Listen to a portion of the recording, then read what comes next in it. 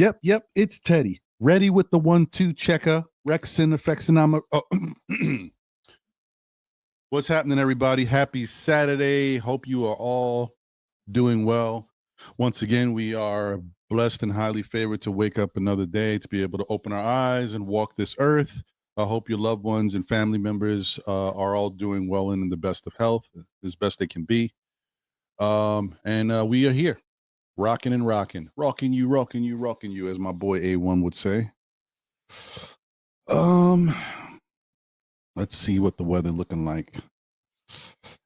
Currently 68 degrees, going up to a high of 76 in the New York area. Sunny, no clouds in sight. Beautiful. Tomorrow, partly cloudy, 72. Monday, partly cloudy, 74. Tuesday, more clouds, but still sun creeping through, 82. Wednesday, same thing, 82. Thursday, 74, partly cloudy, and then Friday, partly cloudy, 74. Not too bad. The weather's still holding tight, man. You know what I mean? We getting into that fall, but we still got some nice temperatures. So definitely enjoy this time before it starts to get cold. I hope all of you are doing well. Shout out to everybody on YouTube, everybody on X, and those who might be tuned in on Facebook. Appreciate you guys. Please smash the like button if you haven't already. And if you are new, please consider subscribing if you like the content. As always, thank you guys. And, for some of y'all that don't know what the like button looks like, it looks a little something like this.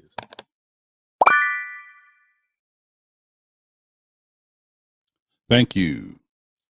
All right.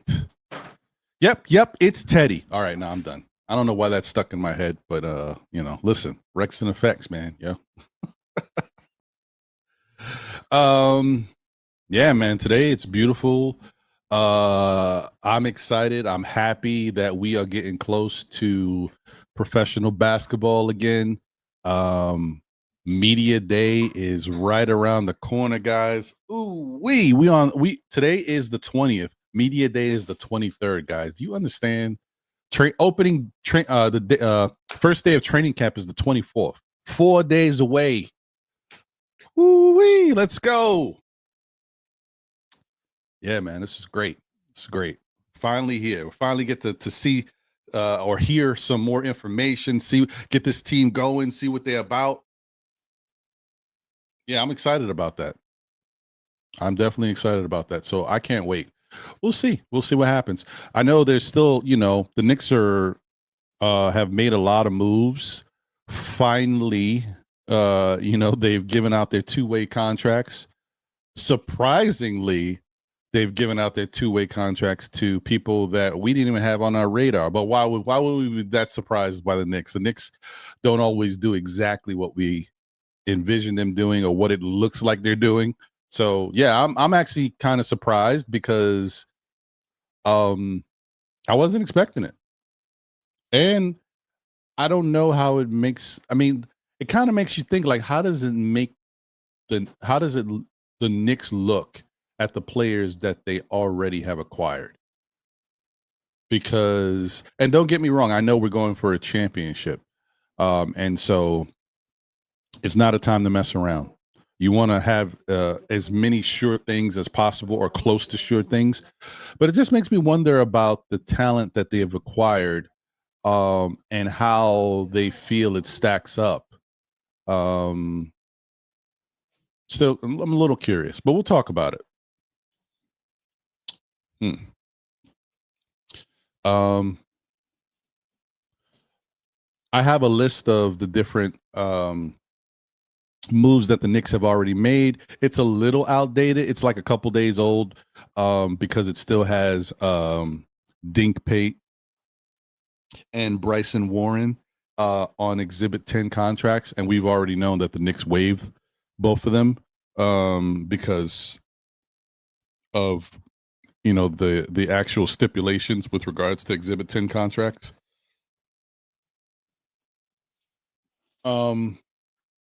And so we'll talk about that. But that doesn't mean that the players are gone. I mean, most likely, I don't know, Bryson Warren might be gone unless he really wants to stay with the Knicks organization. Dink Pate is most likely going to be a part of the Knicks G League, but we'll see how it all plays out. But yeah, shout out to Tommy Beer on X who put the list together. I'll be honest, I think and though it's no knock. It's no knock on everything that has already happened. I think the only thing as fans that we are missing from this current organization is the general information that we could have if somebody was putting it out there. You know what I mean? For example, the list of everybody who's going to Knicks training camp, like a valid list from the New York Knicks organization that shows who they've acquired. I think they are a little slow in that regards, right? Because if someone like Tommy Beer or anybody else out there who's put together their own list, knowing the information, can put together a list of all the players invited to training camp with the current roster, why can't someone in the Knicks media department put together a nice, good-looking list, from the Knicks organization showing all of the people that are currently on the roster and that they've invited to training camp? You know what I mean? It's not like they've turned this organization around, and everything they do, I'm so happy with. Like, they have so many different things that they've made better, but it's just things like that when it comes to what the fans would like to see, so we know what's going on. Those are the type of things that I think bothers fans. Like, that bothers me as a content creator, right? That's a little thing. Fans, I know, have complained about the fact that the Knicks just don't put out real inviting media information to hype up the fan base. They do when they want to, like at the time that they're ready, but other teams have already been doing it, right? Giving you a taste of what's already happening. So it already creates the buzz. And the Knicks are always slow to do that type of stuff. They do it when they're ready, but so much time passes. Everything they do is and there's not, like I said, there's nothing wrong with it, because in the end, if it works out and we get the best product out there on the floor, that's all that matters. But it's just for the fan who's been waiting all summer to get a taste of anything that's going on with their favorite team, we would love to see guys working out, at the facility together.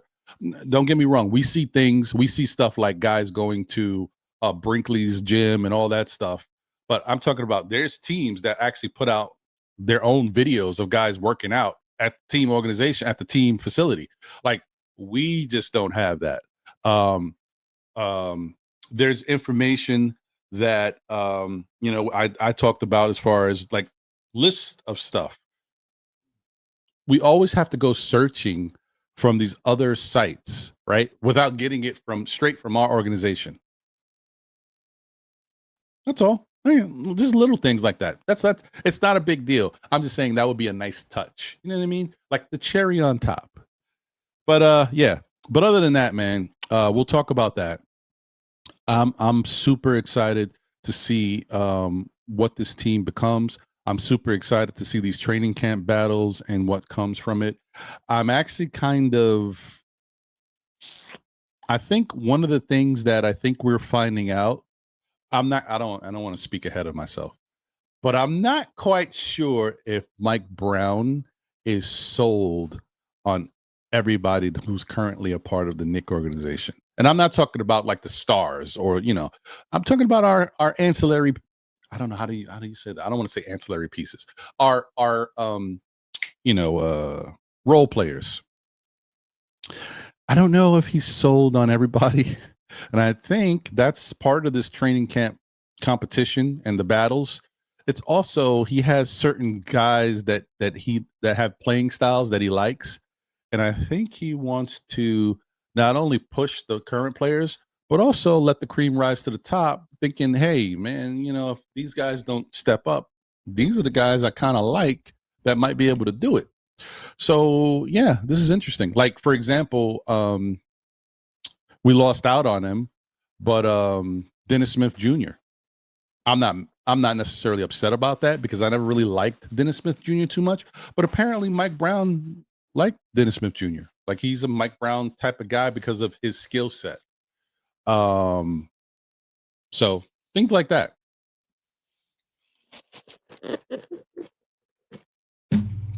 We're going to see, though. We're going to see. And, I'm obviously drinking my morning cup of Joe, pinky up for flavor, or Joanne, if you will. Little iced coffee, pumpkin, you know what I mean? Bougie. All right. Well, I mean, let me just get to the chat and see what you guys are talking about, and we'll get the show going. We got a lot to talk about. I'm just happy we're finally here. We're so close to finally getting it going. Oh, the other thing too. Sorry, I had to say this. I know some of y'all don't want to hear it, but Juan Soto from the New York Metropolitans, he's that guy. So you probably already know this. Some of you probably don't want to believe it, but he's that guy. And this is one of those things that I said earlier in the season when everybody was down on him, when they were saying that, the Mets made a bad deal giving this guy $700 million. Don't get me wrong. It's still a crazy amount of money, but it is what it is. This is what's going on now these days.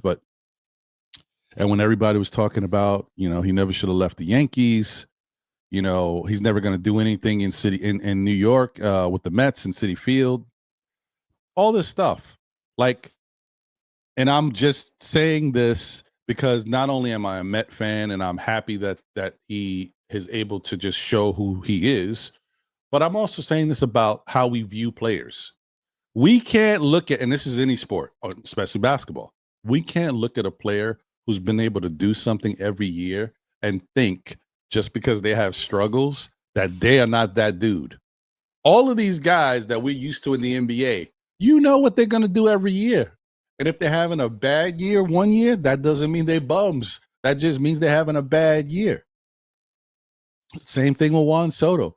The guy is always around 300 average, right? But this year he had a really tough start. But the other thing about Juan Soto is he's kind of changed his game a little bit because he is not just looking to, get on base, get hits, and run up his average, because he sees that as a guy who's obviously getting older too. He's got more power. He drives the ball, and more things can happen that are productive for the team. So I'm a big average guy. I like, players that hit around 300. That's just what I like. But he's saying to himself, you know what? I could hit around 300. But instead of me doing that, let me work on driving the ball more. He doesn't go for home runs, but he's got so much power that he hit it out the park with just his normal swing, but he's driving the ball more, which takes down the average. You get more strikeouts and stuff. It is what it is. The bottom line is he still finished with 100. I mean, again, it's not over, right? But right now he's already got 100 walks, 100 RBIs, 100 runs. He's got 42 home runs and 33 stolen bases. It's an incredible season, and he's batting 265. And 265 is, like I said, it's not a sexy number as far as batting average, but in today's MLB, 265 is like batting 280. So I just think it's, one of those things, like, as much as you may not like something that happened or may not necessarily love a player, if a player shows you that they do this stuff every year, then just expect that they're going to do it every year. That was it. That's me off my little high horse, because in the end, it's all about winning, and I'm not sure my Mets are ready to win yet, but I'm hoping they can figure it out. I like the energy that we have right now, but I don't know. All right, let me move on. Okay, now back to the chat. Sorry, I just have to get my Juan Soto rant out there because I hate when people get so mad at a person for whatever reason that they try to downplay who that person is, because there's no way Juan Soto was not going to have a good year. I didn't expect him to have this good of a year, but I knew he was going to have a good year at some point. I knew something was going to click.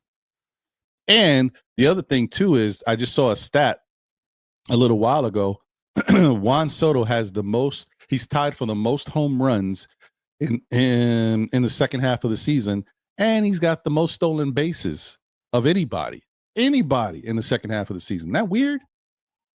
Dude's a big guy. He's not like super fast. It's weird. Anyway, okay, let's move on. All right, shout out to Walter Blackman in the building. What up, Walter? Good to see you as always. Good morning, Knicks family. 4 days until training camp. Yes, sir. Hope you're doing well as always. Shout out to Deron Wayne in the building. Says Saturday and time for Ron and SKF. Appreciate you, my guy. And thank you for being a member of the SKF Army as always. Excuse me. Sha Powers is in the building. Salute, salute, salute. What is going on, Sha? One half of Knicks Real Talk. Appreciate you, my guy. And man, we are about to be in full swing. Knicks Real Talk is about to be. We're about to be on our regularly scheduled programming again soon because the NBA. We almost back, baby. We almost back. So I can't wait to see you guys rocking and rolling. Appreciate you as always. Nostalgic Nick is in the building. What up, Nostalgic? Good to see you. What's happening? The fire emojis. He also says, salute, Ron. The season is here. Yes, sir. Shout out to JJ in the building. Salute, Ron. Happy Saturday, bro. As much as I like the bench moves we made, this bench is super small. I'd love to make a trade for a tall wing for the bench. So we're going to talk about this, JJ, but I don't know, man. I don't know. I think. So the only thing is, they've got players, right? And they got guys that are tall. It's just about whether they use them or not. Like Dadier is 6'9", 6'10". We don't talk about Dadier because we don't believe he's going to be a factor. Maybe the Knicks say he will be a factor. Maybe they hold Dadier in high regards that he may get some time if need be. Like if they want that height. I don't know, bro. It's so crazy just to watch everything happening. Then, they've also signed these guys to two-way contracts. Now, the only thing is they did sign them to two-way contracts. So, we can't really use them, right? We have about 40 games to use them. And I don't know if two-way contract players are playoff eligible. That I would have to Google or find out, you know what I mean? Because if they're playoff eligible, then there's not really an issue. Right, because that means that we can use these guys because, both of these guys are tall. But I'm not sure. And Kevin McCullough is 6'6". I'm not talking about him in that regards as far as the height. But the other guys are tall, I believe. Especially one of them is 6'10", 6'11". So I don't know if those guys are playoff eligible. If they're not playoff eligible, then you're right. We don't have like more of that height that we can pull from. But if they are playoff eligible, then I don't think the Knicks are really worried about it because why would they give these two guys that weren't even on the radar two-way contracts, right? Because we had other guys that we thought like James Najee and stuff and Diawara, and we see that James Najee, I don't know what he's doing. He's not mentioned. And then Diawara just got an Exhibit 10 contract, I believe, or Exhibit 9, one of those. I mean, he didn't even get a two-way. So I don't know. I'm very curious. And then what happened to the second round rookie exemption or rookie contract thing that we had available? Who got that? Who gets that?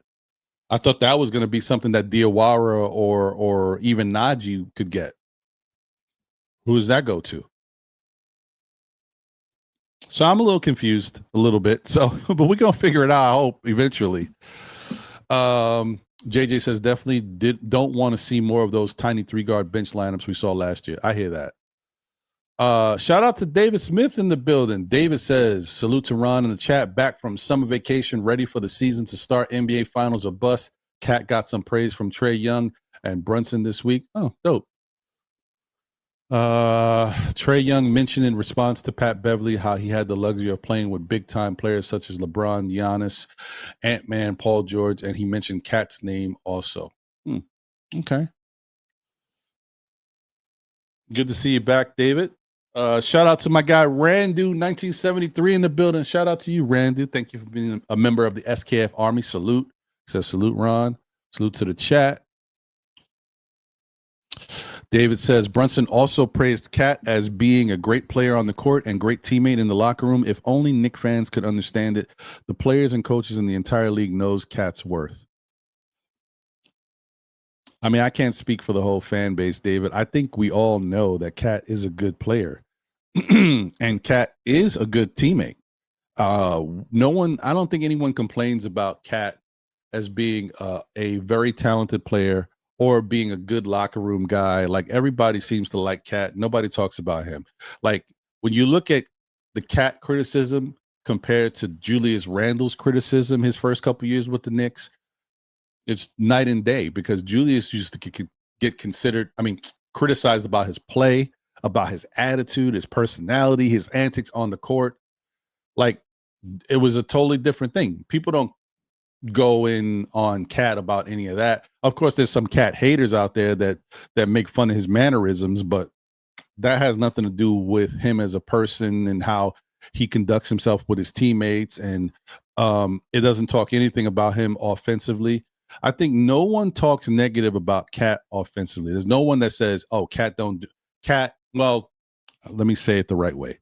There is a couple times we said, "Man, Cat should be scoring more. Cat should be taking more shots," but we never really could determine whether that's because of Brunson, because of Tibbs, or because of Cat. Right? You can say that Cat don't get the ball, but if Cat's still not shooting when Brunson's not on the court, is that a Tibbs thing, or is that a player thing, or is it the defense is stopping Cat from getting the ball where he wants it? I don't know. We were all questioning that last year a lot. But as far as offensively, I don't think anybody has anything negative to say about Cat. Cat actually has been such a weapon. He saved us. He allowed us to win games just because of his offensive prowess. So I don't think anybody talks about that. It's always the same thing with Cat. Everybody knows it in the league. It's nothing foreign. It's just the defense. It's I would say it's not so much effort. I think he tries. I just don't think he's a smart defender. Right? And I think that he just needs to work on it and just try his best to not do things that he doesn't have to do. He does not have to reach. He doesn't have to foul. All he needs to do is stand up straight half the time. He can jump if he feels he needs to. Sometimes he don't even have to jump. It's not easy to shoot over a 7-foot center with their arms stretched up. It's not easy. You know what I mean? Like, unless you're already a big player with the leaping ability, okay. But a lot of guys aren't. He's getting scored on by guards and other guys that drive to the hole. All he's got to do is stand there.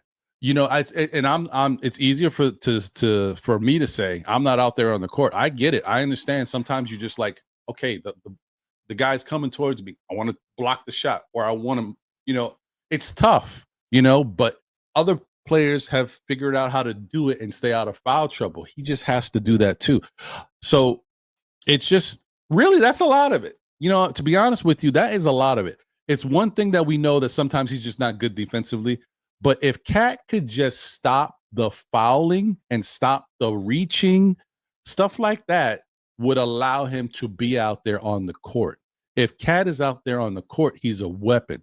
If he gives up 2 points on defense, he can get back 2 points or 3 points on offense. But if you get into foul trouble, not only you giving up the opportunities to go into the free throw line, getting the points, but then you getting out the game. And you can't even make back. You can't even get it back. I think that's what I'm mostly concerned about. I don't think that Cat all of a sudden is going to become some great defender. I never thought Amari Stoudemire all of a sudden was going to become a great defender. When he said, I never really was taught defense and nobody ever made a big deal about it. Okay, that tells me you ain't going to play defense. So go out there, try to help defend when you can, but score. Do some stuff on offense that's going to help us. We're going to have to find defense elsewhere. Now, with Stoudemire, the difference is he didn't get into foul trouble the way Cat does. So I think that's the differences, in my opinion. I don't know. But anyway, I've talked too much about it. You get it. But I appreciate you, David, as always. Shout out to Tori B. Lotorious. We are. They is. Let's go. Yep. It's Teddy. Okay, I can do this all day. Anyway, salute to you, Latoria. Let's go. Appreciate you. Hope you're doing well. Mellow Mike in the spot. What up, Mellow Mike? Appreciate you. Salute to Ronnie says. Thank you, man. Shout out to Wiz BKLA. What up, Wiz? Says salute Ron in the chat. Mets Knicks fans, let's go. Says RIP Charlie Kirk. Salute Ron. Okay, I hear you. I don't get all political with it, but I will tell you this: no one should go in the way he went. That wasn't a good look. So I'm not with that at all.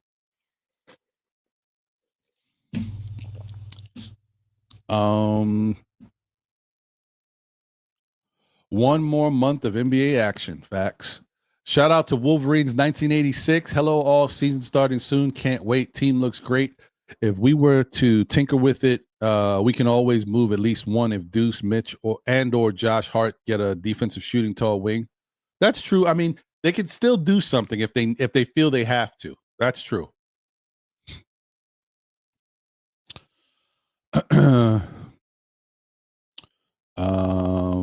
Okay.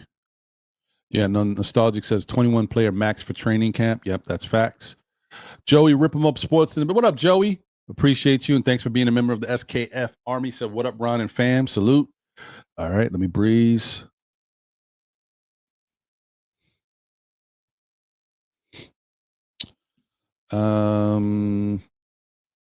Organic Fanatics show in the building. What's going on? Appreciate you as always. Say salute, SKF Ron. Salute to all you guys, man. I haven't caught a show recently. I gotta definitely catch you guys. And shout out to it looks like a new logo. Am I tripping? Shout out looks kind of fire. I like it. Appreciate you. Nostalgic says Dink got paid a bonus for signing with Westchester. Okay, that's dope. I mean, it sucks because you know what that means. That basically just tells us that there's no way that we'll see Dink Pate with this New York Knicks roster this year, unless something happens, injuries happen. No, because the problem is like the Knicks just don't have the money, right? The only way it would happen is if the Knicks pulled off a lopsided trade and we were able to create roster spots and openings of that sort. Because, once you already signed guys to contracts, the money's on the books.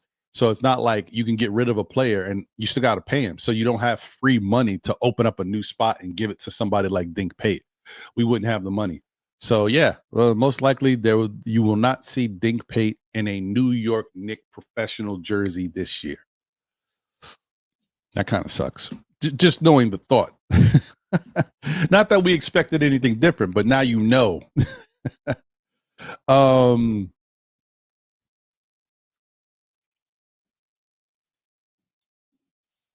I mean, I shouldn't say that.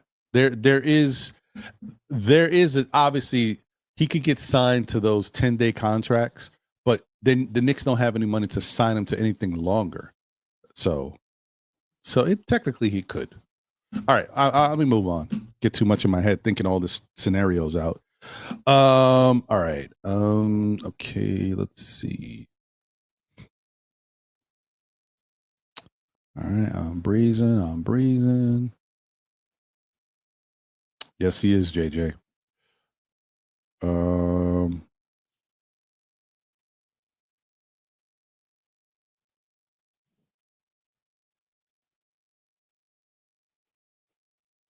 Yeah, they need to re-sign Pete Alonso. That's a fact.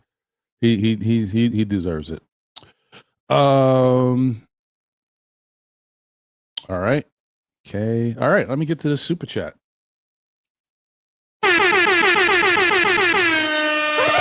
You know what it is. Shout out to Paris Duggan. Thank you for the generous super chat. My guy said, Big Tims, we're off that. Big Rims, we're off that. Wishing the kids play, we're off that. Trying to start Deuce, we're off that. Hope for Kolek and Diawara, we're off that because you can't hold our future back. Okay. Oh, okay. Spitting bars. I hear you, Parrish. All right.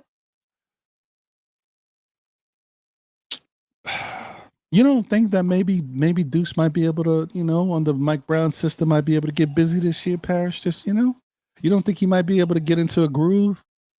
But all right, I hear you. I got you. You done waiting? I hear you. If you like, it's time to move, right? I hear you. We'll see, man. We'll see what happens.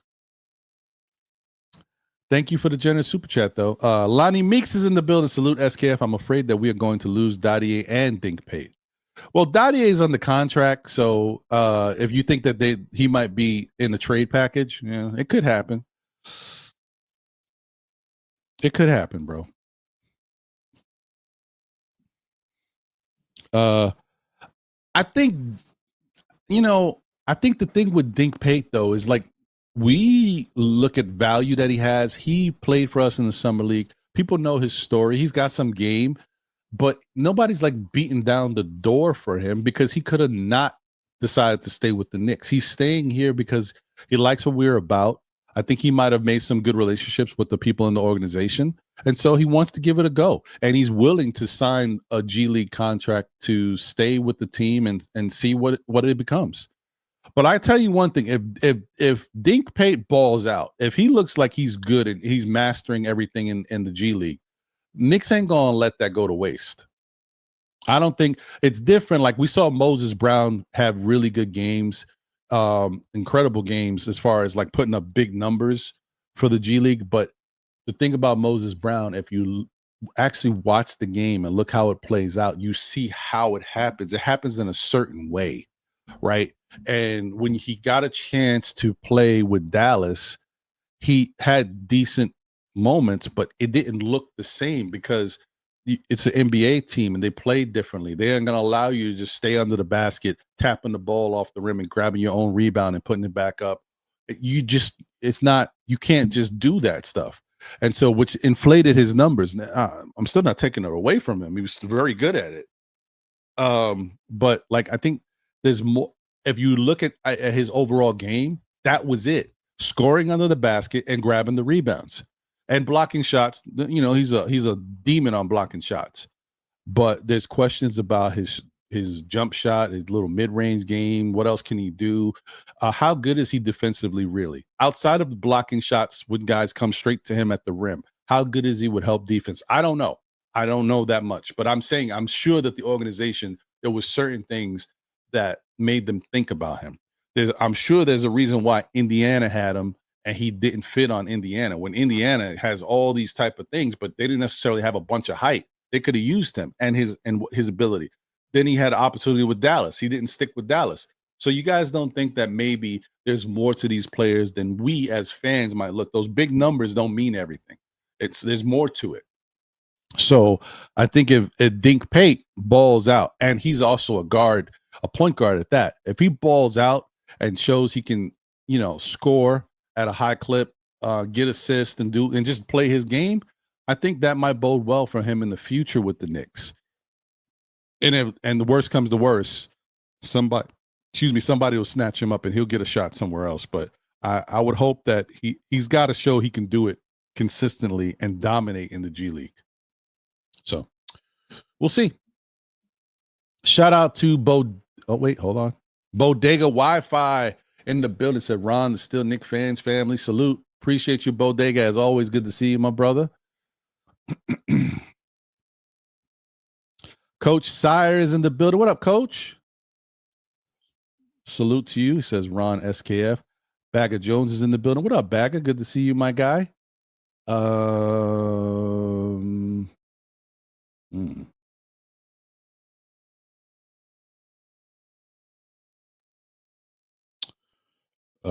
David's glad that the Knicks brought back Shamet. Clarkson, very good pickup. Brogdon, okay, but would rather have campaigned than Brogdon. I don't know if I can get with that one, but I hear you.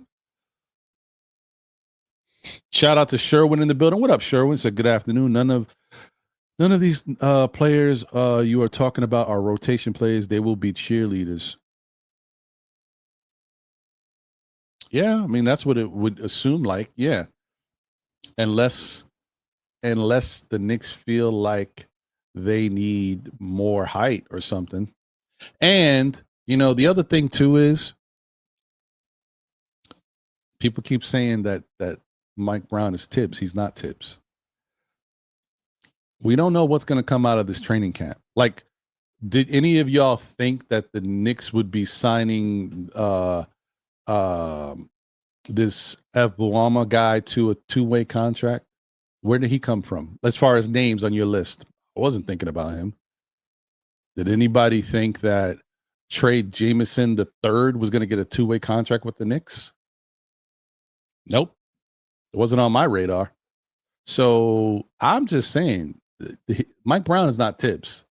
Let's let it play out and see what it is. We know the guys that are gonna be here. We know there's not a lot of playing time for everybody, but let's just see what's really cooking over here.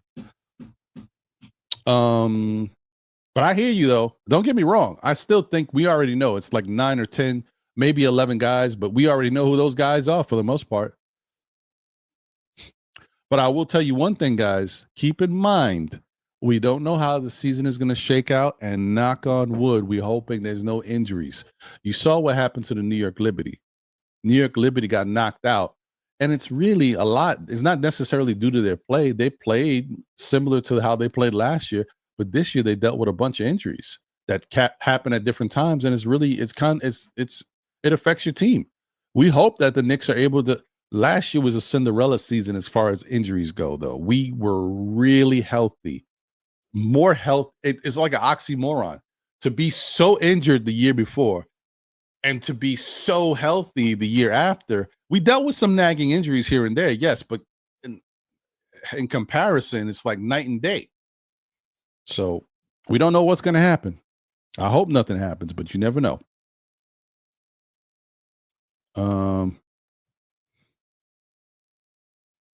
Shout out to Yuri. Appreciate you, Yuri, as always.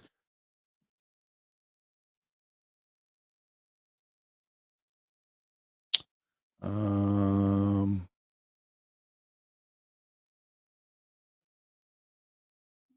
right, let me breeze. I'm breezing. I appreciate you. Says, yo, what's up, Ron? Oh, wow. Damn, Tori, you got a long day ahead of you. All right, well, it's a marathon SKF today. We're going 16 hours, baby. Let's go. Okay, no, we're not. Oh, man. HRM is in the building. Sup, Ron? What's going on, HRM? Good to see you. All right. I'm getting down towards the end. Hey, Lloyd's brother, Anna Girl in the building. What up, Anna Girl? Good to see you. My guy, Jay Chosen in the building. What up, Jay? Said, but will he play balls out? Also, G League is a complete different, smaller, tiny animal than the league. That's a fact. But that's why you got to dominate in G League if you want to really get looked at. I don't think Campaign has a team right now. I think he's still a free agent. Shout out to AP. Yeah, I'm sorry about your Liberty, brother.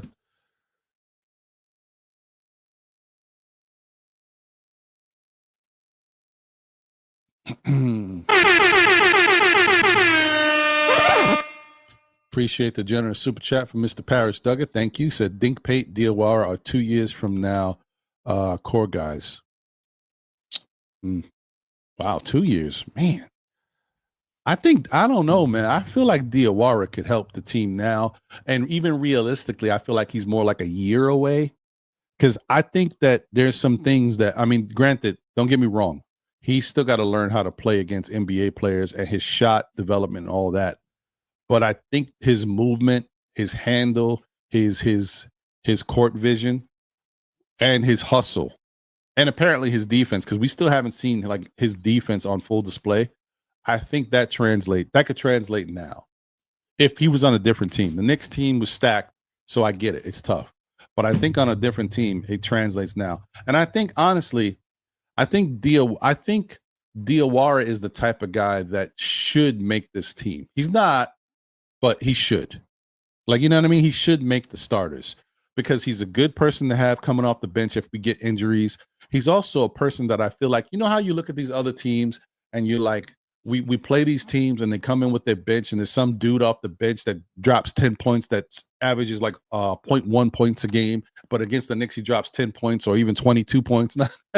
But think Diawara could be one of those guys for somebody else's team. Why can't he be that for us? And I'm not saying he will be. Don't get me wrong. I'm not giving him too much credit. I'm just saying he has something in his makeup that makes me see like he could be somewhere else and do some good things. So why can't he do it for us? That's all I'm saying. Diawara is different from all the other young guys we got on our team right now because I think he can impact the game without scoring. You know, I think his court vision is good. I think he's got good handles, like I said, and he can rebound. He can get a steal. His defense is good, and we haven't even seen the best of it. Like I just feel like he can do stuff out there to impact the game. Which with Dadier, for example, Dadier needs playing time, like and comfortability to really show his stuff. Diawara, I think he could just do that without being comfortable. Like he just go out there, you give him some minutes, 4 or 5 minutes, and go to work. And I think he can make some plays. He's like a playmaker, if you will. So we'll see, though. I mean, I know it's not gonna. I mean, I don't know anything, to be honest, but I just don't think he's in the best position to shine at the moment.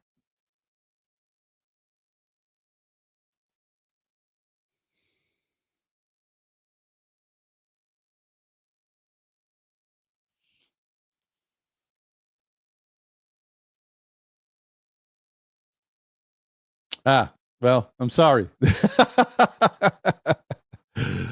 All right, let me see here. Appreciate the generous super chat. My guy Corey Lee in the building. What up, Corey? He said peace and salute. Queens is in the building. Queens get the money. What up, Corey? Good to see you, brother.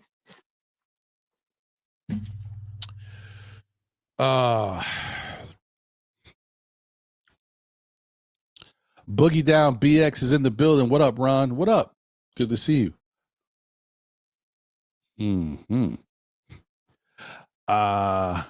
Building Block says, I thought Cam was going to Milwaukee. Really? I don't know. I didn't see it. But then again, I haven't necessarily been following the free agent waiver wire because I see the same names every day. So I just stopped looking. But you may be right, man. Appreciate you.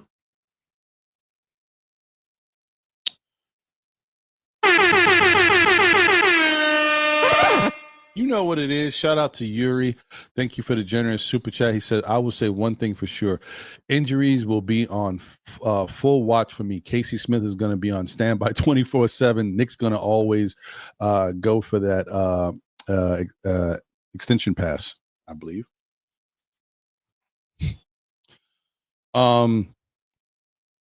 Yeah, we gotta. I can't even cross my finger right now. My finger hurts. Fingers crossed, man. No injuries, baby. Come on. Or at least if they do happen, minimal injuries.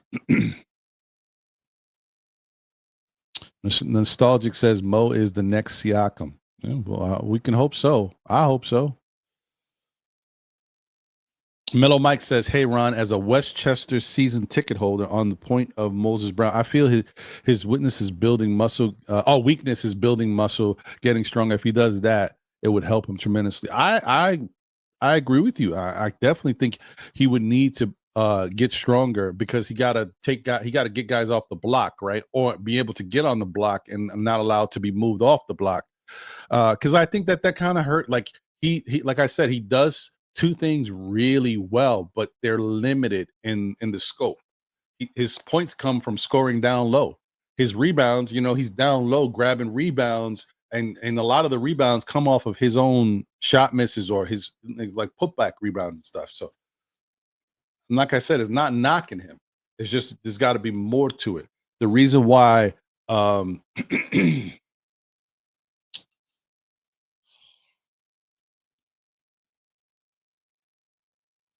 I've drawn a blank. I'm talking about two different guys. But I can't remember the other guy's name. I hate when that happens. Ugh. Whatever. I'll just use Tyson Chandler. Tyson Chandler did similar things, but Tyson Chandler did so much more. Right? And he also used to have that tap out thing that he used to smack the ball out to his players, right? But he was really good at it. But he's also a really good defender. That's why he won a defensive player award, right? Who is the guy that I'm thinking about that used to be with the Knicks? Marcus Camby. Jesus. Wow. Yeah. So Marcus Camby and Tyson Chandler, very similar to Moses Brown, just 100% better because they could do so much more out there on the court. They used their body, their positioning well, and they were really good defenders when they were out there. Moses Brown just hasn't taken that next level, and that's the reason I think that hurts him because he's gotten opportunities, but he hasn't stuck. So I just think that's what it is. He just needs to be able to expand his game, maybe get stronger to be able to do more out there, which that if Moses Brown can learn how to play better overall defense, I assume, and just learn how to add a little bit more to his game offensively, he could be an NBA player for years to come. Because he's just missing a little bit. He's like Marcus Camby when he was with the Knicks when we drafted him. And then when Marcus Camby left the Knicks and went elsewhere, he became a stud, a star, a monster. So, yeah. So, yeah. Let me see. Sorry. I got you. Allah Wise is in the building. Peace. What up, Allah? Yes. Oh, you already knew where I was going. Thank you, Marcus Camby. I appreciate you, brother. That's what I was thinking. I was like, why can't I get this guy's name, man? All right. I think we're good, y'all. Let's get it cracked. Let me put the invite out there for my peoples, whoever want to join the show. As always, you're always welcome.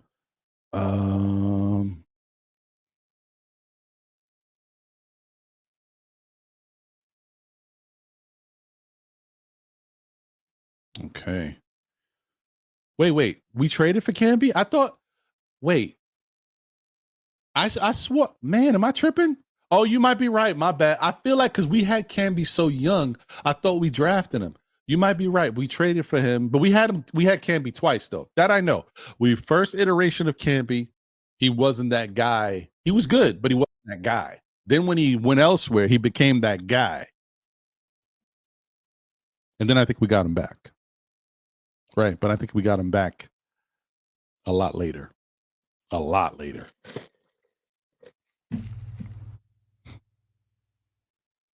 Thanks. Okay. Thanks, Bodega. Yeah. Okay. That's making sense to me now. Oh, that's right. I can see him in that uniform. Yeah. Okay. I don't know why I thought we drafted him. Tripping. But I know we had him when he was really young. And he wasn't the player that he turned out to be when he was with the Knicks the first time around.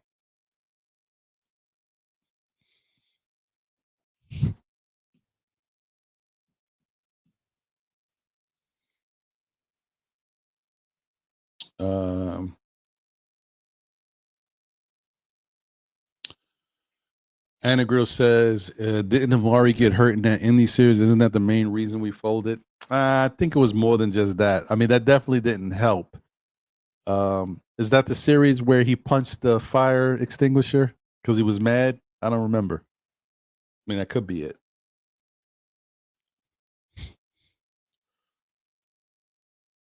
Yeah, Jay says we got him when he was young and raw and not there yet. Then we got him again when he had grass.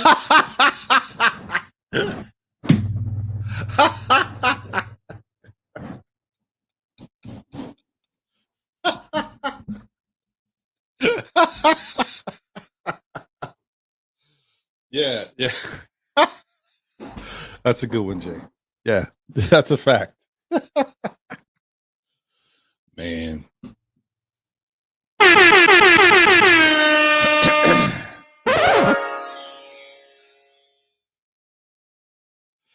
Shout out to Paris Duggan. Thank you for the generous super chat. In Apron's era, you have to be a top producer or buy. There's truth to that.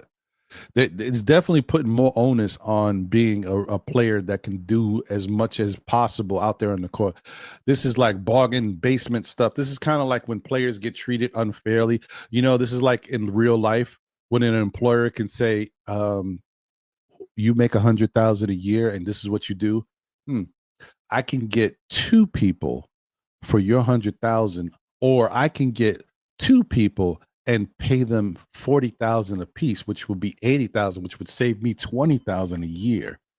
You know what I mean? This is kind of like that situation in the NBA. Like you really gotta you earning your money right now. All right, let me bring my guy up here. Where's my 2-man? That's not a 2-man. What is that? I gotta change this over here. My bad, y'all. It's not set up right. Ew, there we go. What's up, brother? What's going on, Ron? What's good with you? Chilling, my guy. Salute to you as always. Salute to the family in the chat. Let's talk about it, Ron.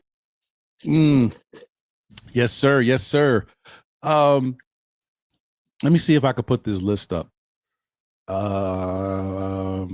Well, we'll talk. I'll figure out how to put this list up because it looks a little funky right now. Let me add something to it. But yeah, man. First off, how you feeling? Media day is 3 days away. Training camp is 4 days away. How you feeling, brother? I mean, it came quick, you know what I mean? And that's what happens when you have a team that is that starts to be perennial. Every year the season is much shorter to get back to the next season. And that's what the Knicks have been doing over the last couple of years. I'm happy that it happened. And I'm happy that the Knicks got 21 players so we could sit here and pick our brains about who's going to be here, who's not going to be here, how we're going to trade somebody, how we're going to keep two of these guys, and the G League and why. And I think one of the major reasons for Pate why they didn't sign him because next year they can acquire him as a rookie. So that's another reason why they signed him to the G League as direct team. So next year, if he's balling out and stuff like that, they could get him probably on a rookie contract. Yeah, that makes sense. And I heard that another reason why they had to do what they had to do was because of the stipulations with the Exhibit 10 contract. Yeah. Is that I think I get confused, to be honest with you. I don't have it up, and I haven't really paid attention too well to it. But it's either Exhibit 10 or Exhibit 9. The team has to pay insurance. Like if a person gets hurt, you have to be able to pay for that person being hurt.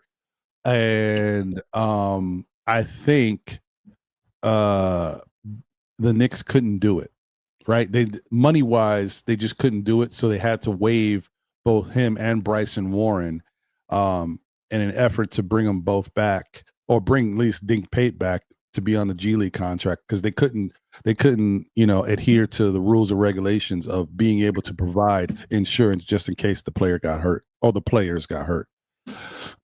Something like that. However it goes down or whatever they're doing, I am happy with this front office and how they're really running amok right now. They are doing some things that we did not expect. They're keeping our minds active and engaged, and I really appreciate what Leon Rose has done for the culture, for the team, and for the fans, because this guy's been here for 5 years now, and he is really doing it up. So continue to do what you're doing, Leon Rose, and I hope he doesn't speak on the next week, this week coming up. I hope he don't speak and let the media talk about him more. That he doesn't come out and let the media know what he's planning or what he's going to do. Right, Jay, what it do? Chilling, man. How you doing? How's everybody doing this afternoon? Chilling, man. Jay look clean cut, well rested. You look you perked up, baby. Man, I don't know what it was. I was supposed to work last night, but I let somebody take the slot. I still get paid for it, but I don't know why I had to tell you that. That's right. And I just, I was waiting, but I was like, I'm still moving. But I get paid for that, Marcus Camby's grandson. So that's how I feel. Like I woke up one day. Yesterday I was balling, and today I'm walking with a cane. Happens. It happens. Yeah, man, I got good rest, man. Just like things are moving for me right now. The things that I've been talking to you about have really been grooving. I'm knee deep in business right now, trying to get everything started and settled, and we're like right there. So I guess you go through, like you say at the end, I'll say in the beginning, you go through the ups and the downs, right? But we're still Knicks fans. No, and it's true. But life still moves forward, and your body needs rest. And one day, this is the funniest thing. That it's not funny. It's true. Rest and emotions are two things that will do something on their own if you don't do it for it. So that's a fact. If you don't 100%. Handle it, if you don't handle those two things, they will catch up to you. So I've been practicing trying to do all that. So, nah, man, that's great. Listen, we got to do it, and that's just this is my quick PSA to everybody. Jay just said it, but listen, everybody out there, you always gonna think you can do more than you can because you're used to doing it. But at one point in life, your body's gonna show you, oh, it ain't moving like that no more, homeboy or homegirl. You're gonna see, oh, I feel like this today. Yep. That's the beginning. So, age catches up. It does. Yeah, it does. Salute to everyone. Salute. Shout out to you, Yuri. How you doing, brother? Brother, I'm doing good. Yuri, what's going on? Chilling. I'm ready for the season to start already, man. Bring it on. Yeah, man. I can't wait, brother. I'm very excited about it. I'm just happy listen, I'm happy as a fan, and I'm even more happy as a content creator because it sucks going through the dog days of summer trying to figure out something to talk about. When you're like, I don't know. I'm not talking about Ben Simmons again. Sorry. No show tonight. Anyway, so all right, let me see if I can. Let me see if you figured it out well, my brother. You did well. It was you ran through the summer, right? I'm trying, bro. I'm trying. Like, I honestly, if I could have, I never would have missed a day. But I'm like, you know what? I'm not gonna force it. And why am I talking about some stuff and ain't nothing to talk about? No. And then I'm gonna get caught up in a conversation about something I don't want to talk about. Now I'm out. I'll catch you on the next one. That's a beautiful another example of something. Forcing things too is not always the right thing to do. So 100%. I agree. Oh, also, we're getting closer. So maybe we start to see our guys on the Nick of Time show again with the, shout out to Phil Porto and the gang. You know what I mean? What up, Phil? Good to see you. Nick's Nightcap may be coming back soon. So that would be nice to see you guys again. Hope you're doing well, Phil. Always good to see you, brother. Shout out to D-Rex in the building. What up, D-Rex? He said the youngest team in 50 plus years to make the finals, but we're trying to make the finals with 40-year-old players exclusively. We ain't got no 40s, man. But if you're talking about in the past, that was definitely what we was doing back in the Canby when we had who's my guy? Kurt Thomas, Rasheed Wallace, Jason Kidd. Yeah, we were wilding out. But hey, that was a good team though. That team even before that, Orlando Blackman, we would get everybody who was good before, and then they were grandfathers by the time they got to us. Max. Yes, Rolando Panties. Sorry, I know I don't want to offend any females out there. I just used to call them that because those shorts be riding up. Yeah, I don't know how they do. Yo, I gotta go. I used to always call them. You got me like I got you. Oh my god. I used to always call them that. I was like, yo, them shorts is crazy, B. Oh no, man. All right, here we go. Let's see if this can give us a little bit. I'll read them off because I know y'all ain't gonna probably. Oh, come on, damn it, StreamYard. I got too many things here. It's asking me to get rid of some stuff. So let me get rid of some stuff here. Hold on. My apologies. This might take a little longer than I'd like. Let me get rid of this one, at least for now. Now I'll add it. Okay. All right. So here we go.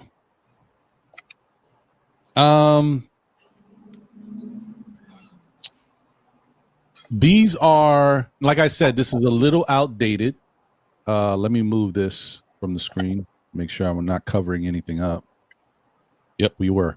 All right, so these are the guaranteed contracts: Jalen Brunson, Karl-Anthony Towns, OG Anunoby, Mikal Bridges, Josh Hart, Mitchell Robinson, Miles McBride, Gershon Yabusele, Jordan Clarkson, Pacome Dadier, Tyler Kolek, Ariel Huck-Porty. Exhibit 9 contracts are Malcolm Brogdon and Landry Shamet.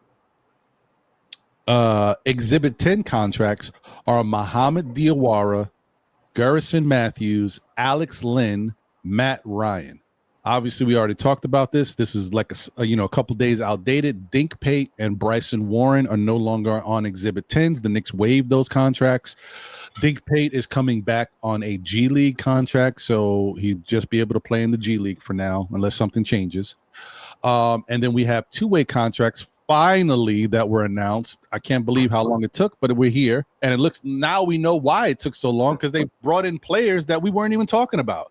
Kevin McCullough Jr., thankfully, that's my guy. That's right. I'm a homer for Kevin McCullough Jr. He's my new dude. I'm rocking with him. So he got his two-way contract. And then we gave a two-way contract to Trey Jemison the third, and Tosan Ibumwam Evbo. I can't say this thing, man. I don't know why. Evbomwan. I think that's it.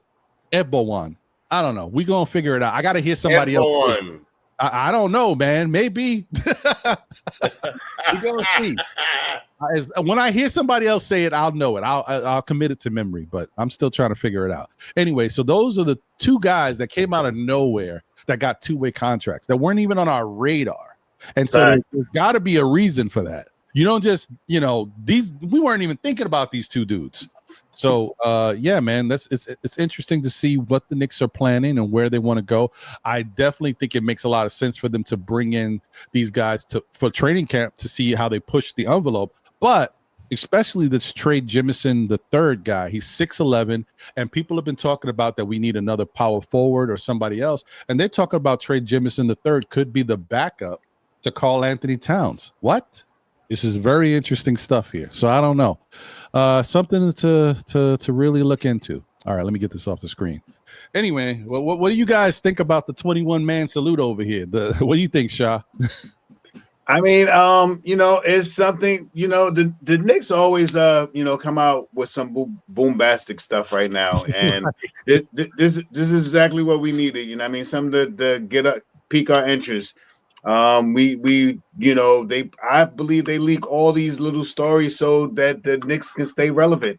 The Knicks have been relevant the whole summer. I mean, I haven't heard much about other teams. And I mean, a little trade here, a little this, but the whole offseason, I mean, maybe because I'm a homer and I just do tend to listen to a lot of Knicks, stuff.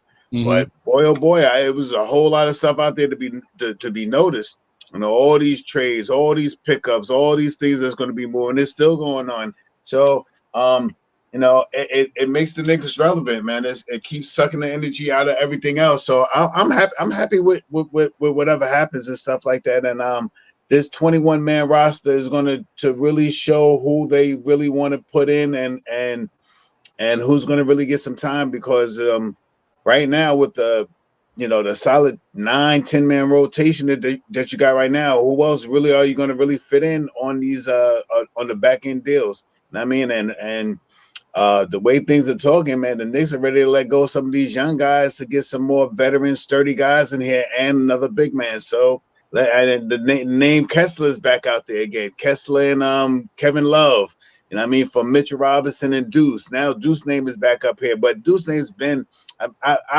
We talked about it a lot about Deuce, because Deuce money and what he does is exactly what a team would pick up quick. It wouldn't be no hesitation to pick up Deuce contract. And I mean, a lot of people Deuce has probably already been talked about, and I'm pretty sure that the front office has been like, no, we okay. So let's see what happens. We still got a couple of weeks. It's still training camp, and they still could be some moves to be made before opening night. So run it up right now, because it's about to be exciting. Oh, yeah, no, definitely. Want to pick up on a Deuce contracting. That contract's got to be the most valuable contract in the NBA right now.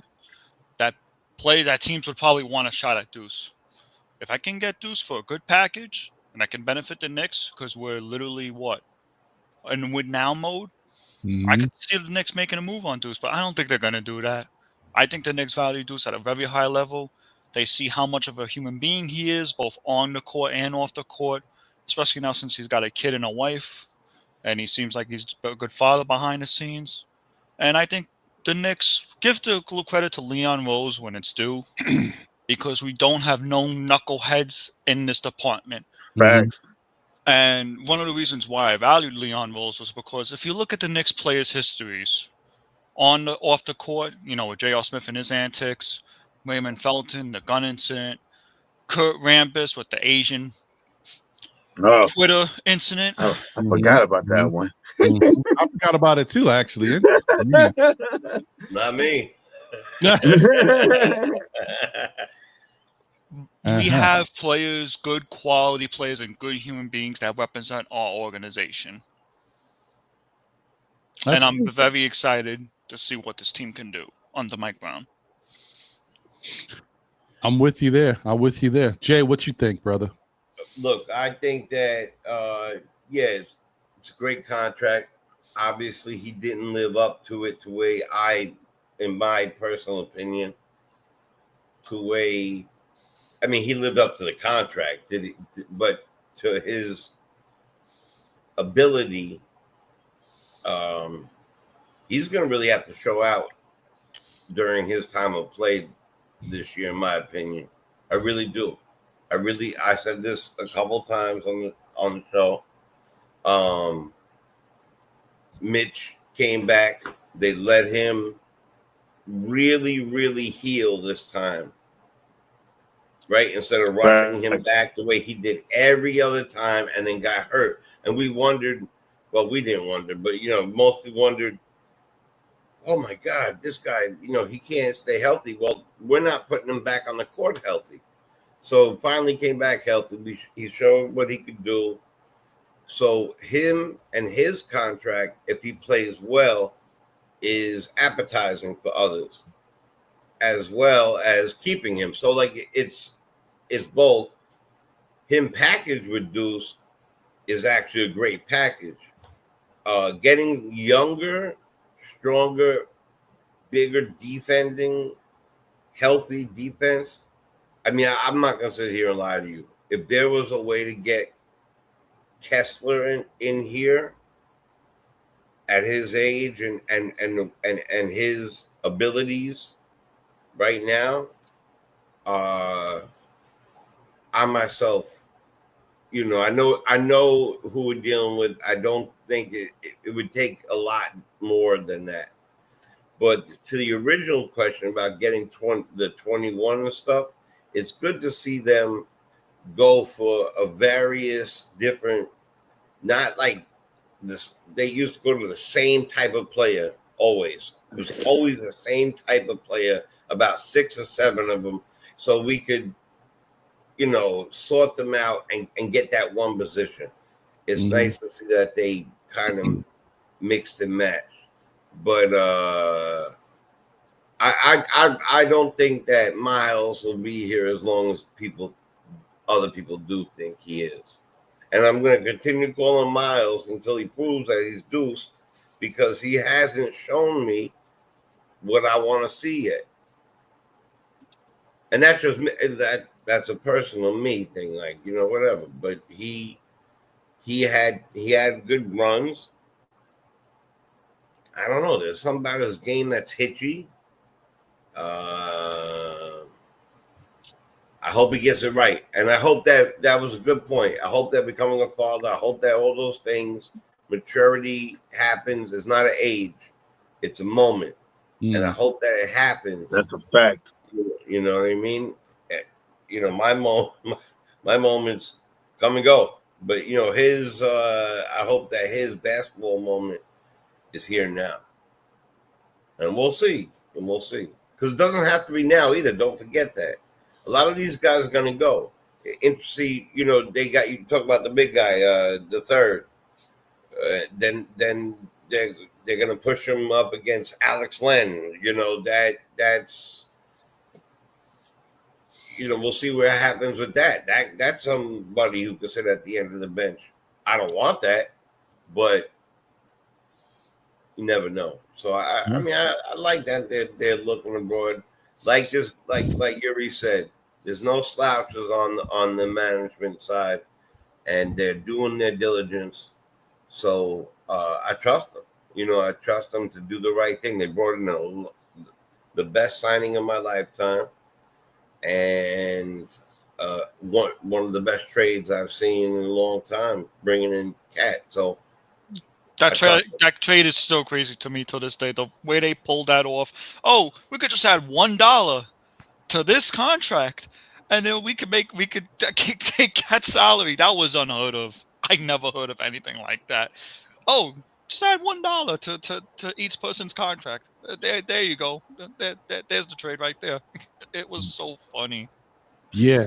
The loophole that they found, and Adam Silver was peed-old about it till this day. Gotta love it. You gotta love the fact that we can do stuff like that.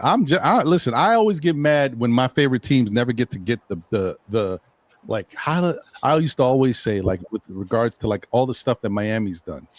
How do Miami find these players? How do they do this? Now, we may not always find the gems like they can find, but as far as money wise, getting these loopholes with contracts and stuff, let's go, baby. We find that. Let's go. We'll take it.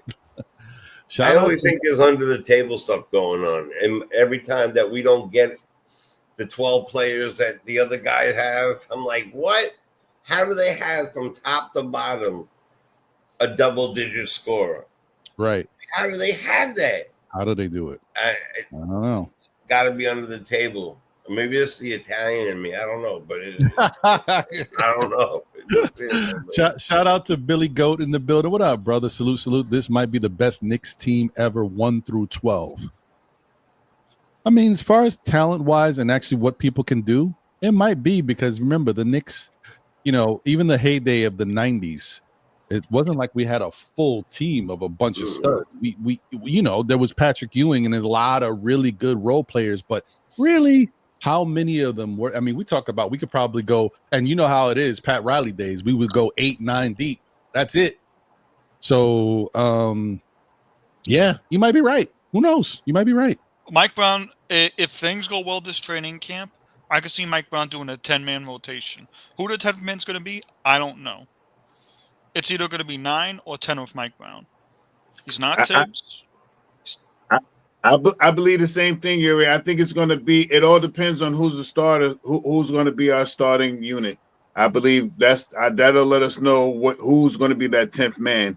If Josh Hart starts, then the 10th man to be Mitchell Robinson. If Deuce McBride starts, then Mitchell Robinson to be the 10th man. If Mitchell Robinson starts, then Hunter Purdy will be the 10th man. So for me, I think it is who starts that rotation that will encompass the 10-man rotation. Right. Let me shout my brother out once again.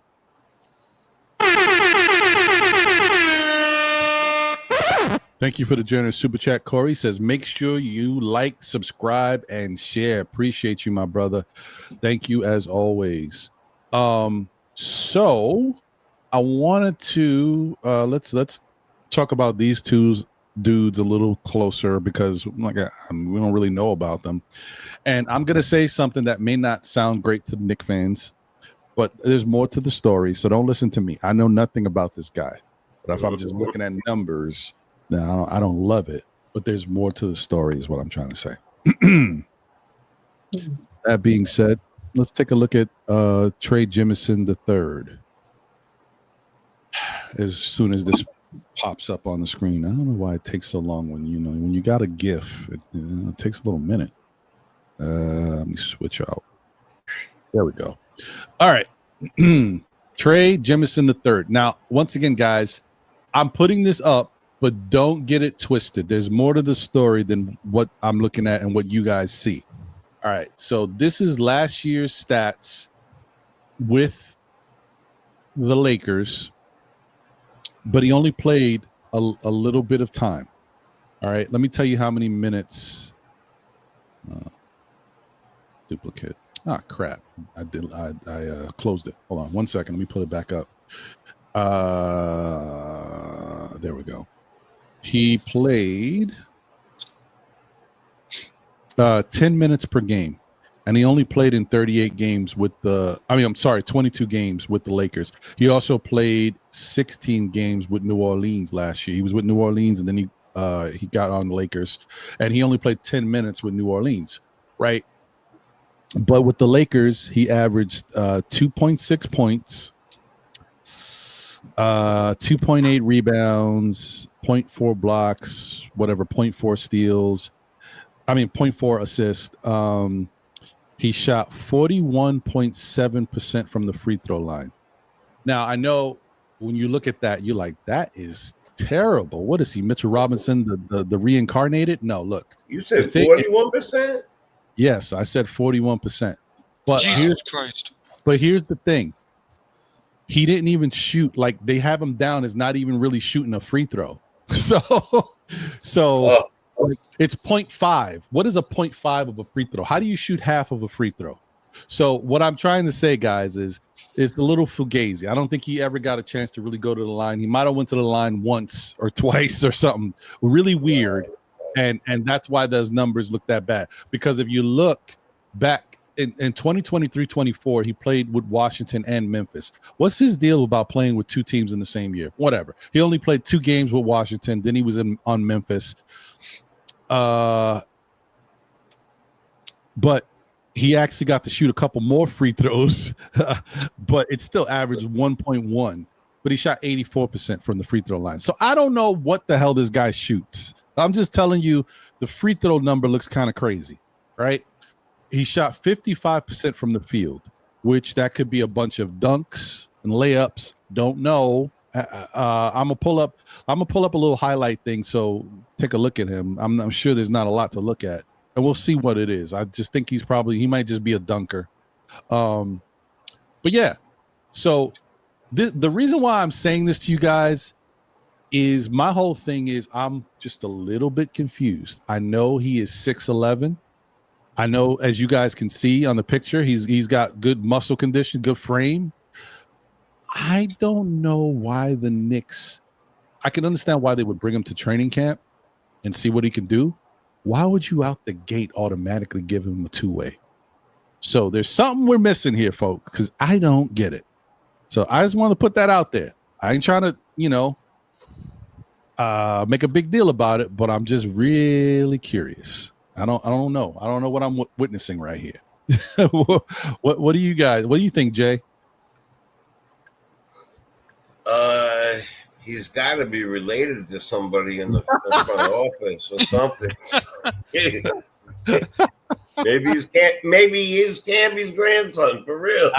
I don't know, bro. This is like I said, I don't mind having. I would have no issue bringing him in on a whatever exhibit something deal where it's not like fully guaranteed. Why would you just out the gate give him a two-way over someone like Diawara or even someone like James Nagy? Is James Nagy what we thought James Nagy is? Like, what are we talking about here? I'm confused. Yeah, I am too. I think it's a very odd move. I don't know what. They scout everything. They look at everything. They print out everything. It's on the wall. They're looking and marking people off and adding. They do way deeper dives than we could ever think of. However,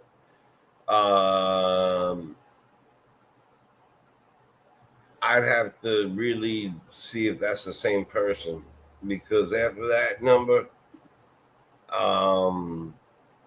and then how do you only get 10 minutes in New Orleans during last year's? That was what jumped out at me. That's actually a good catch there, Jay. Memphis. New Orleans dealt with a lot of injuries last year, right? And the fact that he obviously he wound up with the Lakers eventually, but yeah, why didn't he get more minutes with New Orleans that was dealing with all that? I don't know. Right. And so I shout out to Shout out to Randu, who says in Memphis, Jimison averaged 7 points, 5 rebounds, and 1 block per game. I can appreciate that on the whole, but I have my own little bias metric. If you listen to me enough when it comes to this show, I always tell you, if a guy plays a certain amount of minutes, I expect a certain amount of rebounds. So averaging 5.8 rebounds, but playing 25 minutes, that don't do it for me. That can't do it for me neither. I don't. I'm a little lost on this one. This one actually. I hate that I have to say this, guys, because I love everything the organization has been doing. I don't understand this one, and I understand. We do need like some type of insurance, some depth, because we don't have a lot of height. But you confuse me in the fact that how can you tell me that a guy who has played 20 games here and there for a couple different teams and never stays in the same team, whatever, but he's played 20 games here and there.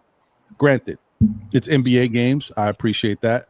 But how do you know that this person is more valuable than, say, Ariel Huckporty, who hasn't really gotten a chance to go out there and play consistent minutes? How do you tell me that a guy, for example, like James Nagy, like what the hell is going on with James Nagy? James Nagy said, I'm not going back, y'all. I'm over here in the States.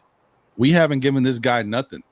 Now, I'm saying that, but I'm also thinking maybe that means James Nagy, because I did say whatever happened to the second round rookie exemption contract, whatever that is. We haven't given it to anybody. So maybe that's for James Nagy. They just haven't announced it yet. Because I'm like, what are we doing with James Nagy? I'm very confused.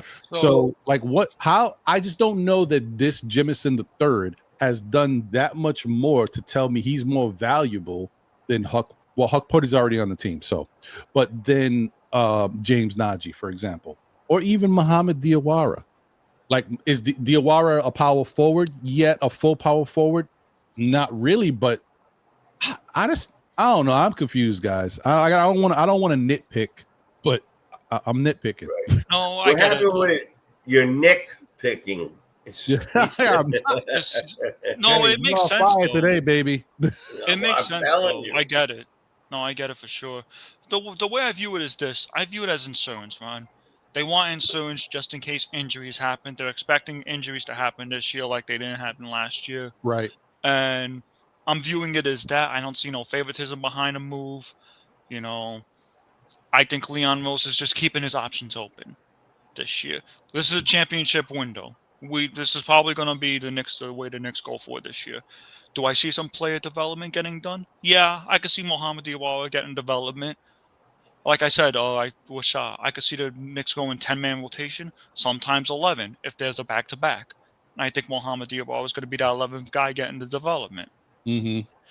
But the way I see it is that this is bottom of the scrap of the bale. Make sure you get the insurance just so you can have players. Yeah.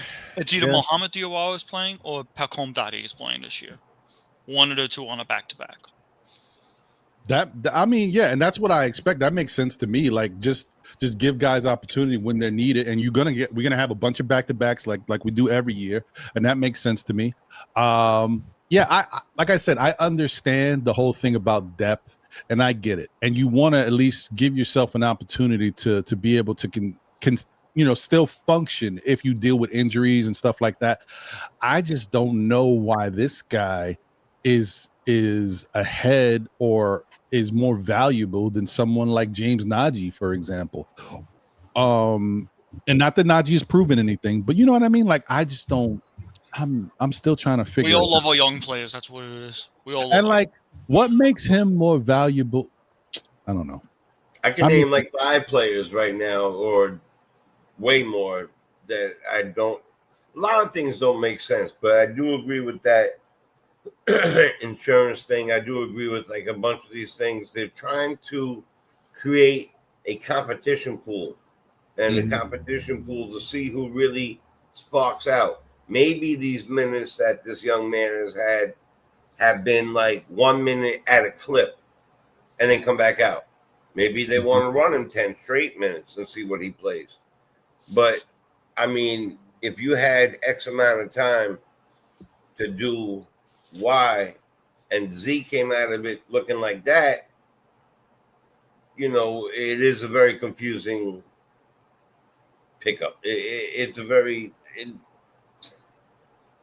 there's a lot of things in sports that are just you will never fully get, will never fully grasp, but somebody does. But we won't, because like that to me that's no reason for that. You're wasting it. You're wasting your a slot for maybe a little bit better of the bottom, or a young or a kid. I don't know. Yeah, I don't know. It's tough for me to even think about that. So,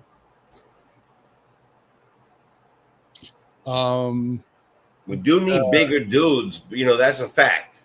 But we need efficient bigger dudes. Right. What's Shy at? I'm here. What do you think, Shy? Do you know anything about this guy? It to me, it has to be about the money, and it has to be about someone liking him or someone seen him that they thought he was going to be a good pickup to play short-term minutes. I don't know, with the guys that we had, I'm surprised that we didn't pick up any of these guys, but it has to be a reason. These guys have shown me that they do things with not even knowing what they're going to do.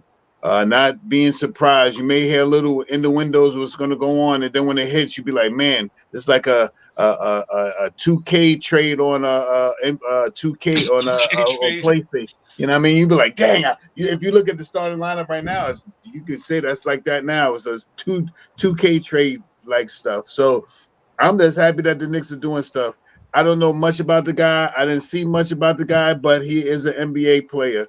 And maybe that him being on the contract could give him, if something happens to somebody, they could bring him in here. He knows how to play. He's played in the league. He probably knows how to play against some of the players that are in the league now. So maybe that could be it. But aside from those things, I just trust what Leon Rose has done. That's a great signing, and who's seen it coming? This is tough for me, man. I'm usually very optimistic and positive. I don't know about this dude. I don't know, man. It's really weird to me. I don't really feel. I feel like it's like an out of body experience. I don't know why I don't feel good about this guy. I don't know what it is. You didn't see it coming. I didn't see it coming, and now that I see it, I don't know if I want it. Like, I'm just trying to figure it out, bro. I don't know why I feel this way. I'm not usually like this, guys. I'm sorry. I'm looking at him, and I was just looking at the highlights. I don't even know if I want to put the highlights up for y'all. Like, I'm just like, I don't know. I don't know about this guy. It's no knock on him. He don't shoot. He can't shoot. I'm not saying he can't shoot. I don't know if he can shoot. He don't shoot. So if you don't shoot, you can't shoot, in my opinion. So I don't know. But he's definitely an around the rim guy. Catches a dunk here or there, can block a shot. And I guess he could rebound. He looked a little stiff to me. Dude, I don't know what's happening. I never talk about people like this, guys. I'm very optimistic. I don't know what it is about, because I think it would be okay if he wasn't given the two-way. I'm like, how you give this dude a two-way out the gate? I don't get it.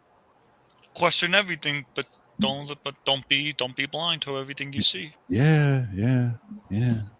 But I think there was a few things that he got signed on that two-way contract. This has to be a Mike Brown signing.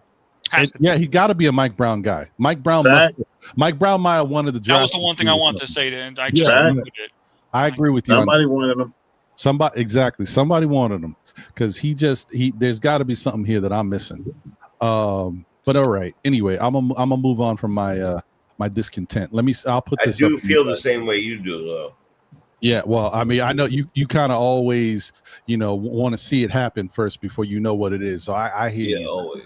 Yeah. All right, let me see if I'll share this with you guys. I'm gonna get dinged on this. They're gonna give me the copyright, but I'm gonna put it up, and I'll just have to delete this part of the video later in life. Okay, let me see where is it? Jesus, I got too many things up. Close couple of these, man, because it's taking up my battery, my bandwidth here. Give me a second. All right, let me share this with y'all. Oh, shoot. I didn't know there was somebody backstage. Oh, man. My brother. Hold on. Let me get my, do I have my little 5-man thing here? Let me switch this up. Give me a second, guys. Sorry.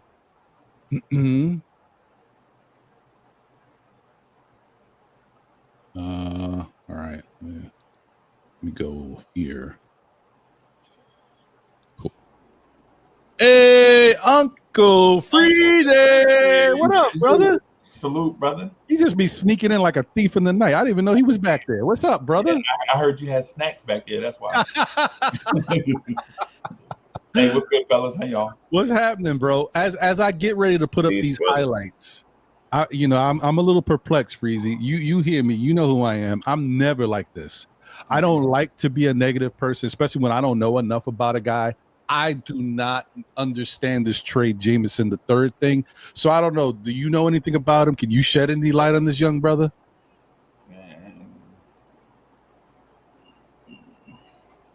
Yeah, I've seen all the guys, the guys that they brought in. I've seen all these dudes play, right? I've seen all of them play. In terms of Trey Jemison, you're getting a tough, athletic guy, raw offensively. No one particular thing stands out, but he's got a solid floor, right? He's got a solid NBA floor, but no real discernible NBA ceiling for a specific skill. Like he's not going to be a 3-point shooter. He's not going to be a pinch post passer. He's not going to be an elite open floor athletic runner running big, but he's solid. He's solid, bro. So yeah. All right. Okay. All right. Well, we'll see what we got going on here. Let me. Every roster needs guys like that, man. Solid, dependable guys that can be there in that pinch when you need them.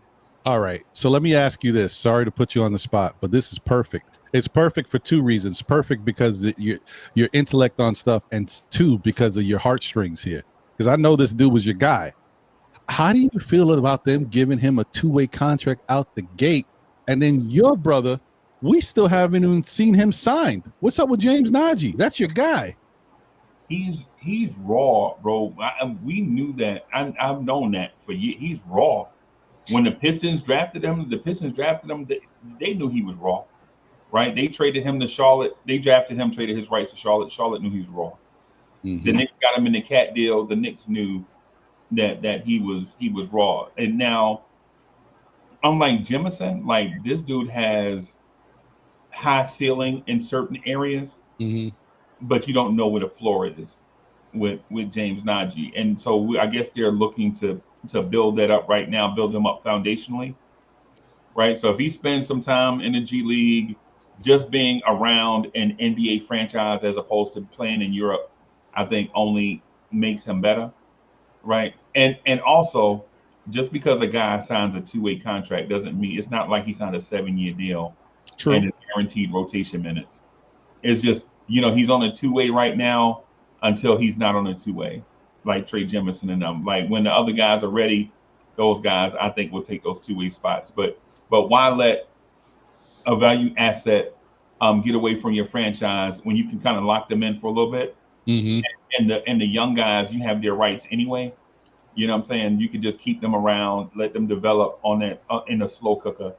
And then when it's time to have them graduate from that to 2-way, and then from that to 1 year and an option, then just walk them up the path, basically. Okay. I mean, that makes sense. Yeah, I'm gonna take a wait and see approach on this, because I mean, obviously they look. I'm not gonna question. I've learned one thing about Leon Rose since he's been here, and now we know Mike Brown is here, and he's laying his blueprint as to what he wants to see. Got to give him time to let it cook and see what happens first before we criticize. But I'm just, they threw me for a loop with this one. But hey, but he's got value.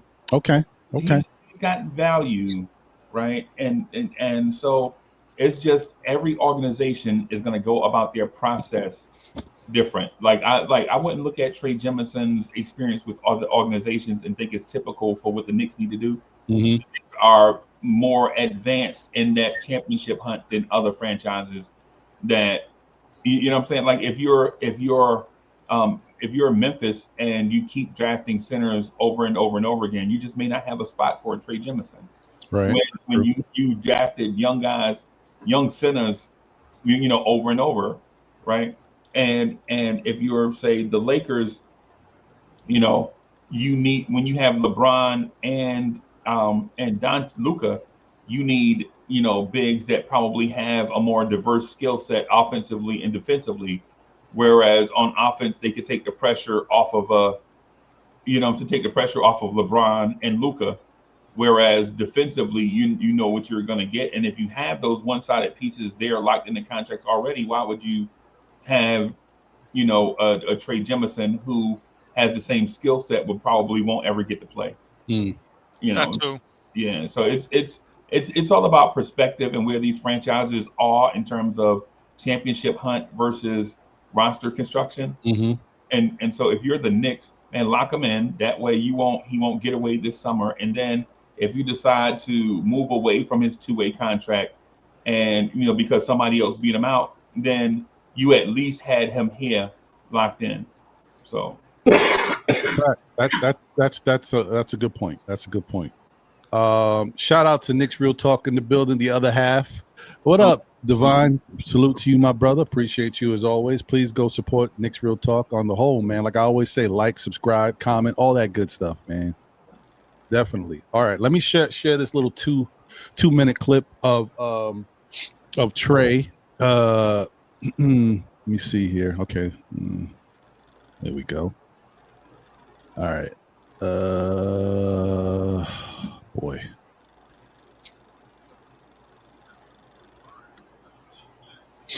All right. As we can see, the guy's got good physique. He can move. This kind of shows him a little bit wherever he's been. He's number 55 with Memphis. Yeah.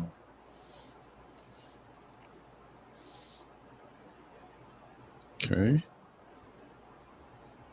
Little hook, little jump hook. I wish Mitch would get one of those. I know he's been working, but we'll see. He might surprise us this year. I know he works on that a lot now. All right. Okay. Gather. Yeah. That's out of the pinch post, right? Right. Yeah.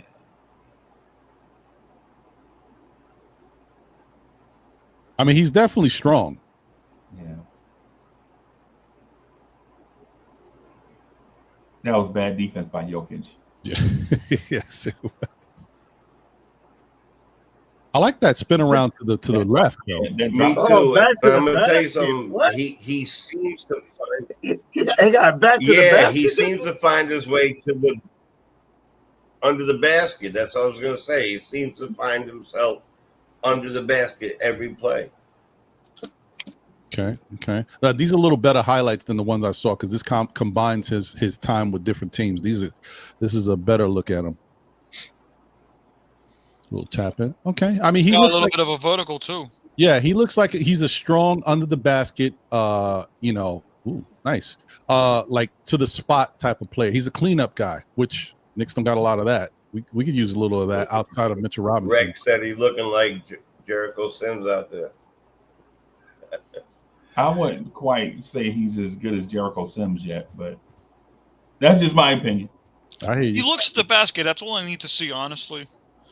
I mean, that's the mode we're looking for. I mean, that's the mode that he's in. That quasi Jericho Sims like style, attack the basket, can rebound the basketball, can play defense against multiple positions and stuff like that. So, something to pick up, something to hold on to. Everyone's talking about we don't have enough big mans. I don't know why, but if you're talking about we don't have enough big man, why not him, right? Yeah, I mean, I guess from that side of it, it makes sense from that standpoint. And the other thing is, where his offensive game may be limited, it may be perfect for the Knicks. We don't got a guy that really cleans up and stays down low.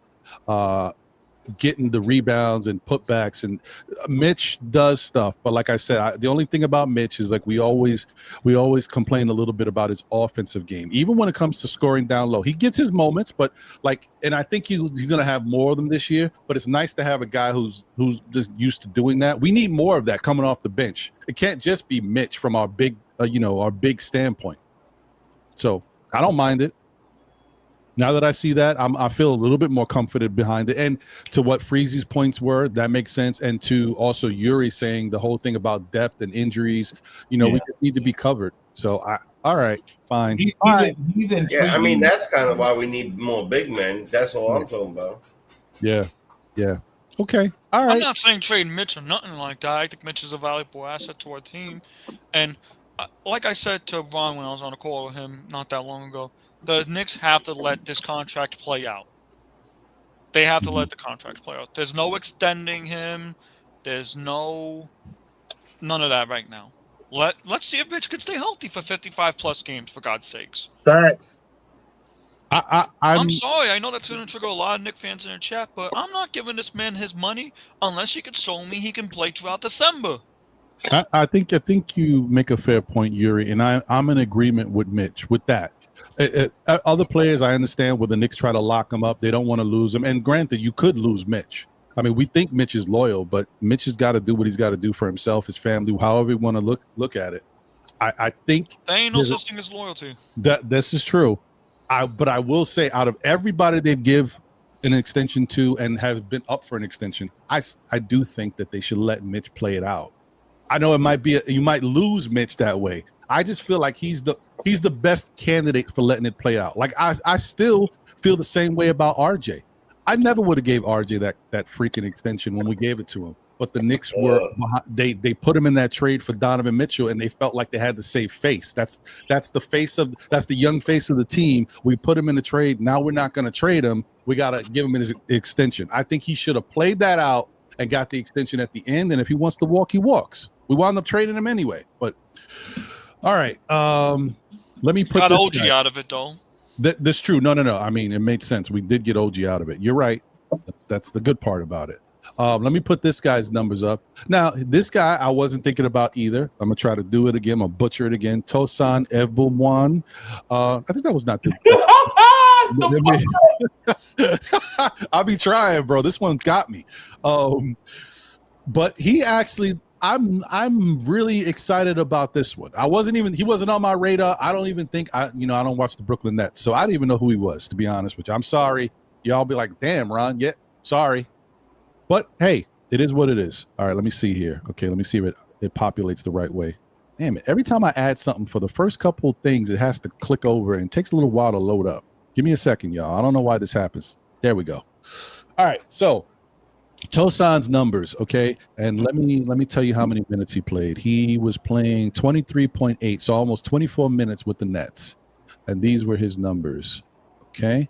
So 9.5 points, 4.3 rebounds, 2 assists, 0.9 steals, 0.4 blocks, 42% from the field, 31% from three, 75% from the free throw line. And give me 1 second, because I realize some of y'all might ask this question, and I don't know. Let me just see, because I got to make sure I know myself. Hold on. Okay. He is 6'7", because I know that's what everybody would want to know. So 6'7". I think this is I'm okay with this. I think this is a solid move. He's an NBA player. He's done it on the NBA level. He's got good height. He's got some offensive ability. He's not like a cone. So I don't know how you guys feel about it, but I'm okay with this. I feel a little better about it. But what's your thoughts on Tosan? Jay, what do you think about him? Right away off the numbers jump off way better than the last numbers we just were looking at a few minutes ago. So, and you said he's what, 6'7", 6'9"? 6'7". 6'7". All right. I mean, the way I look at this stuff is that To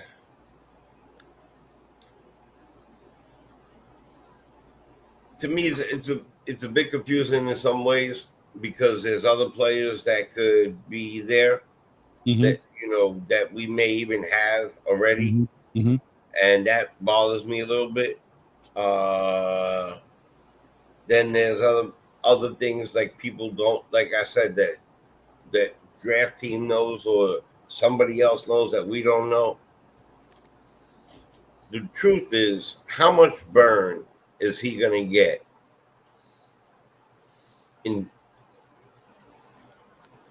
Is he going to be waving the towel, or is he actually going to get burned? That's my question. And if he gets burned, is it because we are winning by 45, or he actually deserves the burn? You know what I mean? So, yeah, it's hard for me to be like, yeah, but that guy's great, man. I think maybe he could compete versus OG. Like, that doesn't. It's not ringing. You know what I mean? For me, so even backup players like anybody like Yabusele or whoever, like, he's not going to compete with these guys. In my personal opinion, I don't think. So, well, he is a depth piece. And he's on a two-way, so he's going to spend half his time at the G League. This is where this is the reason why you bring in a development coach and to see what he can do and help develop. And I think that the Knicks are all about making sure they have something just in case of injury, but also, they see something in certain players. Like, can we make this player develop at a certain pace that can help the team going forward in the future? Because say what we will, we always talk about what's going on right now. The elephant in the room is we don't want to talk about this, and I don't think we need to really talk about it today. Hey, Ryan, hey, may I be his attorney? May I be his legal representation? No, you definitely can. But let me y'all better get excited. Okay. You feel like that? Oh, I like it. Okay. All right. Let me just say this real quick. What we don't talk about is if this don't work out, the Knicks have to continue to move as an organization. Like, if we don't get the championships and all this stuff, they're going to have to come up. There's contracts. These things are coming up. They're going to have to keep building the team. So just keep that in mind. That's what the big thing. The big thing that you have to just look at is what position he's in. So is coming in as a two-way player to be in the G League as a small forward. That puts pressure on Pacone Daddier. I mean, maybe they are ready to move off of Daddier, and they may need someone. I mean, maybe, I'm just throwing it out there. This is some hyperbole that we don't like talking about, but if you want to throw it out there, sounds kind of good to me. He's a small forward. He's 6'7". He's been in the league. He's played in Brooklyn, and you can sign him to a cheaper contract, almost around the same amount of money that Pacone is getting paid. I mean, that $2.8 million or something like that. So let's get it. Yeah, let's see. All right, so he's here to push. He's here to push the players that should be here. Yeah, that's what our question. Let me hold on. Let me be the attorney for this cat. First of all, if y'all remember the Brooklyn Nets game last year, the random dude that was giving OG and no problem last year is this dude. Oh, that's right. The dude that was roasting OG and was in OG. This is him. Oh shit! Snap! I forgot about that. I told you I don't be watching Brooklyn Net games. I forgot about that dude. Bro. And so here's the other thing, right? His general scouting report is basically he's a dollar store version of Mikal Bridges, right? He's got offensive upside, like he could be a big ball handling wing / guard in a pinch, right? He's underdeveloped, right? So we know that, but we can't say his age because he's in the same age range as Kev McCullough, Tyler Kolek, and Deuce McBride. He's in that same age range as those guys, right? His path is just different, right? But here's the thing. Here's the thing about this guy, right? He is one of the athletes that gives you at plus athleticism and plus basketball IQ at the same time. Where the reason why they don't connect is because the skills aren't refined, right? So in order for if you have a high basketball IQ and you're athletic, the thing that turns you into an NBA starter rotation type player is the skill level, right? Can you shoot it? Can you pass it? Do you because he knows where to be offensively. He doesn't know where to be defensively. Like his offensive IQ is pretty good. It's the reason why he is the random guy on some nights that will roast your wing defender. And we saw it firsthand with OG. Like, who is this random dude? Right? So here's another thing about him. He can probably play point guard, both wing spots. He can play off the ball, though he's not a spot up shooter, right? So he's not a spot up shooter. He's not going to make a team pay with playing off the ball in a spot up role. Now, off the ball in a slashing role, right? Like, cutting to the basket, catching the ball and dunking, ideal, right? In my personal opinion, I think the Knicks, now all the other guys, man, listen, all the other guys to me is alphabet soup. This guy here, in my mind, in my opinion, could be a Isaiah Hartenstein type developmental project with the Knicks, just at a different position, right? So if From your lips to God's ears, bro. I'm sorry, I ain't hearing you. Oh, he said from your lips to God's ears. Oh, okay. Oh, yeah, for sure. I hope so. I'm saying the potential is there. I'm not saying that it's guaranteed. Of course, it's all on the player, right? But when you look at what he does historically, his number one strength, right, is playmaking and court vision. That's his number one strength. Like, he knows where to be. Like, when we face exotic defenses, he'll be in the right place. He can play make from that position, which makes a defense pay, not just with 3-pointers, but by him being the outlet for the ball and creating for someone else to make a defense play. Mm-hmm. Connector. If y'all know, connector, glue guy type of guy. So his impact may not be in the stat sheet, but his net rating will be high. If people understand what I'm saying. One of the other things too is the reason why his defense can be exposed is because he's not a contester, so to speak. Like, he's not going to block shots at the rim. He's going to be a guy right now.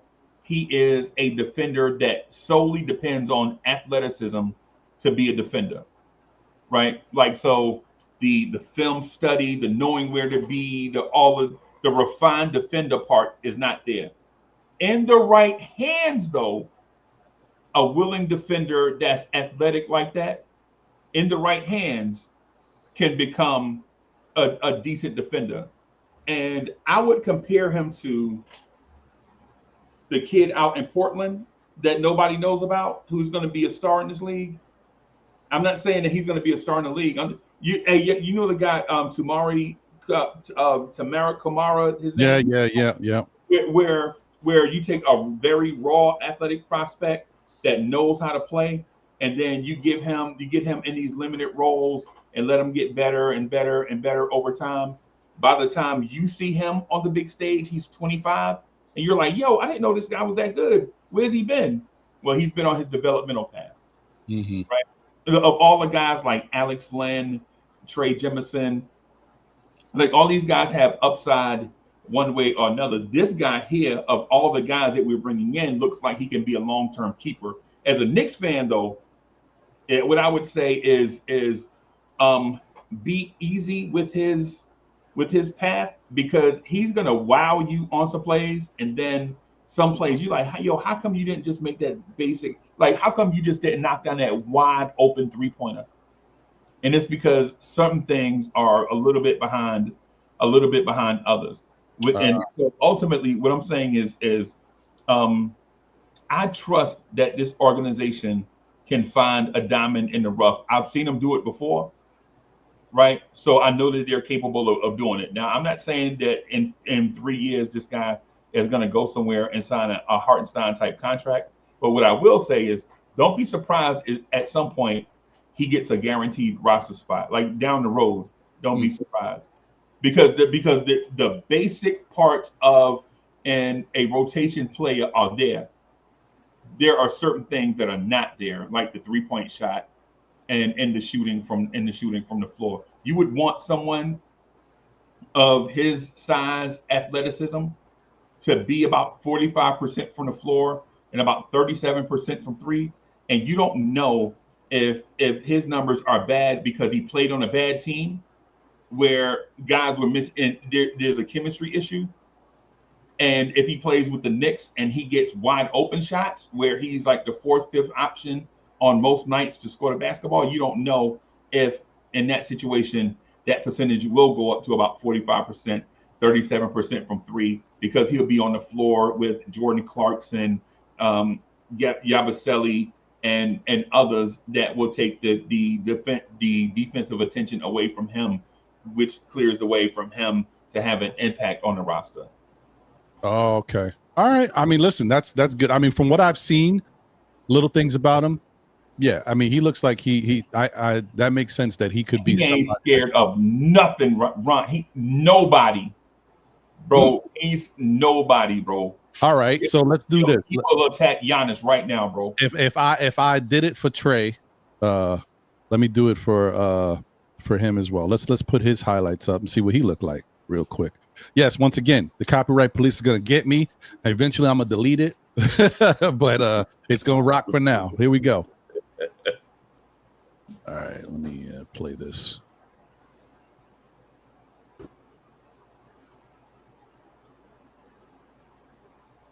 Oh, okay. You see the handle? You saw the handle right there? Yeah. Hero, see the touch? Mm-hmm. Off contact?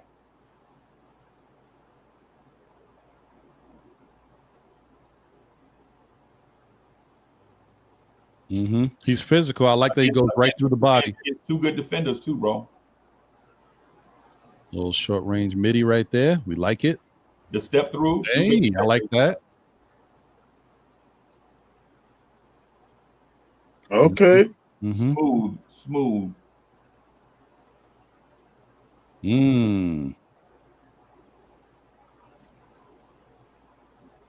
Baseline cut, high IQ. Yeah. Oh, there's the dude with the ball that I hate. Okay. All right.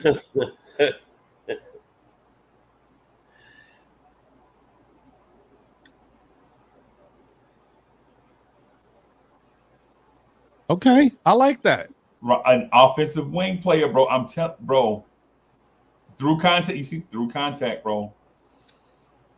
See, sometimes a player see how he plays. Like sometimes a player like this is more valuable than just some dude that can knock down a three, because you ain't always gonna be able to get them threes. Attacking the rim the whole time, looking to attack the rim, bro. Looking to put pressure on the rim. And he's got a mid-range game. Yeah. That's his down. That's what people say is his downfall. That he depends on the mid range too much. But it's there. But it's there though. You see who he got that pass from? Yep. Yeah. Oh, is that Andre Miller? Oh, damn. Wow. Look at the defenders he's scoring over everybody. This is what I'm saying. Like legit, he's a top all the nice move. That was a nice move. There we go. Now we got a 2-point shot. I legitimately, man. This is part of this game I don't trust. I'm not saying it's not there. It's just not refined yet, right? But I like his willingness to take it.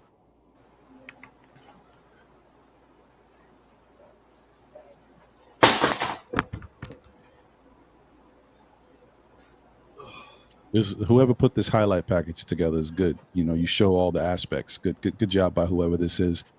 I guess I should shout them out, but it don't matter. I'm still going to get copyrighted. Right. Hey, and Ron, look at his shot base. If y'all notice his shot base. If you notice his 3-point shot base, he's got a outside the shoulders shot base, meaning that he'll always be on platform when he gets his shot up. And what that basically means is that this defense right here. I'm just saying, like I said, good job by that was a crazy switch right there, and the defense was crazy right there. Yeah. This seems like it's a Mike Brown player as well. Just to finish the point on the shot base thing, with the type of shot base that he has, it will eliminate like prolonged stretches of shot slumps because he doesn't have an overly he has a simplified right. Shot. Yeah. So if he gets hurt or if he gets bumped or if it's something out of he won't get out of rhythm. He'll basically be that guy that he won't ever get he probably won't ever go 8 for 8 in a 3-point game in an NBA game, but he won't be that guy that'll be like, you know, over a 4-game stretch, he'll be like 4 for 27. It'll eliminate those because he's got a simplified shot base and release. And it's outside his shoulders. So it's like one of those, it's not one of those where he has to wind up to catch and shoot. It's super simplified. So if you have guards that can find him on those shots, he'll be likely to knock those down. Now, with a shot base like that, though, he won't be able to create many threes off the dribble, right? Because of that type of shot base. So, and it seems like this doesn't matter because if you get the shot, you know you get the. He doesn't have what am I thinking? Like a real quick follow through. Yeah, you know what I mean. It takes a little.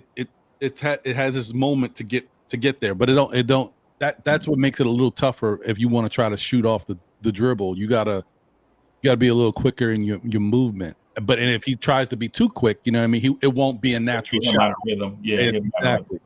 Yeah. And so I think the potential is that the defensive part. If you notice his defensive highlights, it's all athletic ability.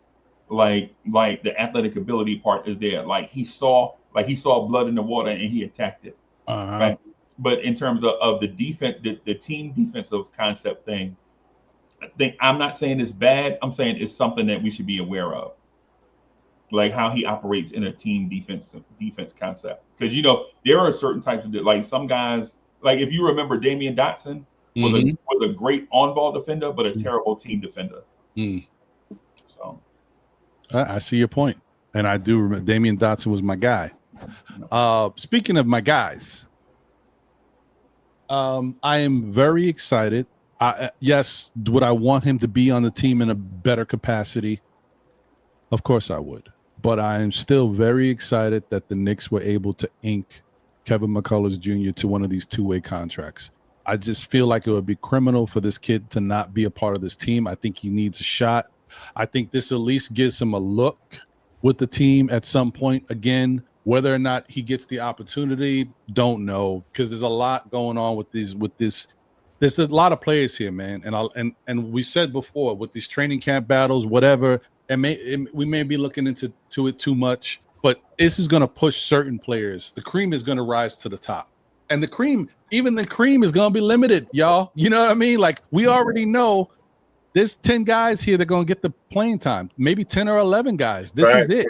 So we still just talking about ifs, like if we got back-to-back games and you want to play somebody else a couple minutes here to spell guys because they've been playing in back-to-back games, or if, God forbid, knock on wood, injuries happen.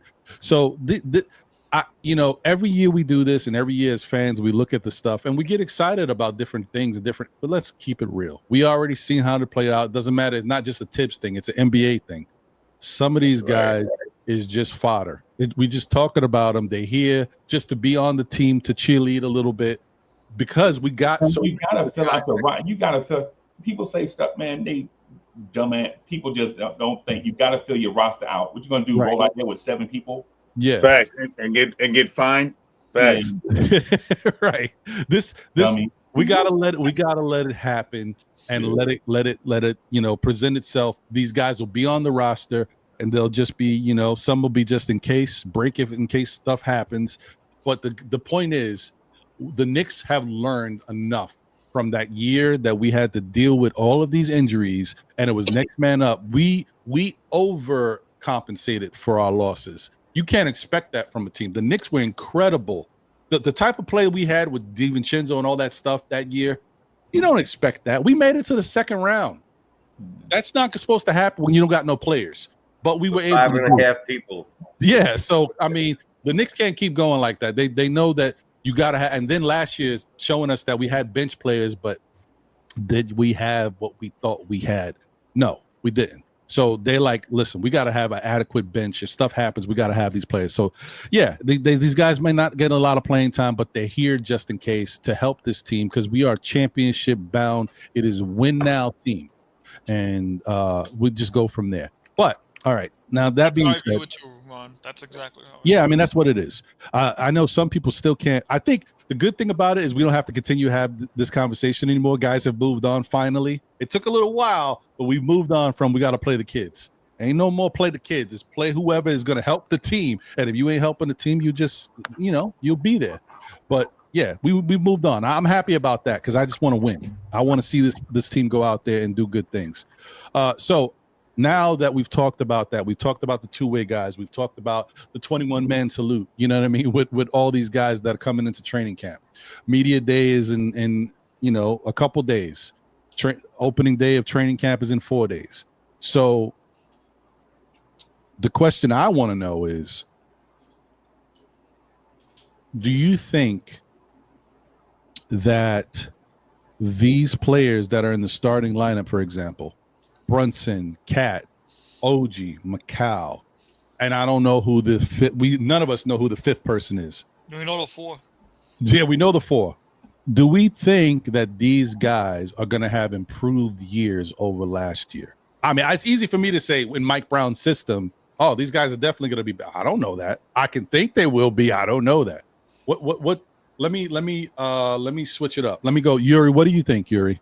You think that these guys are going to have improved seasons from last year? Now, I know I'm giving you kind of a layup because it's easy to say improved seasons when last year, when you look at the numbers, was actually a down year in certain statistical metrics. Right. So what do you think?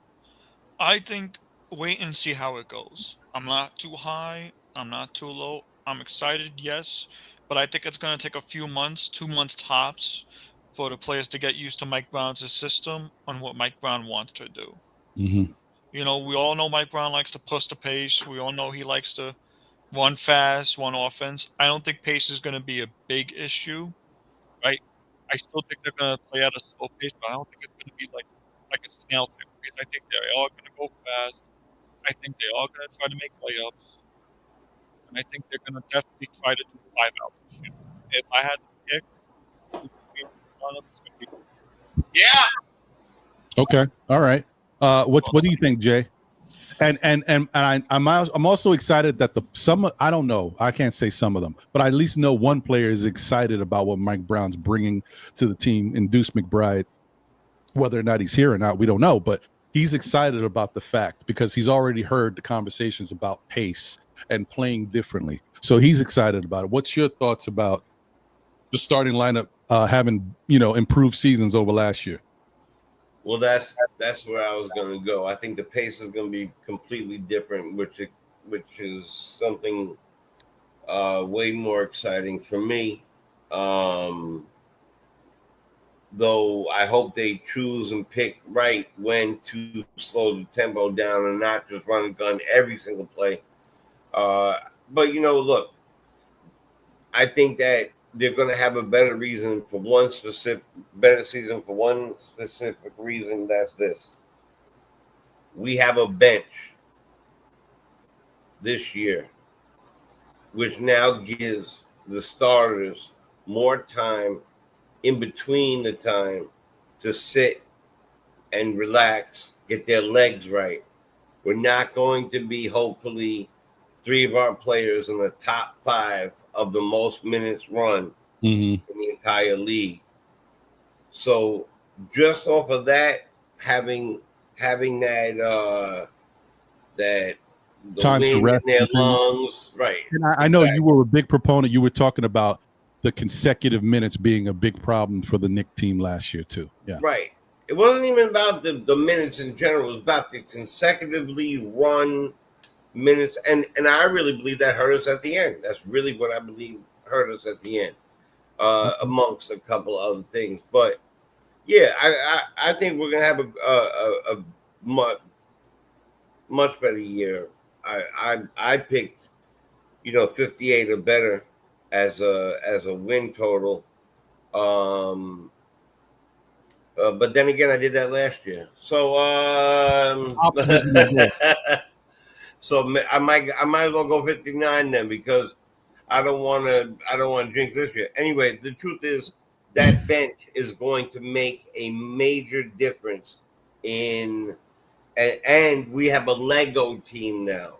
We Right. could place people in different places and change them and interplay, like play like different, probably about 10 to 15 different lineups. Right. Different If you roster move a couple scenarios. people around. So Uh-huh. yeah, definitely. All right. I'm rocking with it. All right. Sha, And who we playing in the East really too, that helps us as well. There's a couple teams maybe, but not like last year. It was not the same. Right.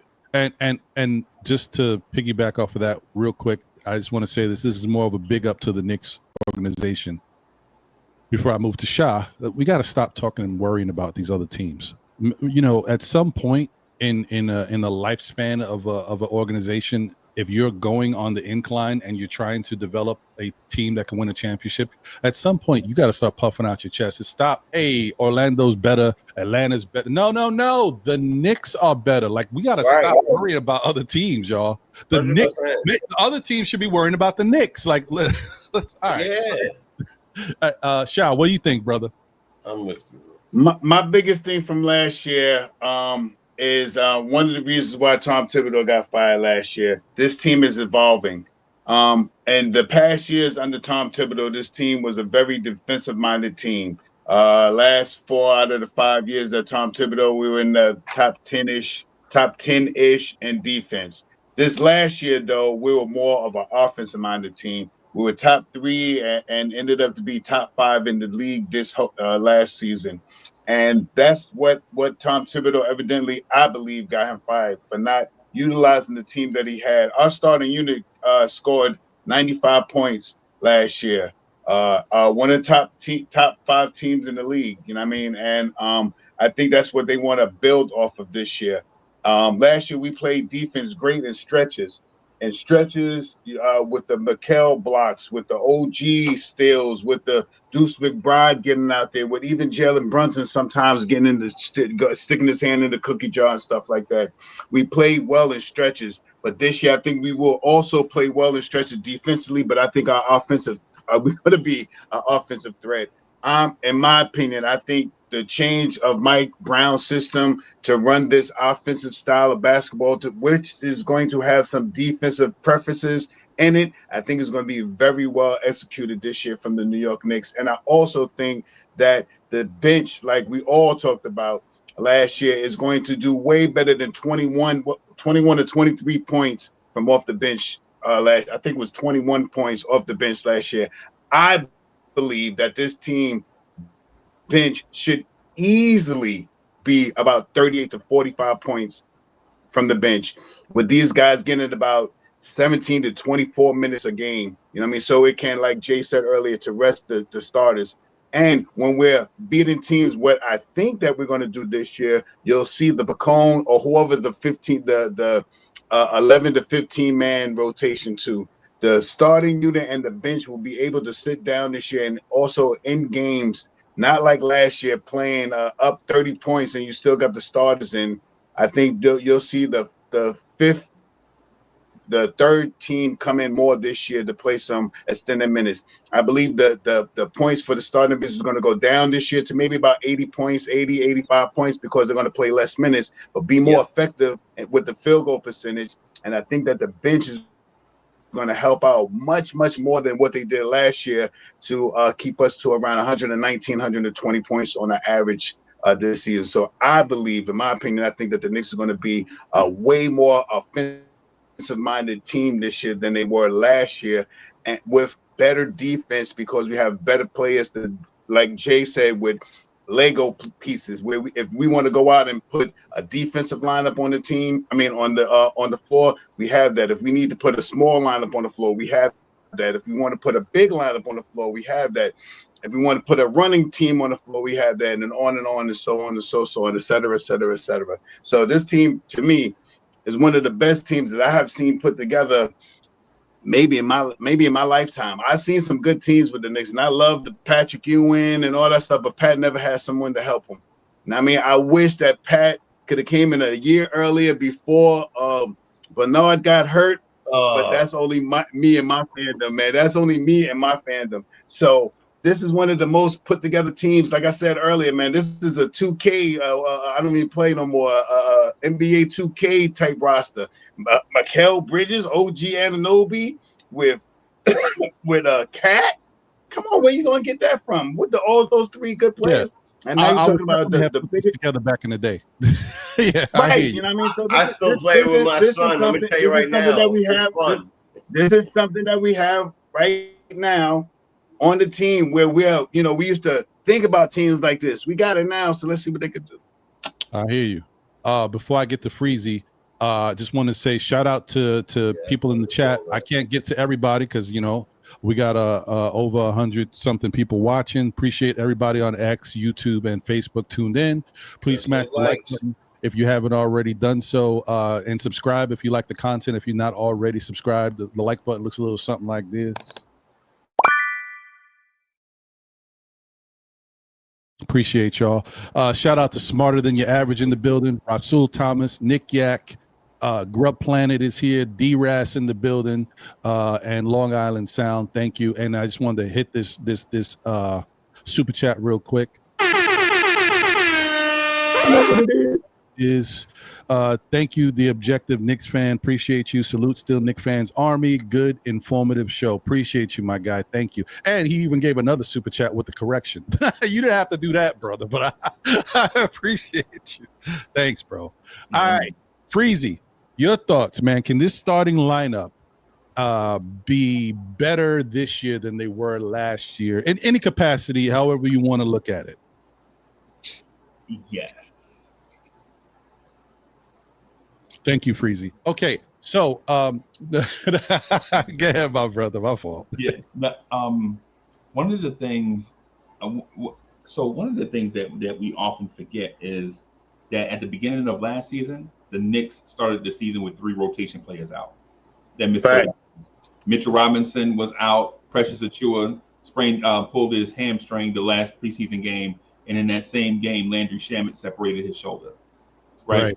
So, and not to cut you off, Freezy, but if you listen to Tom Thibodeau, we started the season with one of our starters out in Mitchell Robinson. Yeah. And so when you take that into account, right, and you ask better than last year, right?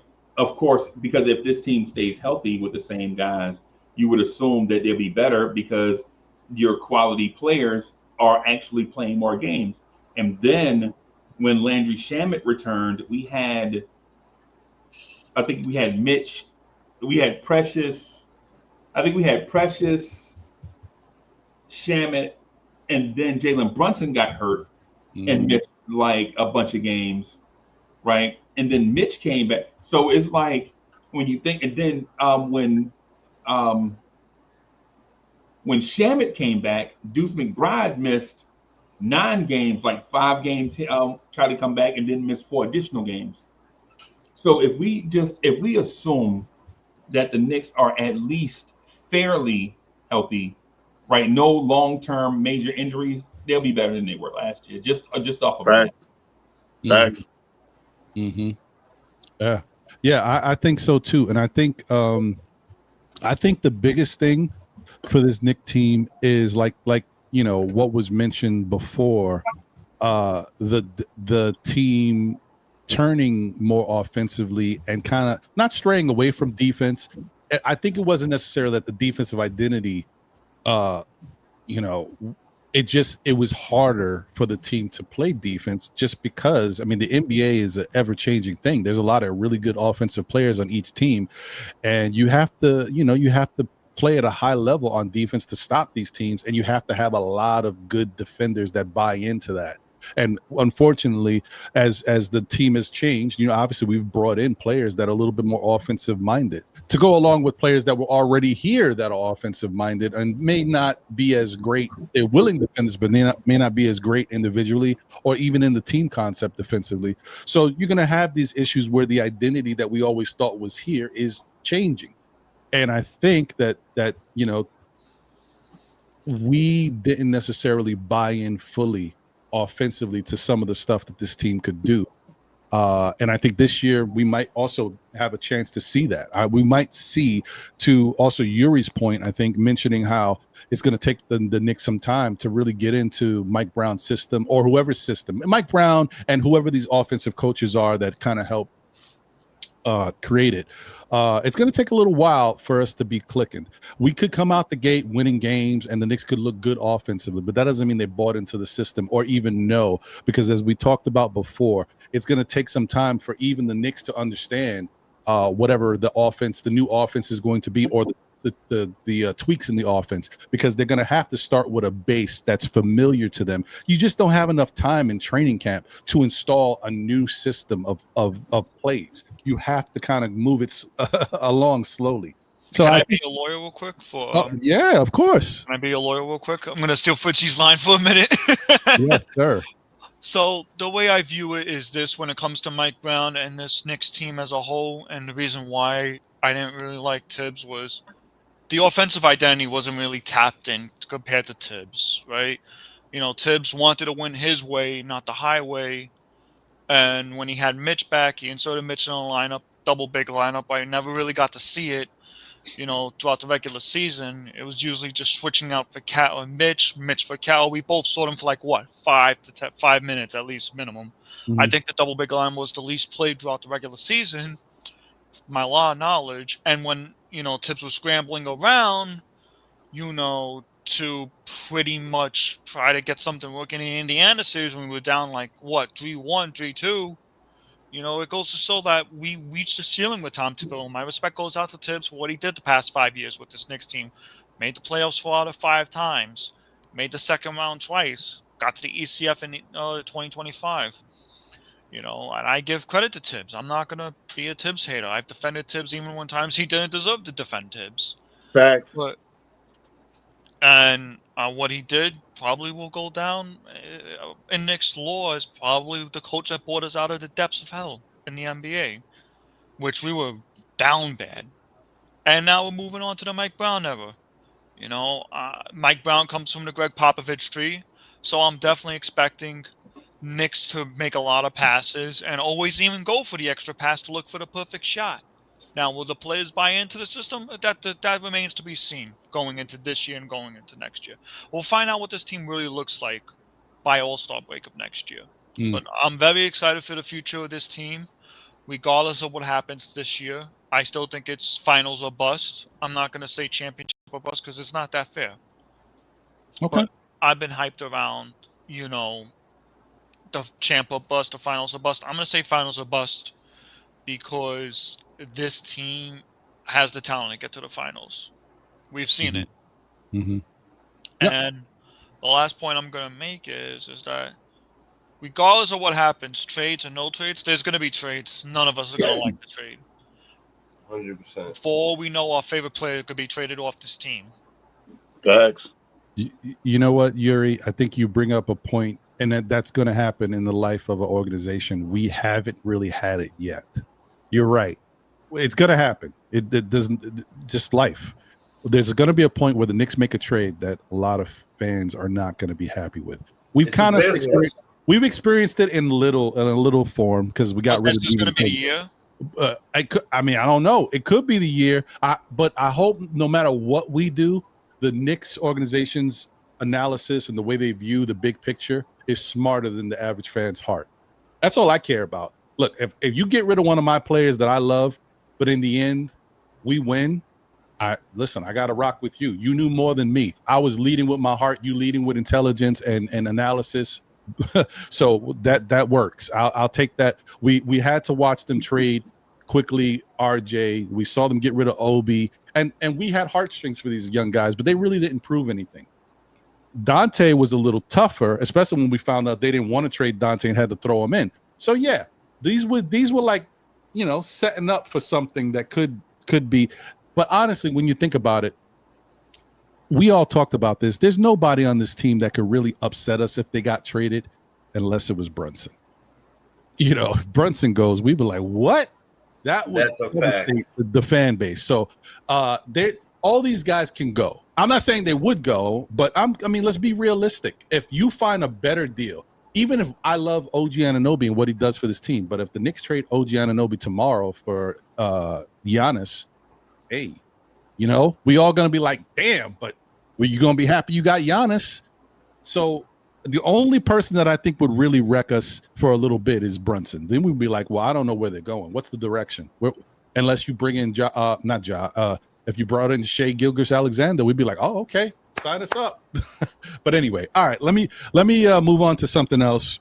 But real quick, I want to say thank you to everybody who's tuned in once again. Appreciate the action that's going on in the chat. Y'all are cooking. This panel has been great. The surprise visit from Freezy has been fantastic. It's been very informative. I love the fact that when I can learn something. Last week I learned something. Shout out to Sherwin once again. He helped us when we talked about looking at the defensive stats, the defensive rating, and how that could be fugazi. This week we learned a little bit more about these young players that we've signed to two-way contracts. Shout out to you, Freezy, for putting it in a better lens for me. So thank you. Paris Duggar, thank you for the generous super chat. He says, you must be good to great at 3 offensive skills here to occupy a roster spot: dribble, pass, shoot, assist, off rebound, screens, or buy. Defense is effort. Now, I'm assuming, Paris, that you are looking at things this way. Obviously, you've already said the importance of the apron and how players need to be playing at a higher level because of today's apron and all the the money surrounding it and the limited flexibility. Also, I think you have mentioned this is a championship team now, so guys are held to a higher standard. I get you. I'm rocking with that part. I understand. So thank you for the generous super chat, and also shout out to my brother Jay Boogie. Shout out to Jay Boogie. Always good to see you, my guy. He says, shout out to my family. Blessings, health, life, and happiness to you always. It's almost time. Album, The KOAT, Knicks over all teams, only on #1 platform, 10 unreleased tracks. Appreciate you, my guy, and we can't wait. As I told you before, you let us know when it's dropping. We rocking over here. We might have to put together a special show and rock out and drop some samples of the track. So can't wait, brother. Good to see you as always. So here's a question that I don't think I've asked. So I gotta try to keep it fresh. And it's only because I just thought of it once we just got off this last topic. If the Knicks decide, sorry guys, I know you ain't gonna want to hear this. If the Knicks decide that they want to win a championship, and right now, as currently constructed, this roster is not it. Even though they've already kind of went all in, and this is what they're building around. If they just middle of the season, before the trade deadline, this ain't it. Something's not right. A lot of money tied up in these players. We're not feeling really confident. We're gonna have to make a splash. We're gonna have to do something we really don't want to do. We're gonna do it. Are you rocking with it? I'm gonna go to Freezy first, just to get this out the way, because I know he don't like these type of questions. I'm trying to figure out how. I mean, can you phrase it again? I'm sorry. Oh, I haven't even said it yet. It's okay. The Knicks have to pivot, and they're doing it early. Something hit them. They realized the coaching staff that they brought in. They realized the team that they've got. They've seen the little first half of the season. They're pushing the trigger early, trading Jalen Brunson. I'm not saying this is not. There's a lot of fans out there that go too crazy with stuff. I'm not saying they should trade Jalen Brunson. I'm saying the Knicks pivot and they say we need to trade Jalen Brunson now because we're investing time, money, whatever it may be, and pieces to surround him. But we're looking at what we've put together, and we want to pivot now before the window gets too far. We still got players on the contract. They're good youth here. Jalen Brunson may be a guy, but we pivot now, trade Jalen Brunson for someone just as big or bigger. Are you okay with that? I start with you, Freezy.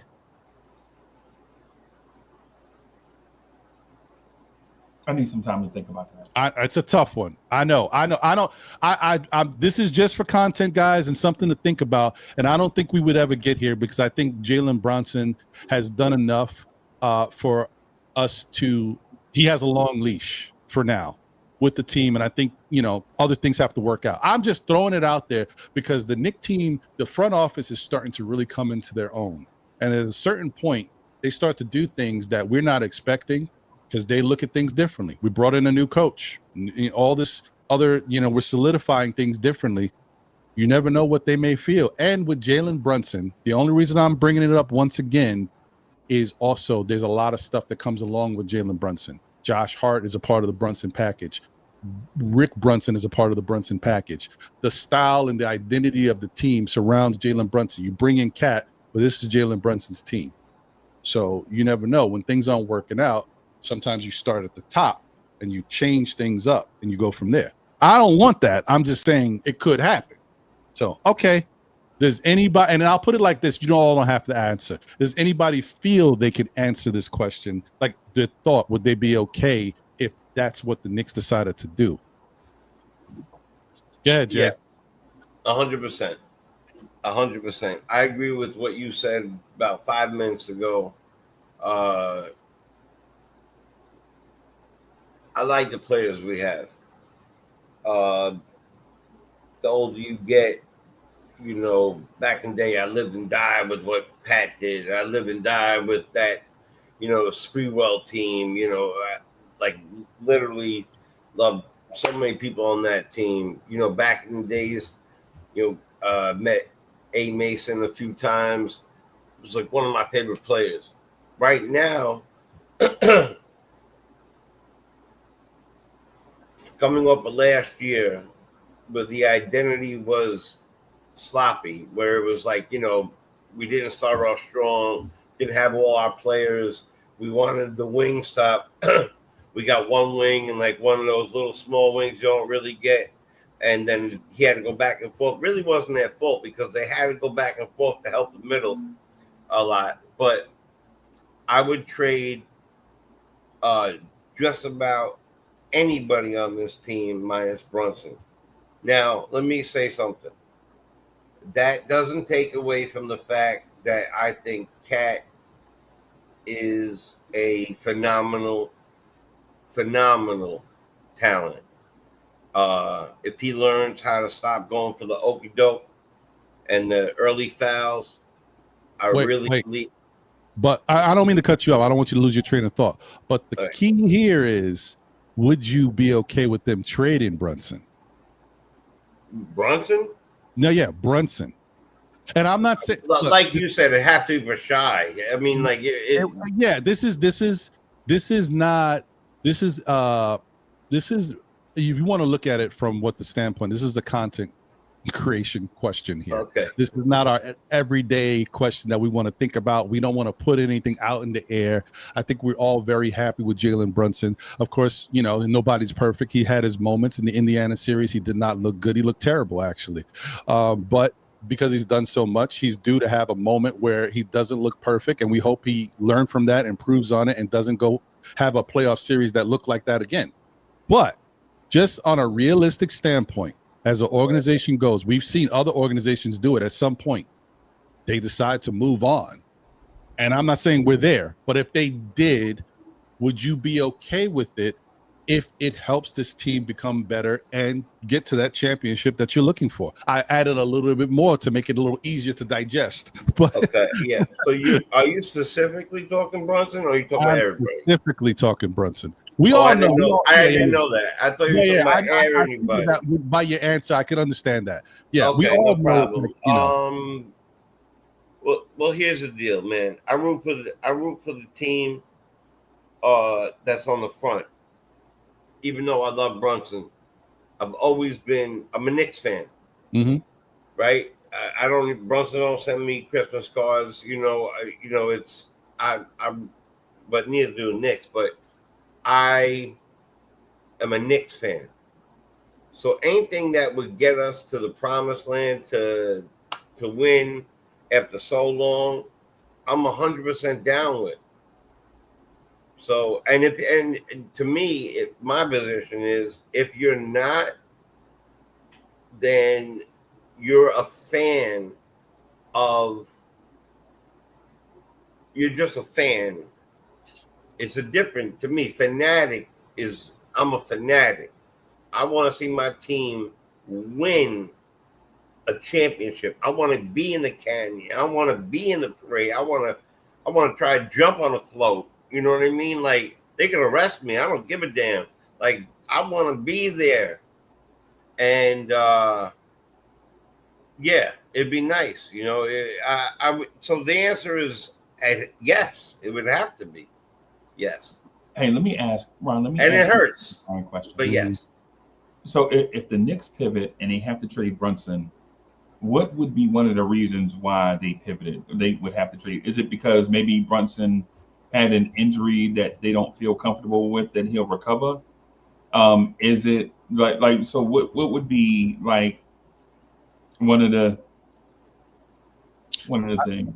I think, in my opinion, obviously injury would definitely be. It would be if an injury happened that was kind of like a thing that can be ongoing, that he just all of a sudden just started getting injured a lot, and he couldn't really be the Brunson we're used to. Of course, yeah, that's definitely.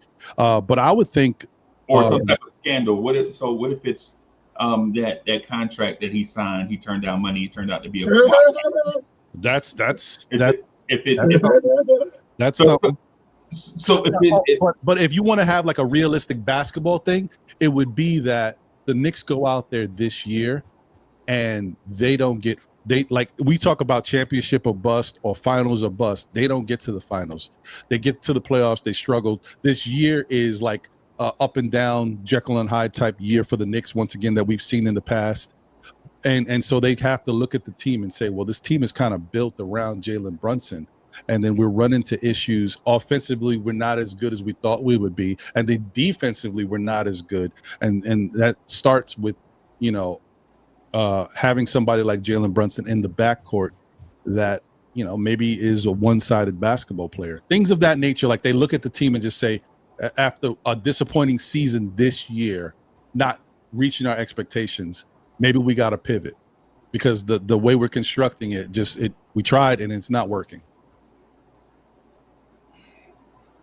Yeah, I'd be frustrated.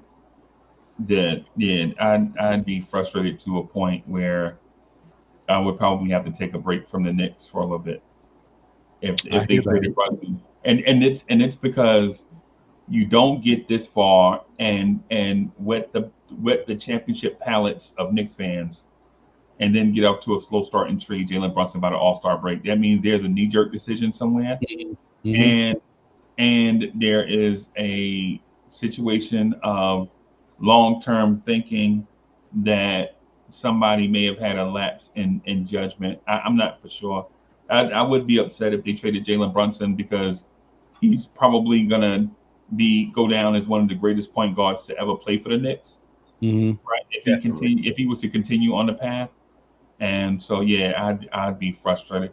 And I'm saying this as someone that understands that Jalen Brunson is not a perfect NBA player, right? But he's perfect for us at this time, right? He's perfect. He's not perfect. I like defense for my point guard, right? I like my point guard to assist and get others involved. Mm-hmm. But Jalen Brunson's a scoring machine, bro, and he's good at it. Right? He's good at it. And I'm not knocking Jalen Brunson because he legitimately there were years that the Knicks started Kadeem Allen at point guard. Right? Legit Right. Kadeem Allen started that point guard for there were years that Frank Ntilikina started that point guard for the Knicks. Right. And so the fact that And Jalen so Brunson on and so on, right? and so on. And the fact that Jalen Brunson and the all-star starter, all NBA caliber player at point guard for the Knicks makes me appreciate what Jalen Brunson does for the city. So if they were to trade Jalen Brunson before the all-star break this year, it means something went really, really, really wrong somewhere. And they would have to give the fan base one hell of a reason why that occurred. Right. And I can't and I just wanted to get that out there just to, gauge people's thoughts and just have, like I said, it's a content thing. I don't want to put that out there. I know y'all in the chat losing your minds. I love Jalen Brunson. I know he's not perfect. I know some people feel they don't love the ISO ball. They feel he ball hogs, the dribble. Shout out to you, Freezy. I know people don't love that. But I do think that Jalen Brunson has been phenomenal. He's been one of the greatest things we've been able to receive as a player on this Knicks franchise in a long time. And I think we all love what he can bring to the table. But I also think that when we don't like something about certain players, we know they're not perfect and they're going to run into some moments where they fall back into their bad habits because they're not perfect. But when you do decide that you want to change things around, bring in a different coaching staff and try to kind of play into what the identity is turning towards, you got to give it a shot because Jalen Brunson now with a team that maybe start playing with pace. And just to throw this out there for people, because I know it confused me when I first heard about it years ago. And I understand it now. Pace is not just about speed and playing up tempo. Pace is about how you formulate your offense, how you move the ball. The motion offense is just how things happen on the court. The Knicks start playing with more pace, moving the ball, getting better shot opportunities as a whole. Because the only thing I used to always say in defense of Brunson is that, yes, we knew what he did, but I used to say, like, Brunson don't play 48 minutes. Other guys on the team weren't moving the ball either. Other guys were like deers in headlights and not getting a lot of traction. If we start playing with pace and moving the ball, creating a motion offense, it's gonna impact everybody. And we will see there's more unselfish basketball, more, a lot more better opportunities to score, and which in turn will make us less predictable, which will make the defense have to struggle to figure out ways to stop us. So I'm saying give this season a chance and let these guys cook and see what they can do. And I think you might be surprised in how it makes everybody look better. And if you don't buy in, then that's something that the organization will look at. Like, hey, we're all moving the ball, we're playing good, but when one particular player is out there, we're stagnant again. We're getting stuck in this whole, there's a lot there. But I'm not feeling anything about this. Like I said, this was a hypothetical. I think JB is going to be here long enough to get an extension with us, and hopefully we can also talk about a championship throughout these years. So we'll see. I just want to throw that out. Something really quick before Shah jumps in. I'll shout really quick, and then I'll be quiet. The fact that I didn't take all those into account. Those are great thoughts, Freeze, what you said. I just went off the fact that you said if necessary. Right. Yeah. Right. To go to do it, not if he was hurt or if he was this, that, or third. If necessary. Of course, all those things take precedent. Right. You got to start thinking different ways that things like that happen. Right now, he has moved into my top 5 favorite Knicks of all time. Right now. Like already. And I've been Knicks fan for a very long time. I don't want to say how long. But if you're telling me that we could get better, because I've said this from day one, I'll say it again, and I'm gonna stop. Brunson is a combo guard. So yes, I like all those things too out of my point guards. Right. But to me, he is a 1-2 or 2-1. He is not purely a 1. Mm-hmm. He is a scoring machine who happens to be able to pass you the ball in the right spot and will do his best at his height to get in front of the person that he can. But I would never want to trade him. He's one of my favorite Knicks of all time at my age now since I've been watching. And he took that cut for us so we can make better teams. So my allegiance is to the Knicks, but it's also to Brunson. Mm-hmm. That's it. I agree with the other things that Freezy said, but if it made us better, you would have to show me what, why, and the whole reason. But Right. I don't see how many other players can make us better than Brunson. Right. That's fair. Ryan, one of the other things too that I was going to mention. Hey, hold your point, Scott. Don't forget. Go ahead, Freezy. Oh, I'm sorry. No, go ahead, bro. No. I don't want you to lose your point either. Go, Freeze. I got it. Mine is simple. Yeah. One of the things, if the Knicks trade Jalen Brunson, it would have to be somebody in camp that they saw, like really flashed. Like one of the guys, like maybe a random. I'm talking about a random, like one of the young guys has shown that they're all NBA potential in camp. Like they have to legitimately wrestle the job away from Jalen Brunson at point guard. That would make Brunson expendable. And in that case, since we were talking about a wild hypothetical, that would have to be like one of those other things, like somebody would have to like blow us away with point guard play in camp. And then that way you say, hey, you know what? Maybe we can trade Jalen Brunson for such and such. Like that player's defense has to be all NBA level defense and all NBA assist making and maybe 40% from three. Yeah, you'd have to do something incredible to supplant what Jalen Brunson brings to the table. Yeah, I hear you. Shot, what were you gonna say? I was upset when they traded when they traded Patrick Ewing. I was upset when they traded oh man, I just mentioned his name, Bernard King. After he got hurt, I was upset. I got over it though. If they traded Brunson right now, I'd be devastated. Like Feezy said, I might have to take a couple of days off or something like that to get my mind right.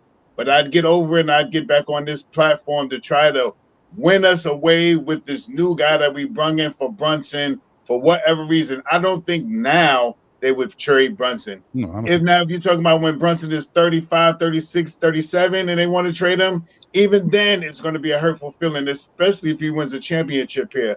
But overall, in Leon Rose, I trust. So if he decides that Jalen Brunson is not the guy that he wants to bring this team to win a championship, so be it. I'll bite my tongue. I'll say what I have to say in the back, all in the background. But when I'm up here on front of this camera, I will always project the Knicks to win a game. You will never hear me on me and Divine's platform that the Knicks is ever going to lose a game.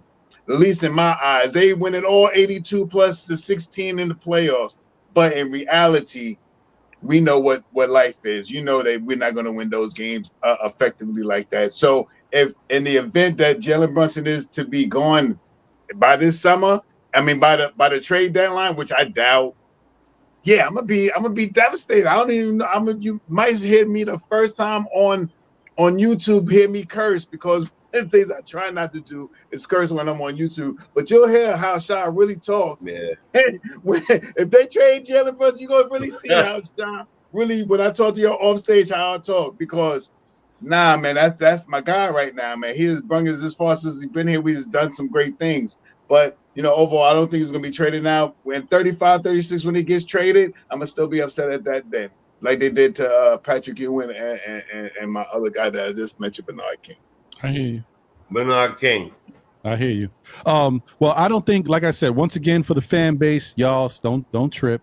This is a hypothetical, just talking about some stuff, and I don't realistically see Jalen Brunson going anywhere anytime soon. I think they are building. I think we are in good shape to continue to do some good things with Jalen Brunson. So it's just a thought, because anything could happen in life. You just never know. So I'm like, what would you guys think if this did happen? That's all. I just wanted to put it out there to get a thought. But I will say, and I'm not worried about it, but the one thing that could happen, literally could happen, is if the Knicks did something wrong, which I don't think they did. I think we covered the Kawhi thing. That's taken on a life of its own. Kawhi and the Clippers may be in trouble. I think the Knicks is good. But if we found out, as the Knicks knew that they messed up, okay, that's a different story. Then I can see them. If they move Jalen Brunson, they did something wrong. They know it's going to come out. They still going to have to pay, but they're trying to dull the blow by moving him now. But yeah, I don't think we got to worry about that. I think we straight. The Knicks do stuff really smart, and even when they cut corners, they do it to cover themselves. So I don't think we got to worry about that. So let's move on from the Jalen Brunson stuff. Everybody's in love with Jalen. Everybody loves Jalen. We back, baby. Okay, we good. So almost everybody. Well, almost everybody. There's some people that can't stand Jalen for whatever reason. It's all right. Yeah. I shouldn't have said skip it. Yeah. We're gonna be all right, guys. Okay, now let me get off that. We're only a couple days away.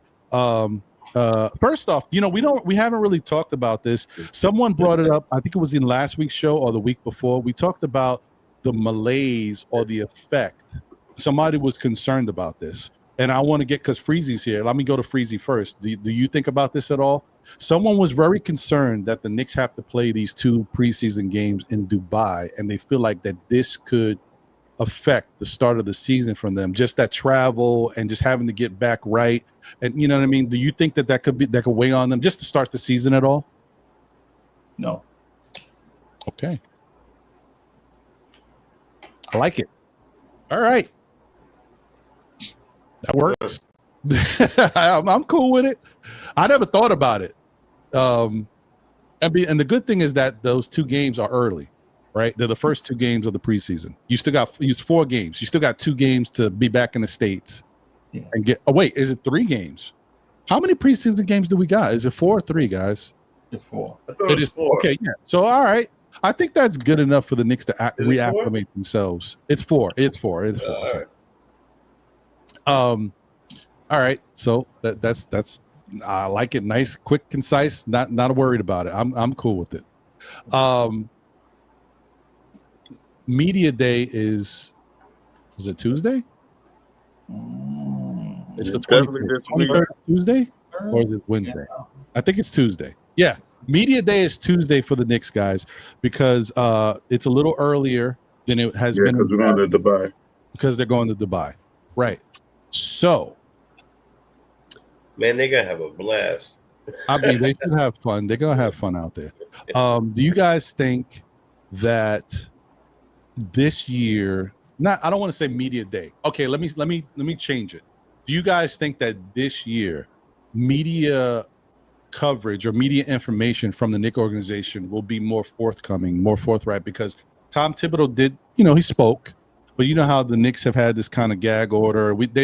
It's kind of one of those things. They don't let a lot of information out. Do you think now that Mike Brown is here, we might be able to find a little bit more out about, the Knicks and what they do or have, going on? Let me go.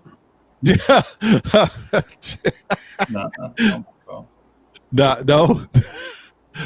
So Shah says no. Freezy not thinking anything's going to change. No, this is their personality from the Knicks superstar all the way through the team president, and all the guys in the middle, like OG and Anunoby. Remember Jericho Sims? Like these guys just they're not hams for the camera. They don't talk. Right? They don't do like other organizations where it's like, they have 4 or 5 guys that love the camera, and even their social media stuff.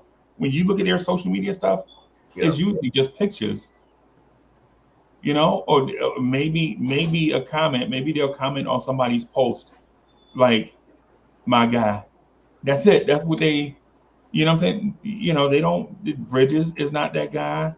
Um, Definitely not OG. yeah, nah, these dudes, this is like a top down thing for them. So, David Smith says. And I'll agree with that too. Oh, go ahead. No, Sorry. I was just going to say, David Smith says, as long as they keep making these great roster moves, I don't care about talking to the media. However, coaching hiring has been questionable lately. I hope that all I really hope is that the Knicks coaches can go out there and show and prove, and we can kind of we are caught up in the Tom Thibodeau malaise. He's been here for many years. He's created the culture, and we are already like we were ingrained in that. That's what we're used to. And just because guys haven't necessarily worked out in other situations does not mean they're not going to work out here. I'm not putting all my chips in the Mike Brown basket. I'm just telling you, everybody deserves a chance to see what they can do with a roster that's very capable with this New York Knicks team. We already talked about it before, not to make a mockery of it, but I've said that you put any competent coach at the helm of the New York Knicks and they'll get to the playoffs with this team.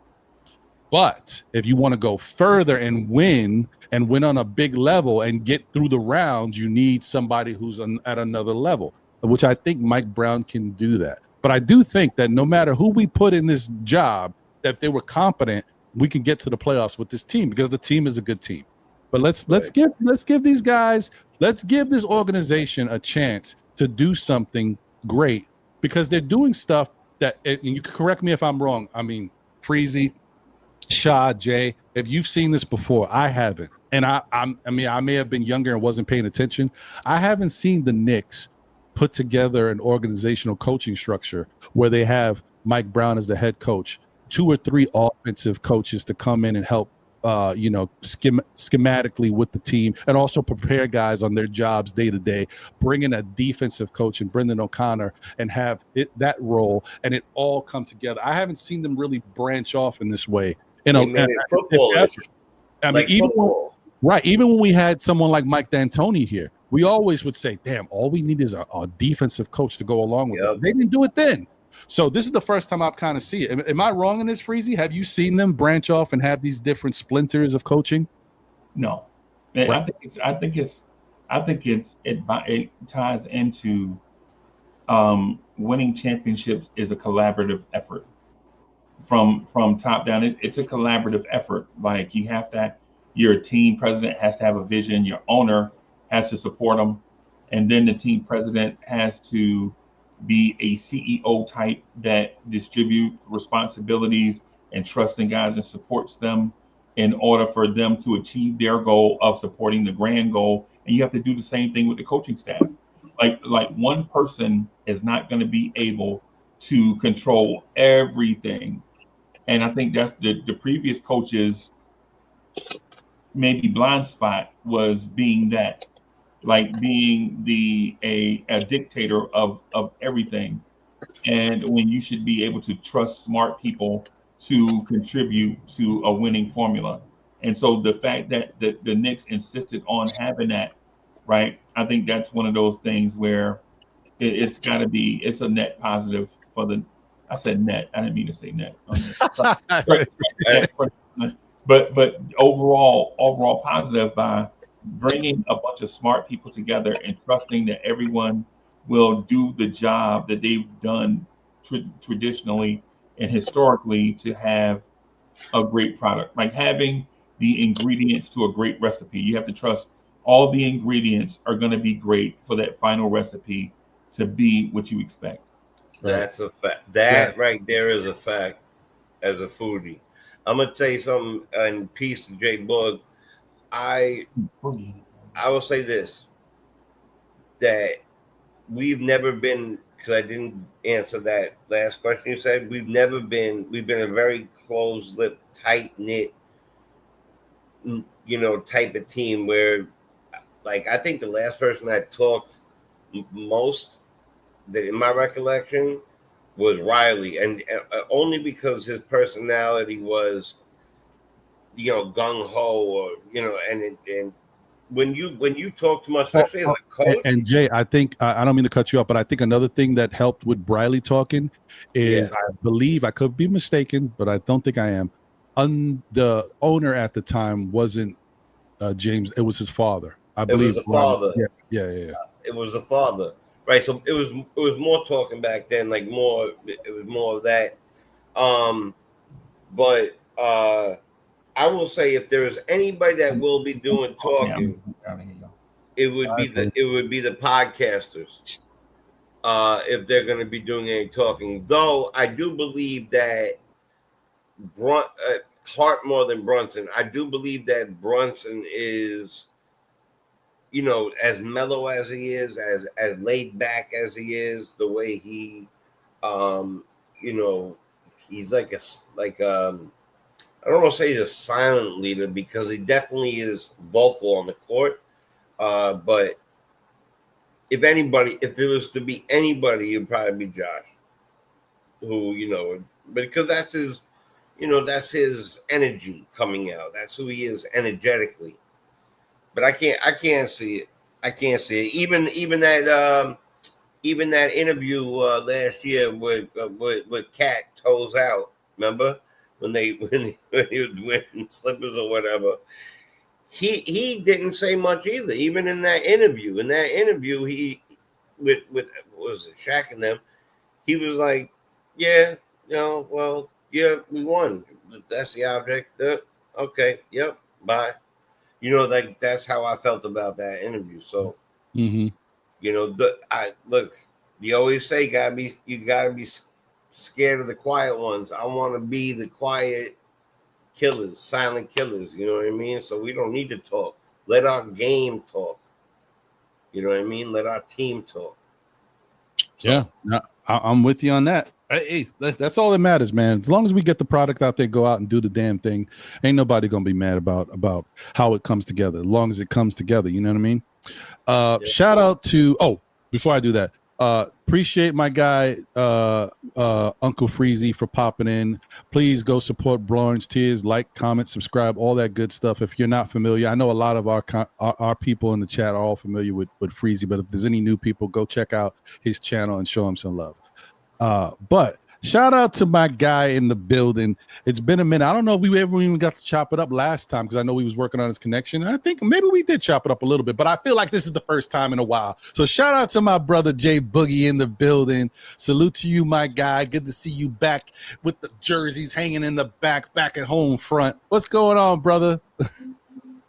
Yo, blessings to my brothers, man, and shout out to everybody in the chat viewing and rocking, man. Make sure you did hit that like button. If you didn't hit it, make sure you hit it, support it, share it. You know what I'm saying? Before you leave the chat.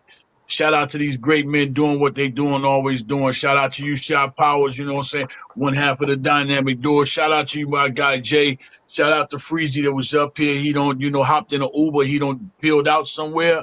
Yo, shout out to you, Ron, always doing what you doing, man. I don't know who that is coming in, but shout out to that person right there coming in, man.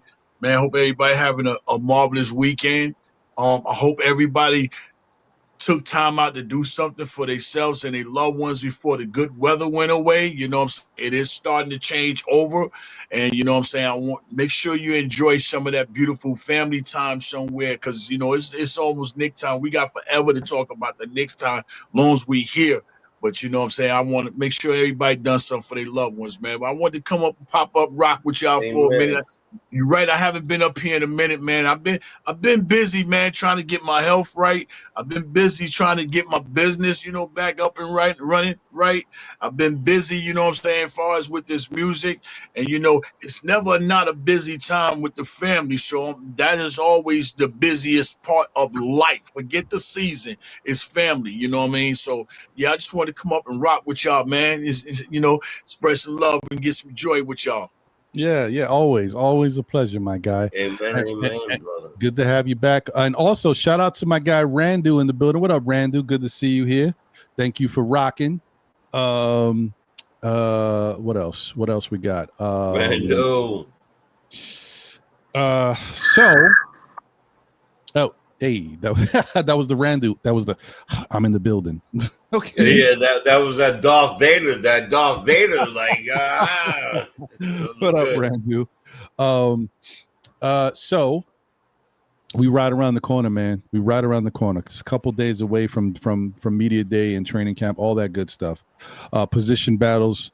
We know it's going to be a lot of that. It's going to be fun to see it all play out, and you know, I hope it, you know, it pushes them to really put out a good product for the fans and for themselves to put New York, you know, on the front of them jerseys and you know, go out there and represent. I really just hope that the Knicks are as hungry as we are as fans. You know what I mean? We are hungry for a championship, watching this team 50 plus years without one. And I hope this team, whether you're already been here or if you're a new player coming to this team, I hope that they come out hungry and wanting to win and do whatever it takes to win at all costs. Like, buy into a team. It's not about individuals. Individuals have to step up, but it's about the team winning on the whole. One of the great things that we saw with Indiana Pacers, as much as I didn't like that team, but we don't like them because they're good and because they're villains. But we got to respect how they play together as a unit and how they gave us the business, right? So I want us to be that type of team too, to go out there, play as a team, and give other teams the business. Don't know who to lock in on, and if you lock in on one, the other one's going to get you. That's all I want. So we'll see what happens, man. But let me ask you guys this: pivoting from the all the other stuff we talked about, Brunson stuff, I'm gonna go back to the most unsung hero of the team. He had some really big moments for the team last year, and then it turned into a joke, right? And that's Karl-Anthony Towns. A lot of stuff has happened throughout last year with the mannerisms and all that stuff, and they kind of like it. I don't like it because I said it's not warranted, right? We know, you know, that stuff has happened on the court. It's funny for the moment, but it's kind of taking a life on its own. And I'm not even talking, I'm not getting into that. I'm getting into the respect factor. Do you feel like we respect Cat for what he can do on this team and what he brings to the team? That's my question to you guys, because I already know the defensive side of it, and we know what his lapses are. As I talked about earlier when I started the show, part of that, he can change the narrative just by being smarter on defense. Stop jumping, stop reaching, and putting yourself in foul trouble. A lot of Knicks fans are upset at his defense, but you're more upset the dude's not on the court.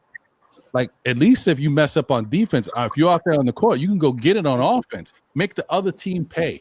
You may not be able to stop guys all the time, but if you ain't out there to make the other team pay, now it's double duty. You hurting the team. You're not playing the defense, and you're not even on the court to give us that offense we need to make the other team pay.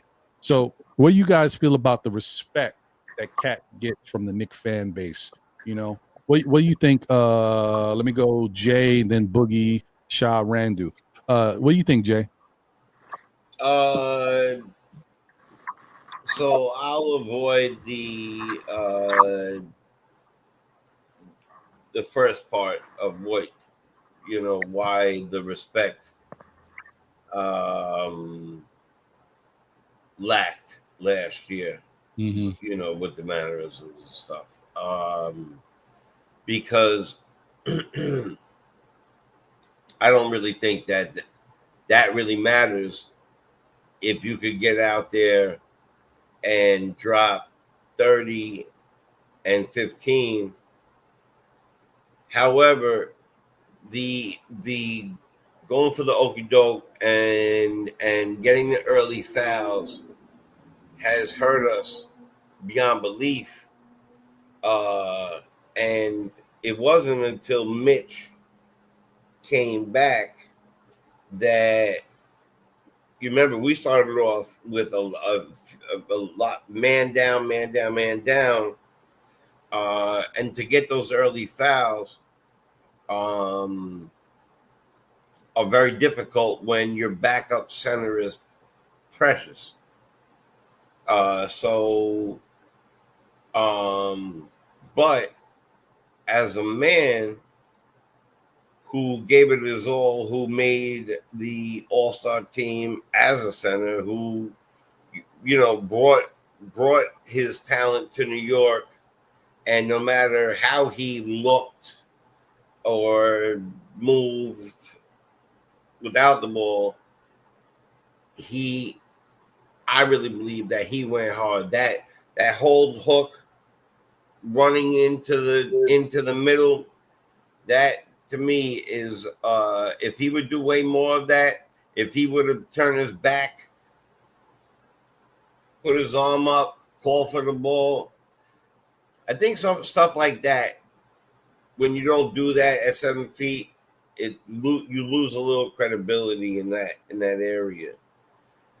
But it's hard to say that. So I'm gonna go yes and no on that. I can't. I know that's probably not fair to do that, but I think that when he was locked in, he dominated. When he drew the center out to the out, and everybody else knew their assignment, he dominated. Mm-hmm. But when you needed Bridges and OG to collapse in the middle because you couldn't defend well or you were hurt by fouls, and that in turn gives the open threes, that's not good. So he had shining moments for sure. I like him. But again, if you could get a Giannis for him, I would do it in a second. I know. Yeah. I know. What do you think, Jay Boogie? How do you feel like on the respect level for Cat?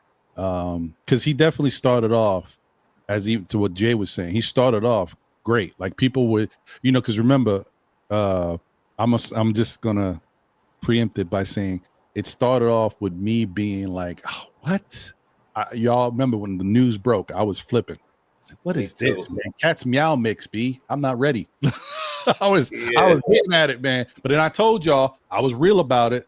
I said, give me a day or two. Let me get right. And I'm gonna change my tune. Right now, I'm just a little shocked. I'm thrown off right now. And we lost Dante, so I was pissed.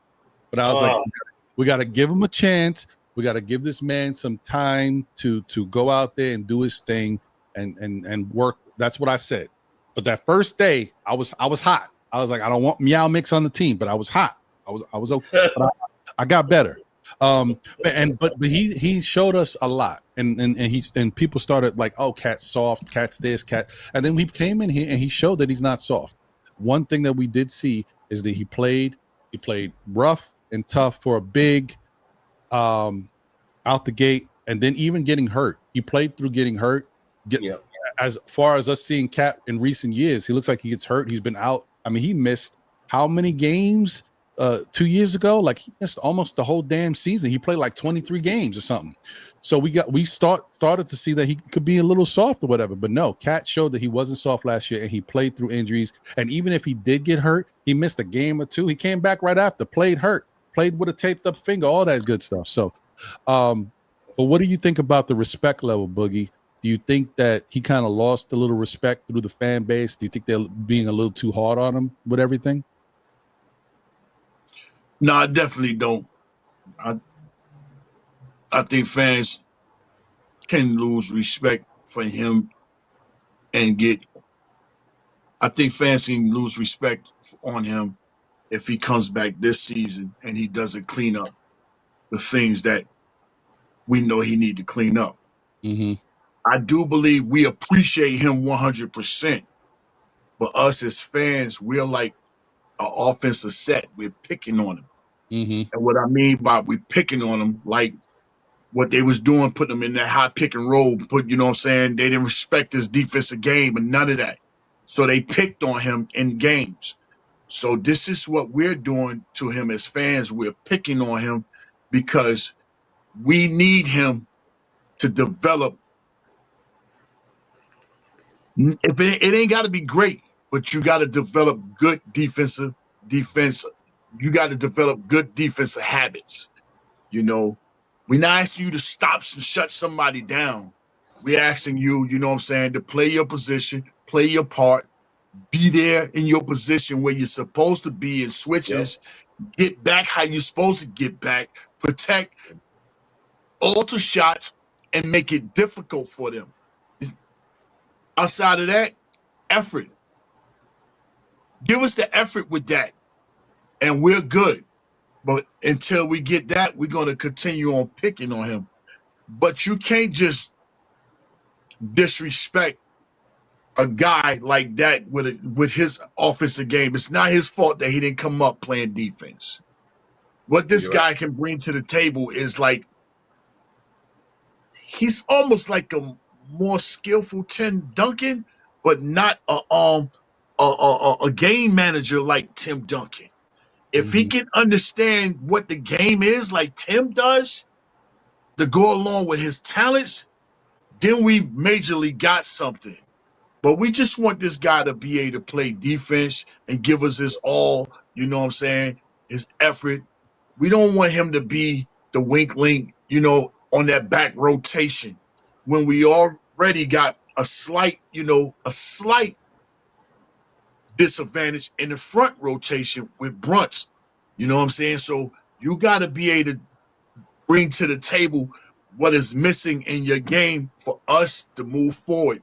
And to me, it's only two guys, but he's the number one guy that needs to make sure his game is on point this season like never before to help us move forward. But until then, we're going to continue on picking on him until he gets better. But we don't want to get to the part where we're rushing him up out of the city, get rid of him. He's trash. He don't play no defense, blah, blah, blah. You know what I'm saying? That part has not come from us yet. And if he does what he's doing like last year at potential times, then some people are going to get more harsher on him as far as what he's lacking. But for now, he's okay. But I pray that during this on season, he worked and developed on his foot movement, you know what I'm saying? His understanding of defense, his smartness of defense, not committing dumb fouls and being out of character, you know what I'm saying? It's a lot of players they get beat, but don't do nothing stupider after you realize you're beat. Don't turn a 2-point play into a 3-point play because you got beat, you know what I'm saying, being stupid, and you done something stupider, but right. we good, we good. I appreciate Towns to the fullest. I do. I know he got it in him. He can get better. He can do better defensively. I ain't worried about on the offensive end. None of that. I ain't at all. But yeah. Okay. Fans gonna continue on picking on him. Yeah. Until they see exactly what they want that they think is missing. Or I think at least you just give credit to the guy if he's making an effort to change. Like if he, I can't expect somebody who struggles playing defense to automatically start playing defense. I can just hope that you are a more willing participant on the defensive end, at least with the help defense, and that he can stay out of foul trouble a little bit more. If he can just learn to keep his hands to himself, the other stuff it still could be there. You could be a little better at it, but keeping your hand to yourself at a minimum is huge. We can't talk about how many bad fouls he's picked up for no reason whatsoever. Just don't reach. You're not a guard. You offensively you play like you're a guard, but defensively you're not a guard. So don't reach. Just keep your hands to yourself. Before I get over to Shah, shout out to Lord Scientist in the building. Appreciate you, my guy. I know you want to get the call-in number to call in. Give me 1 second. I'll put it up for you. I'll tell you what it is, and I'll put it up on the screen for anybody else. Shout out to Dope Soul Sports Talk in the building. What up, Queen? Good to see you. Salute around the panel and chat. She also wanted to mention that Lord Scientist was trying to call in. Got you. I appreciate you, Queen, and thank you for the heads up. Glad you're back from vacation, all that good stuff. Shah, so what's your thoughts on the respect level? I know you were always a big fan and big proponent. You and Devon were talking about Cat and how he could help the team before we got him. So what's your thoughts on the respect level that Cat gets these days? Oh, you on mute.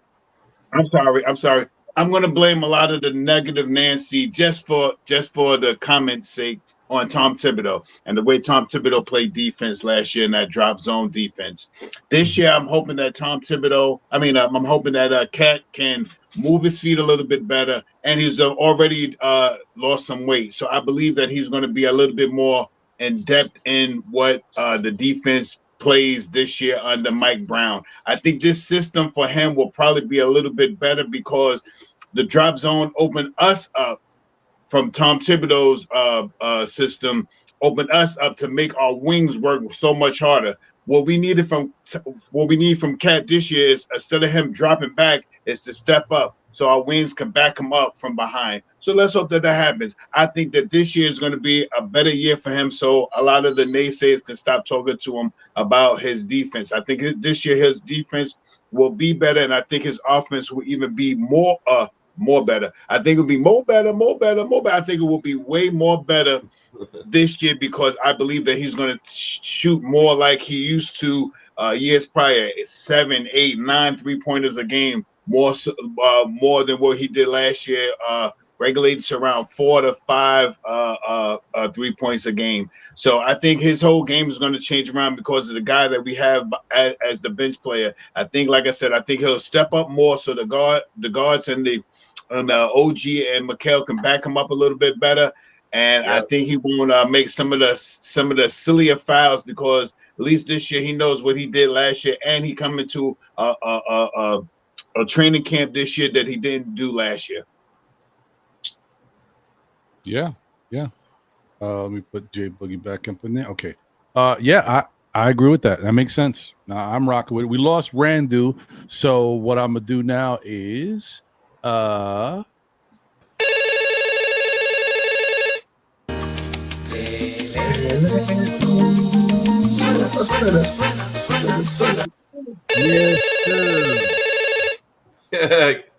Get it, Ron. that call-in number is 347-305-7280. Once again, it's 347-305-7280. You know, back in my day, you're growing up in Williamsburg, Brooklyn, in the Spanish clubs, going to the little happy land. We had the little social clubs and stuff out here. Be out there cooking, be out there late at night getting my salsa and my bachata on. Woo wee. Wait. What was the place you were about to say? The name? No, I was gonna. Yeah, now I'm not gonna bring that up because we know what happened. That thing was terrible. Like, but I'm about to say because I lived there during that time too. No. I never been there, but it was a place like that, but over here by us. You know what I mean? Yeah, every area yeah. got a social club somewhere where people go in late at night. You know when it is, they cut the lights on at 3:55, play that last song. It's like Always and Forever. And you know it's time to get up out of it. And then you had to know to find the place that was still doing it. Right. Exactly. Allowing people in there underage with bad IDs. Yeah. Oh, yeah. Caller, you are on live still. Knicks fans know the ledge. Your name and where you're calling from.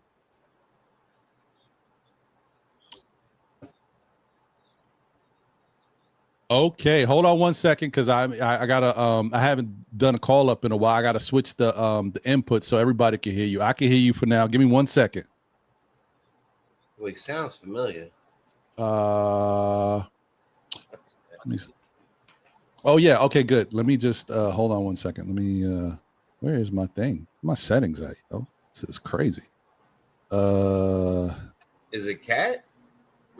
No, this is Lord Scientist in the building. Give me 1 second. Where's my they changed it's an update on this thing, and I'm like, where is the settings at over here? I'm supposed to find the settings. This is crazy. Give me a second, y'all. I'm sorry.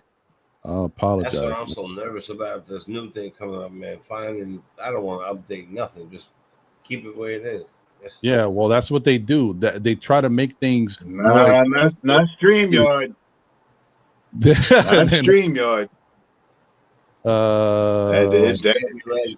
StreamYard making me think about OBS.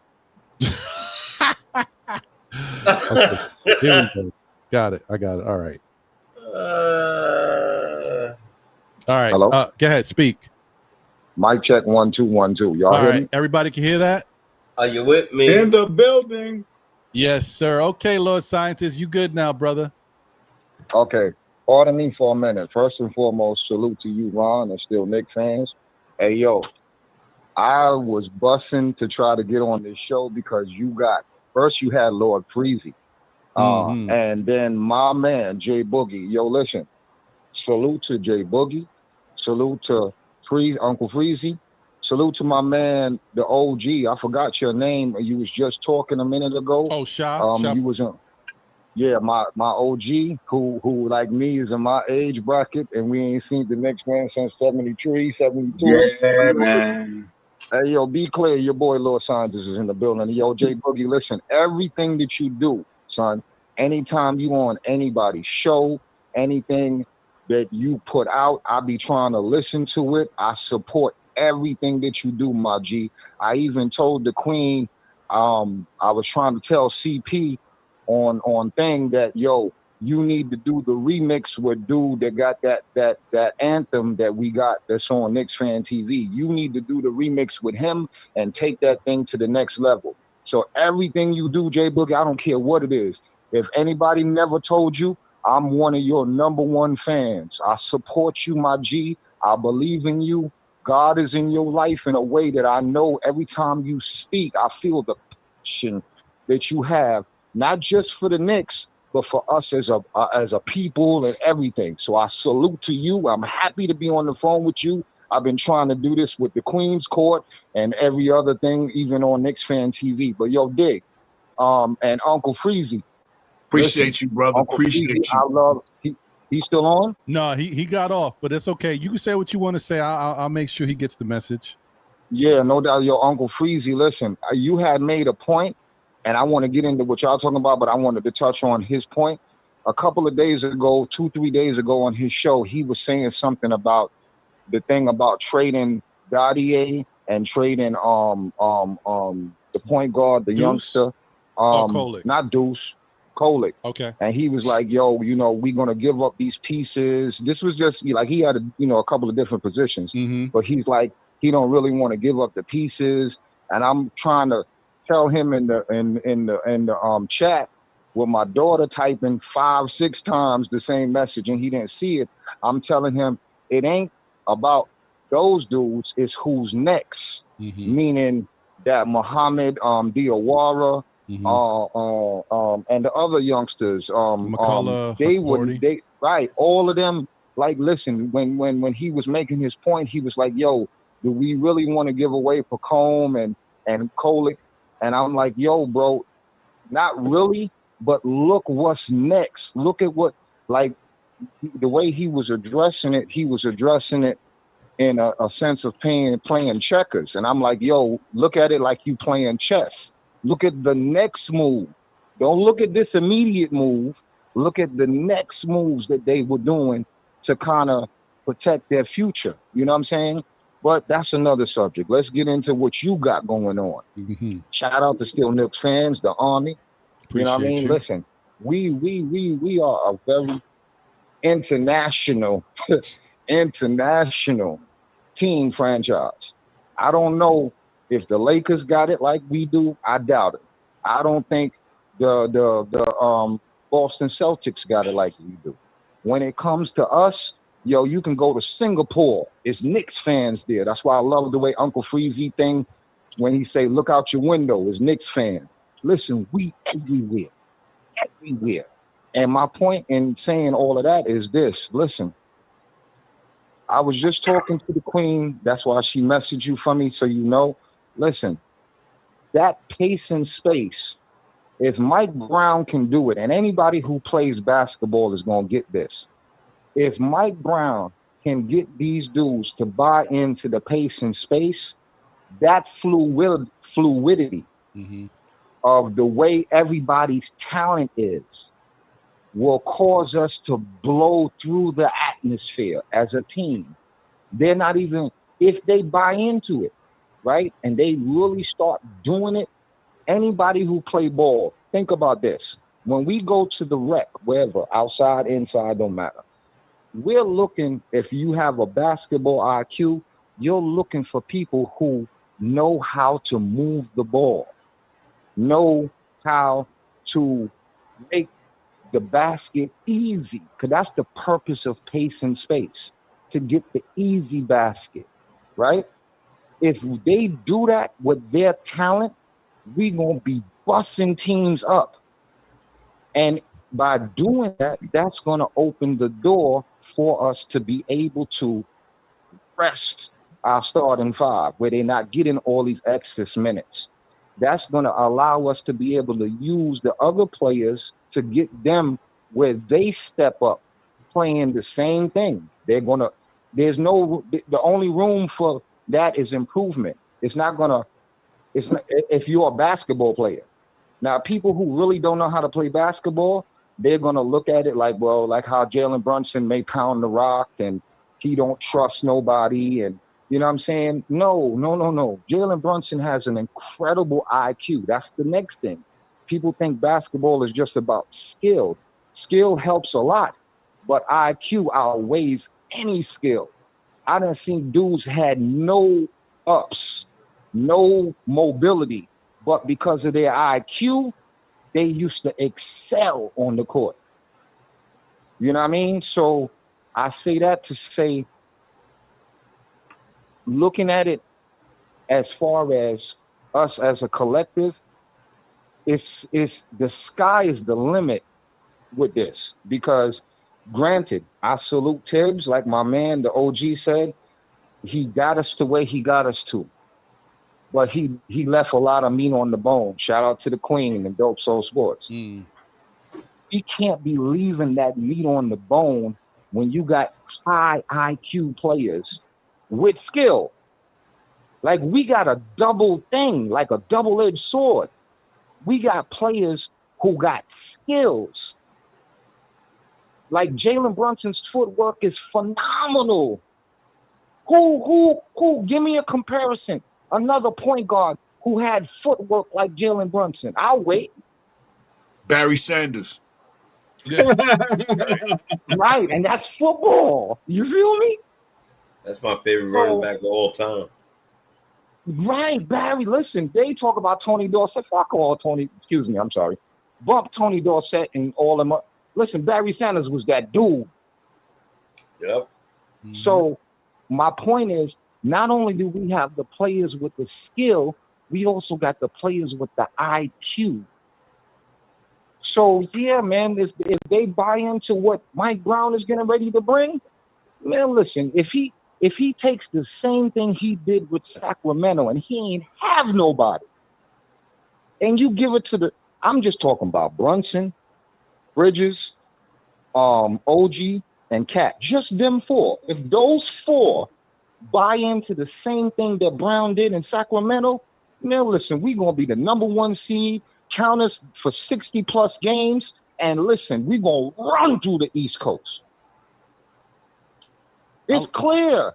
I mean, it's so obvious.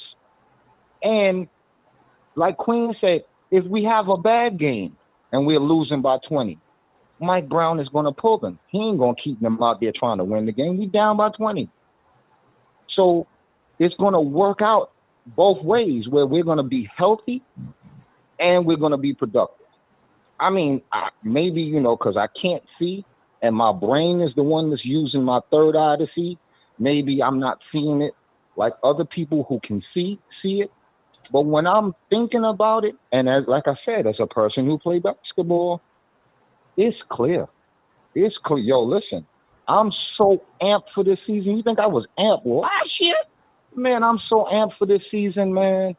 I can't even begin to explain it. But listen, let me stop babbling. You know what I mean? Go ahead. Y'all speak. Yeah, man, you good. And I hear what you're saying. And I think I agree with you. And I think that same level of optimism that you got for this upcoming season with this New York Knicks team is warranted. And it's right, man. We as fans, we should all be very happy. Forget the criticisms and the stuff that we want to be better. The bottom line is we're going into this season with something to be really optimistic about. This team does have a lot of good pieces on it. We've added bench finally. Facts. And we got to feel good about the fact that they have put it together where, you know, and Mike Brown is open. Even if you still have questions about him as a coach, you got to feel good about the fact that he's open to having different hierarchy, different branches of coaching staff, defense, other offensive people. You got to be happy about that, because that means that he's open to suggestions. That means that we have something that can work together to make us better where we've been lacking. And not for nothing, as Lord Sciences was talking about, like us playing with pace and moving the ball is something that we are still, you know, that's something new for us because we haven't really been doing it.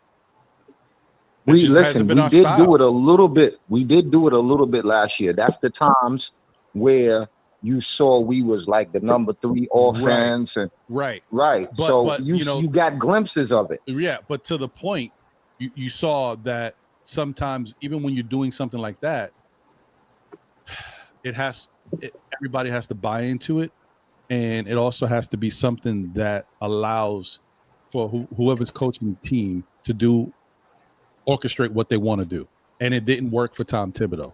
We started off doing it. You guys saw we were cooking teams. We were lighting teams up, and it looked like, oh, we were 145 points, 148 team. But the problem was all that scoring and the way we were doing things was not allowing guys to be able to set up properly on defense.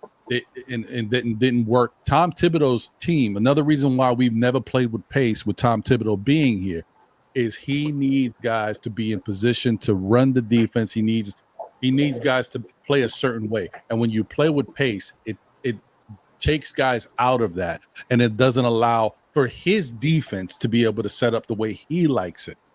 That's why it's a double-edged sword. That's why, if you guys noticed, after a while, when we went from cooking teams and knocking down threes, we came out the gate hot. When our 3-ball, remember we couldn't hit a 3 for like a month? And I don't mean couldn't hit any 3, but we were struggling as a team to hit threes the way we started off. We still playing the same way, but then the defense wasn't working the same. And so it goes back to the beginning of the season. We weren't playing like the greatest defense, but we were scoring so well that it didn't matter. Teams couldn't stop us. We were winning.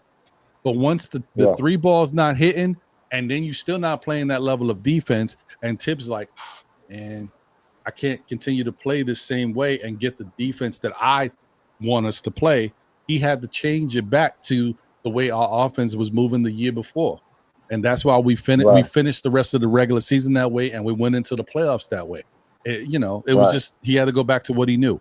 But this year it's all about something different, something new, and create, going back to what we did well last year and enhancing it, right? And as I said, to me, the biggest thing is not so much reinventing the wheel. We just go out there and play the way we were playing, but make it so that we score easier, right? And then we make it harder for the defense to know how to stop us. That's it. Right. Just continue to do right. Not to cut you off, but that's what pace and space does. Right. Correct. I was about to say the same thing. Yeah, pace and space creates what you're talking about, because why? The ball moves faster than your feet. I don't care how fast you run the 40, the ball moves faster than your feet. Right. And as soon as you blink, somebody's gone. Mm-hmm. You can't even blink in the NBA because your man will be gone. Mm-hmm. You can't even try to look over your left or right shoulder, taking your eye off the person and the ball, because they gone, the ball gone. So I want to say something. I say this often. Yeah. I'm sorry, brother. Were you still speaking? No, go ahead, my G. All right. I thought it was time for Thibodeau to go. Even though, as Ron said, during his tenure, we went up a step every year.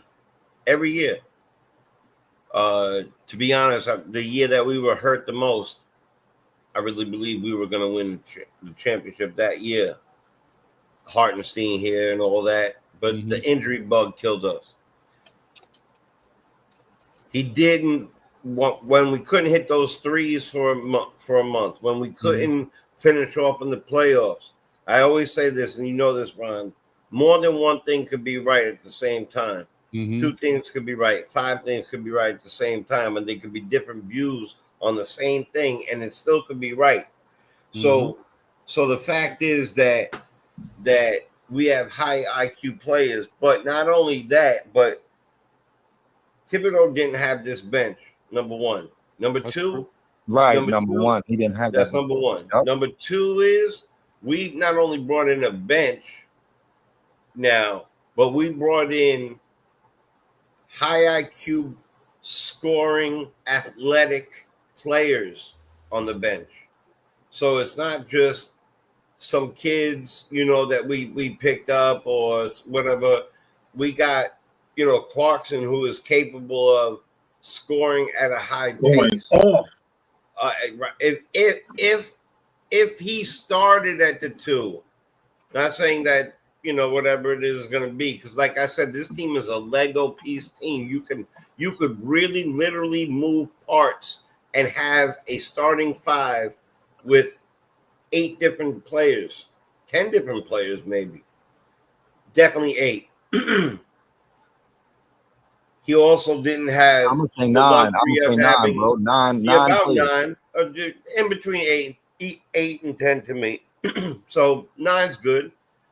If he also had the injury bug kill him on a regular basis. We started last year strong without Mitch, without a handful of people. And Precious and did what we did.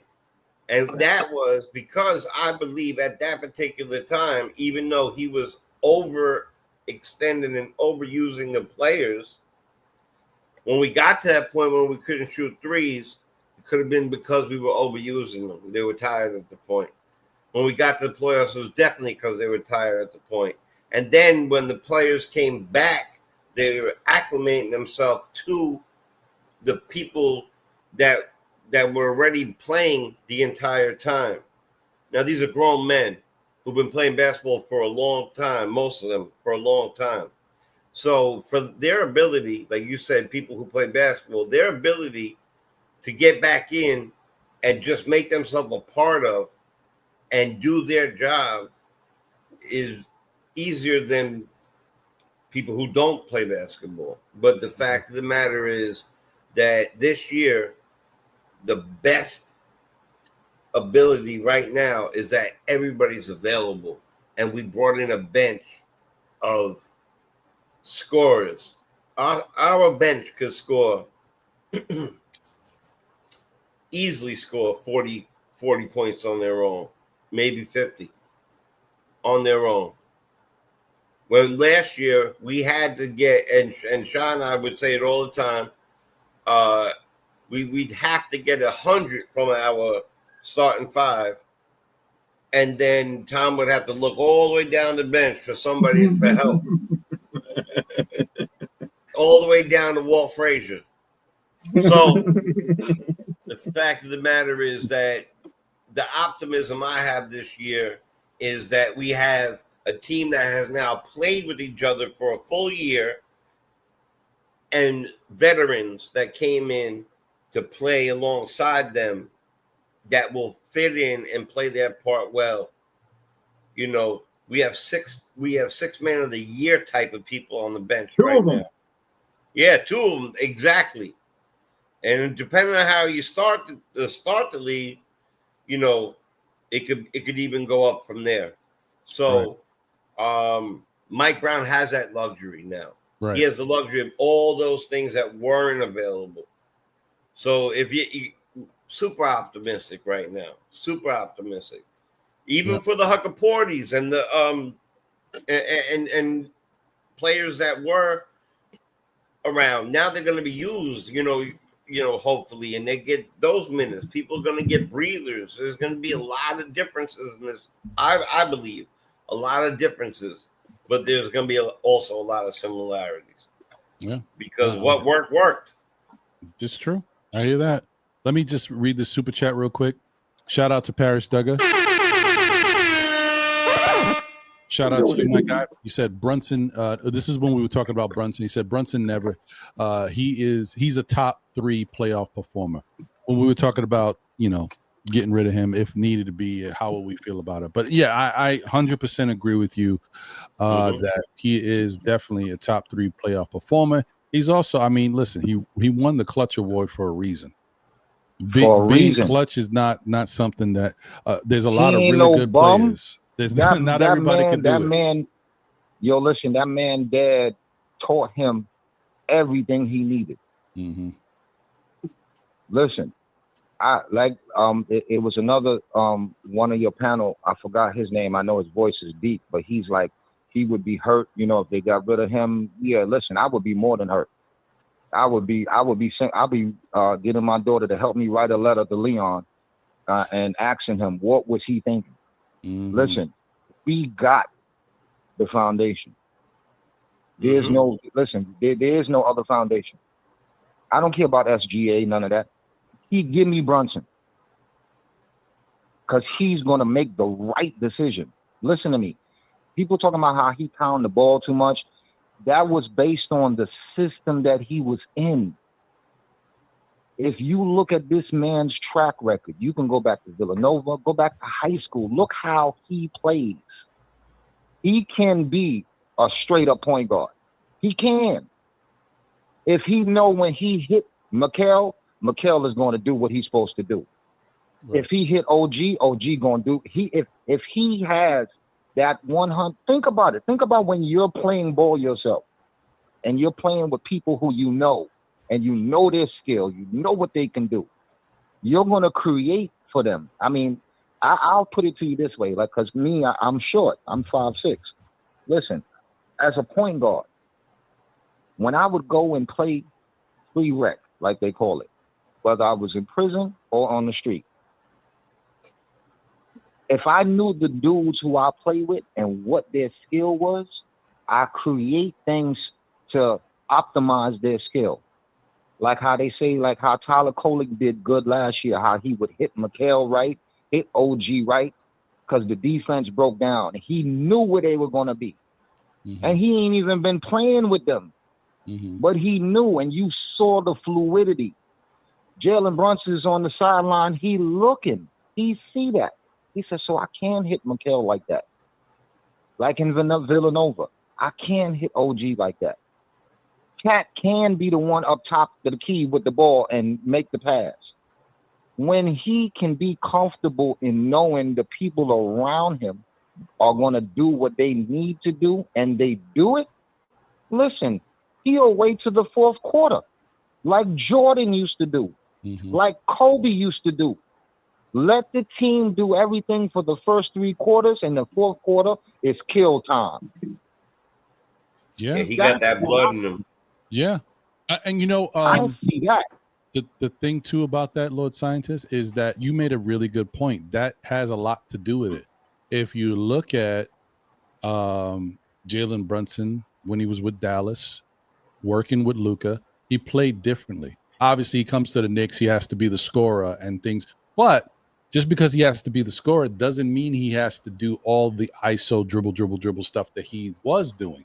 Notice, going back to it once again, when you talked about how the Knicks came out the gate, when we were scoring a lot, hitting them threes, Brunson wasn't playing that way. When Tibbs realized, once again, that the three-point shot wasn't working the way we were living off of it, and the defense wasn't where it needed to be, so we were losing on 2 fronts, he went back to the style of play from the previous year, which did allow for Jalen Brunson to get back to that ISO dribble, because he was not doing that early in the season when we were playing differently. No. So yeah, you're right.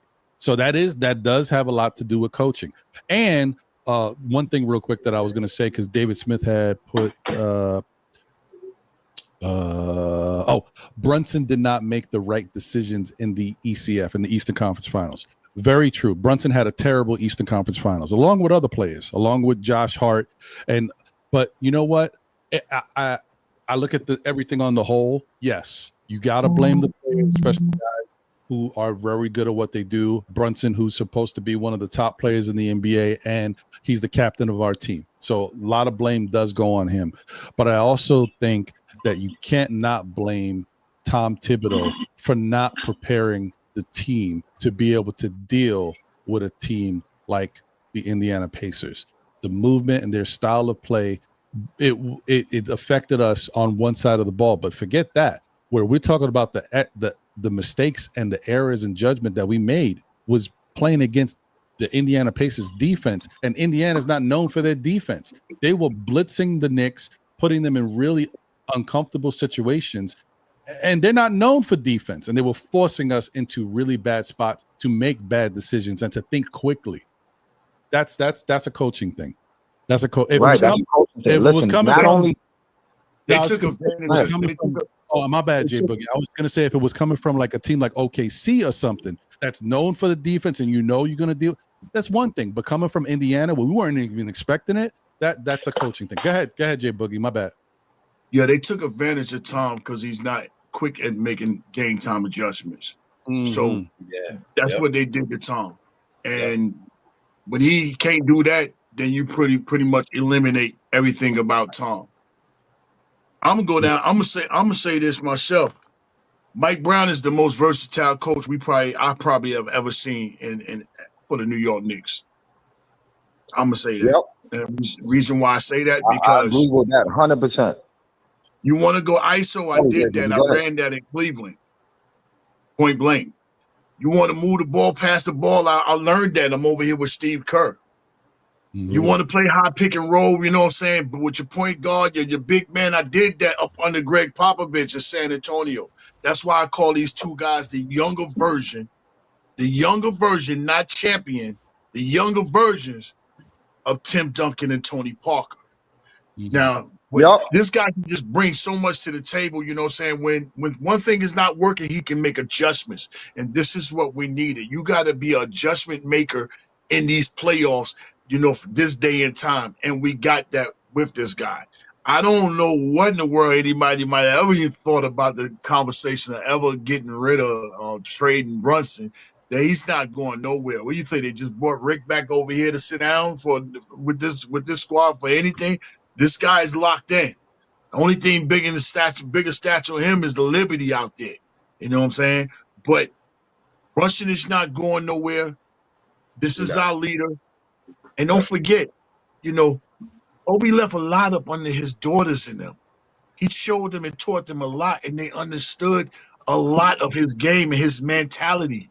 Do you think his daughter asked him in that commercial, are you clutch for a reason, a non-reason? Facts. They know who the clutch player is in this league. And he is the only one pretty much right now that can really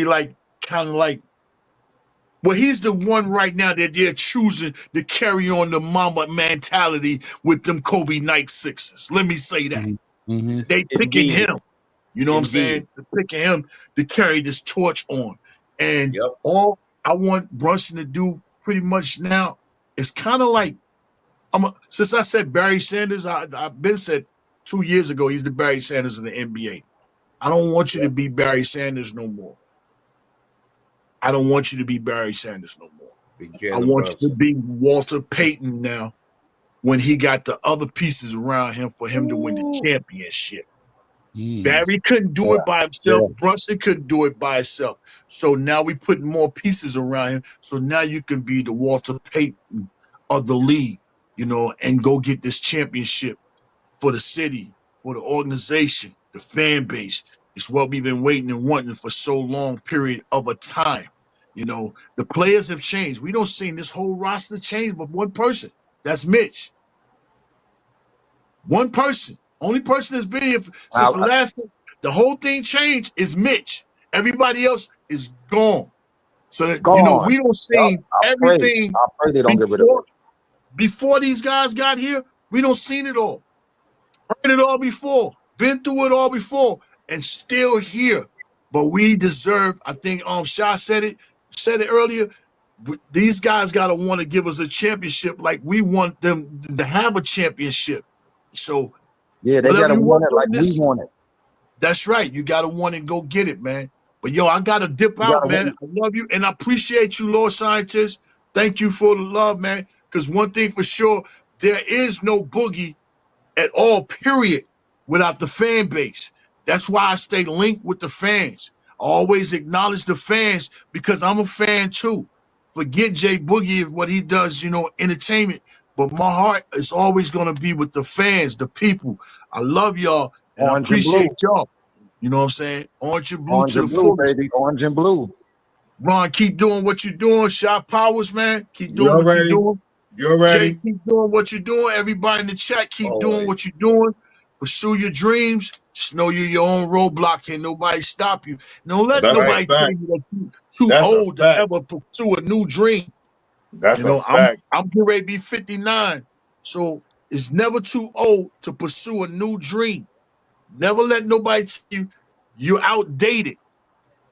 Be you, strive for You never perfection. could be outdated. Never. That's right. That's right. We're But God vintage. bless everybody, man. Salute, Vintage. salute, salute. God bless you, Capital brother. S's. Blessings. Yes, sir. Appreciate you, Blessing, Jay Keep Boogie. you and your health and your family in my prayers always, brother. Always. Thank you, man. Thank you, y'all. Oh, man, the Yeah, love. The love. definitely, bro. Appreciate you, brother. No doubt. Hey, man. Hey, listen, I'm gonna get off the phone because you might have another caller, but yo, dig this. I wanted to tell Jay Boogie this. Listen, I don't know because right now I'm kind of in a situation where I seem like I'm stranded in Texas, but I'm trying to make a move to take me and my seeds to go to North Carolina, move to Charlotte because my oldest daughter, who's 30, shout out to my daughter Diamond, she's in Charlotte and she's like, yo, Dad, you down there in Texas, surrounded by all them Dallas Cowboy fans. So you need to come up here with me, you know what I'm saying? And that way I can have some, she can help me, with my situation and my eyesight. But I'm trying to make a move to see if I can move me and my 3 beautiful children to Charlotte, North Carolina. And reach out to me, God. Reach out to me. Reach out to me. Reach out to me. I'm right here in Raleigh. He stood DM around me. and what you had to say. Yeah, reach out to me, DM me, however you got to, and I'll help you, far as I can to help you, you know what I'm saying, pursue that movement from there to here. You know what I'm saying? Whether you got it or you don't got it. Yeah, that's Jay Boogie. Okay.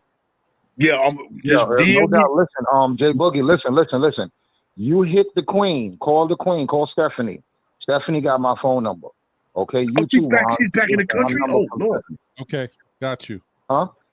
I said, oh, Lord, she's back in the country. Oh, let me talk to her. Yeah. You back. I got you, my guy. I'm going to make sure I do that, man. God bless everybody. All right, my brother. God bless you, bro. God bless you, PJ. brother.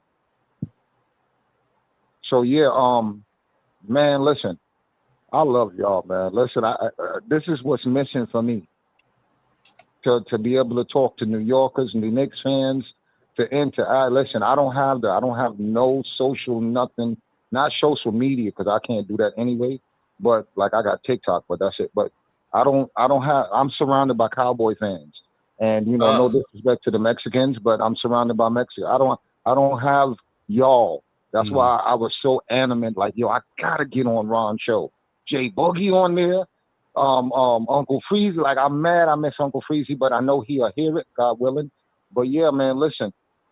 Y'all keep doing what y'all doing. Y'all keep this thing going. And as long as I got a phone and I got my children with me, they will help me to call in, help me to text on the messages. And yo, listen, man. Orange and blue, through and through. I've been doing this way longer than 92. This is your boy, Lord Scientist, and I'm clear with a clear view. Dig that, you know what I mean? Hold Appreciate that, you. Appreciate Shout you. out to our forefathers, hip hop forever. You know what I mean? I don't know how they changed it from 1978 to 1973, but that's a different thing. You know what I mean? I remember the block parties and going and listening to fucking Kool Herc and Diamond D and like I got names for you. You know what I mean? Mm-hmm. Like vintage hip hop and NBA together. Casanova Fly. Like 1 and 1. You know what I mean? I remember running in the train thing right on the Franklin shuttle where the Q and the D is over there by Prospect Park. Bombing the train, putting up my little tag. You know what I'm saying? Like graffiti artists. Shout out to my graffiti artists. Shout out to my real MCs. who can Yeah, rhyme and spit off their head. I can say Don't need no pen and paper. Shout out to my DJs who take songs, slow them down, speed them up, and turn them into a whole new track. Listen, man, Lil Get Me Amp. Brooklyn is in the building. Flatbush. I am the Michael Jackson of Brooklyn. Yo, I'm out, man. Salute. I appreciate Scientist, I was just in Prospect Park last week. Nice. So Word. yeah, Word. I was in Grand Army Shout out to Plaza Ocean Parkway last where week. the Queen is from. Yo, hold up, Jay. Yo, Jay, how I'm about to curse. I ain't even gonna say nothing. How you gonna be in Brooklyn? You all the way in LI, and now I tell you when you come this way, I can come across the bridge, and you in Prospect Park when that's like 20 minutes. I was working. My bad. My bad. And I'm on the border of Queens and LI, but yeah, that's my bad, Shy. You're right. I wasn't there last week. Take it back. I was not there. Get it together, man. All right, it looked like me, but it wasn't me. I'm sorry. But yeah, Ron, hey, take my number down while you see it. Yeah, I got you. You know, lock it in. You can call me, bro, because any New York number, call me, or Charlotte, North Carolina number, call me. I'm going to answer. You know what I'm saying? I just don't answer my Texas numbers, the 682 numbers and shit. So that ain't my number. You know what I mean? Even though that's my number. You get it? I got you. All right, but yeah, brother. Shout out to you, bro. You're doing an incredible job. Shout out to your partner. Listen, I support all of you in every way I can. Y'all don't even know the half. Come through on Wednesdays, man. We about to start it back up, Finesse. We about to start it back up. You know what I mean? Knicks Real Talk. Yeah. Hey, yo, listen, I'm going to give y'all one more jewel. One of the hottest underground rappers that I remember of my time is a dude called Supernatural. Y'all remember Supernatural? He the only person I know who beat Craig G in a freestyle battle. And Craig G came back and got him next. But Supernatural used to go into characters, real hip-hop. Just like my man from Philly, Black Thought. Real hip-hop. Black and I'm out. Beast. Appreciate you, my guy. Thank you for the call, my brother. Have a good one. You too. One. All right. Later. Yeah, man. Listen, there's a lot to be excited about. Today's conversation was dope. We had a lot of good stuff to talk about. Throw a hypothetical or two out there too that we normally wouldn't really address and probably won't address again. Because like I said before, the whole thing is to have a conversation. Oh, shoot, man. Hold on one second. You stirred up the pot today I for did. sure, Ron. SKF, know the ledge. Caller, your name and where you calling from? Randu, 1973 from Jersey. Hey, Ron, what's going on? I'm chilling, brother. Hold on one second, Randu. Sure. So what I wanted to say is, yeah, man, today's show has been one of those where, we did talk about a couple things that I really hope to never have to talk about again. The Brunson thing was just something for us to kind of see where our headspace was. But don't think about it like that. Right. I'm not saying it's going to happen. I don't think it's anywhere in the realm of possibility. But I was just interested the way the conversation was going, just to gauge where you guys' thought process was, to see what you really think about the Knicks moves and what's most important to you. But also, obviously we're gonna see how we feel about Brunson and the loyalty that we show to a guy who's done a lot for the team. But anyway, we rocking and moving, rocking and rolling. This is gonna be the last call. Randu, you gonna finish it up for us today, man, because my wife be on me about my time. I can't be doing these 5 hours. The Mets start at 4:10. The Mets start at 4:10. I can't be doing it no more. All right, Randu, what's on your mind, brother? Just want to go over some of the things that was talked about on the show earlier about Brunson. Go ahead, brother. All this talk about Brunson getting traded.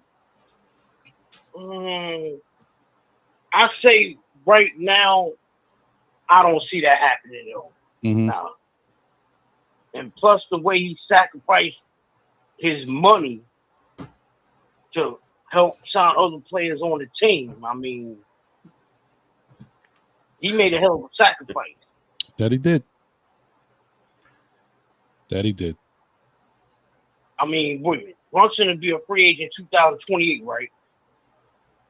Yeah, something like that. Yeah, he's 28, right? Yeah, 2 more years. Right. He won't Is it 28, make it there. 29? He won't make it there. Yeah, he probably won't. No, he's No, going he to won't make it there. They're going to sign him probably about a year and a half prior. They 2027, December 2027, he'll be extension eligible. Right. You're right. Right. So then, who knows? We'll see what happens. But right now, nah, I don't see that happening right now. Right. And like I said, I wouldn't even give that a thought right now. No, I don't want to either. Like I said, it wasn't if it was going to happen. I shouldn't say that. It was that. It wasn't it's going to happen. It was if it happened, how would you feel? It's not that. That's not on the radar. That's not even the realm of possibility in my eye as a Knicks fan. I know David might be like, I don't know, but nah, I think as I said to you guys all, and David, I'm gonna tell you this again. Let this year play out. Let Mike Brown and his offensive coaches cook, and let's see where we go from here. Because I think the guys that you have issues with, or the way people have played, is going to be different this year, and we ain't going to look at it the same. So let's let it play out. But go ahead, Randu. What else is on your mind? Okay. Also, what was discussed earlier was about the two-way signings. Mm-hmm. I'm gonna start off with Jemison. Yeah, Jemison. And was I a little surprised that he was signed to a two-way extension? Yes, I was a little surprised. Yeah. Because all summer long, mostly, they kept talking about Diawara, McCullough, Najee. Now, Pate, it wasn't even a week after Summer League was over, they signed him to a G League deal very quickly, which I understand why they did that, because they see he has potential. Because his ability to play a couple different positions, the 2, point guard, maybe even the 3, with his size. Now with the Diawara, I understand why they was thinking about signing Diawara to a rookie contract, because Diawara is a little bit better now, but Pate has a bigger ceiling than Diawara to me. I think Pate has a bigger ceiling. Okay. All right. Back to the 3 two-way signings. Jemison, there's something there with him. I mean, there's a little bit of potential with him. There's something there. Now, moving on to the dude that was with the Nets. Can't pronounce his goddamn name, but yeah, I'm like, I mean, another guy, you know what I'm saying, who has potential. What is this guy's damn name? He doesn't shoot the 3 well, but there's other things that he brings to the table. Tosan Evbumwan. Come on, you could do better. Do it faster. 5 times faster. Everyone. That's the 3rd time. That's like the 5th time you said his name. The 4th time you said it different. Yeah.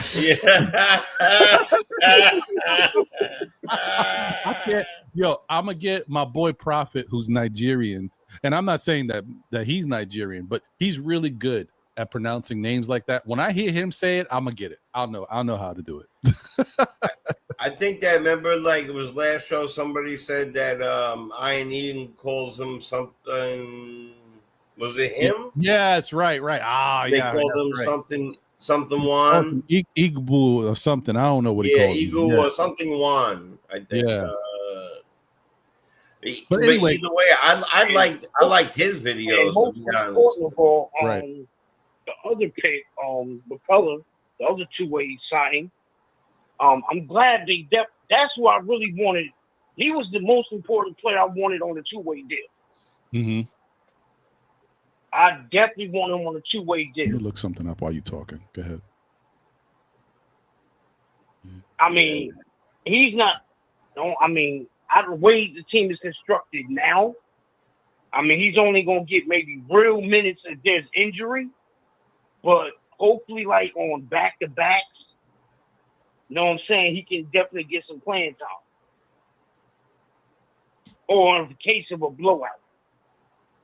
Okay. Well, I just had to remember I had mentioned something earlier, and I just needed to Google it real quick because I thought it was the case, but I wanted to double check. And yes, that is correct. Two-way players, guys who are signed on two-way contracts, cannot play in the playoffs. Nope. They cannot what? They can't play in the playoffs. No. They're not eligible. So that's why it's important. I mean, I wanted McCullers to get the two-way just so he could be on the Knicks, but I did know that is the issue. Like, he won't be able to play in the playoffs, but most likely he wasn't going to be a big part of the team. This current team where we got it, there's just too many heads over here that can help the team that are, play similar positions to him. So, and shout out to the first lady of Still Knick fans, Geraldine McKiba. Appreciate you, Geraldine. Good to see you. Let's go. Yeah, my bad, Randu.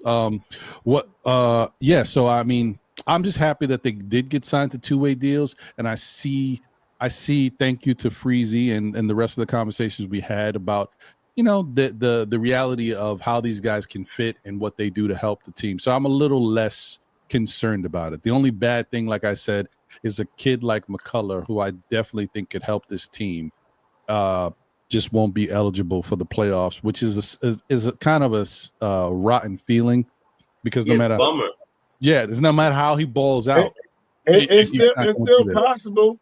Oh yeah, it's still possible. You went to that 15-man. They don't sign a 15-man at the end of the year. McCullough could come in as that same quasi PJ Tucker contract, like they did to PJ Tucker on a small contract, and then upgrade him as the year goes on next year to a minimal salary. He won't be on a rookie salary, but his base salary will be based on not a rookie salary type play. Right. So it's possible you can get him, but Oh no! Don't do it to me, Geraldine. You're pulling at my heartstrings. No. Unfortunately, the Knicks did not sign Kai Soto. He is not. He's not on their radar. He rejoined actually the Koshigaya B League as his recovery continues. Apparently, he was dealing with an injury, so he's playing for the Japan team right now. So that's Kai Soto. Oh yeah. One more thing before I go. I feel that the two-way signings that we made is going to be more beneficial to us next year if we can still hold on to them. Yep. Yeah, I agree with you on that. And shout out to Fritz Alcindor from the NBA Economy Show. Clarkson is a one-year deal. Brogdon is a one-year deal. Now with Yabusele, don't he have a player option at the end of his first year? I don't remember. Yes, was it a player or was it a team? No, it's a player option. But even I think Fritz was talking about. That's why I said shout out to him. Fritz was talking about the 5 guys that may not be here going into next year, and Yabusele was like the most interesting one, because unfortunately, God damn it, Fritz, let it be known, because a lot of us didn't know that. I didn't know it, because we do not have Yabusele's bird rights. Right. And because we don't have his bird rights, it's just like Hartenstein all over again. Someone else can offer him more money and he could peace out on us. And most likely he will peace out on us, because we got a lot of guys here making some good money. We don't have a lot of money to pay Yabusele, even if Yabusele has an incredible season. Well, let me just say something. If that's the case, and he has the player option, then he is going most likely to play out of his mind. to get the bag. So to go back to the hypothetical question about Brunson, which was just strictly for a talking point that Ron wanted to have. So what we feel, of course, any Knicks fan would say, real Knicks fan would say, no way. How does a 6-foot guy get the most clutch player of the? Come on. But it was hypothetical. But this isn't hypothetical. Yabusele having that option next year is actually a good thing for us this year. I want to say that out loud. That's true. That everybody hear that if he knows that and he goes like bananas out there, it's only good for us.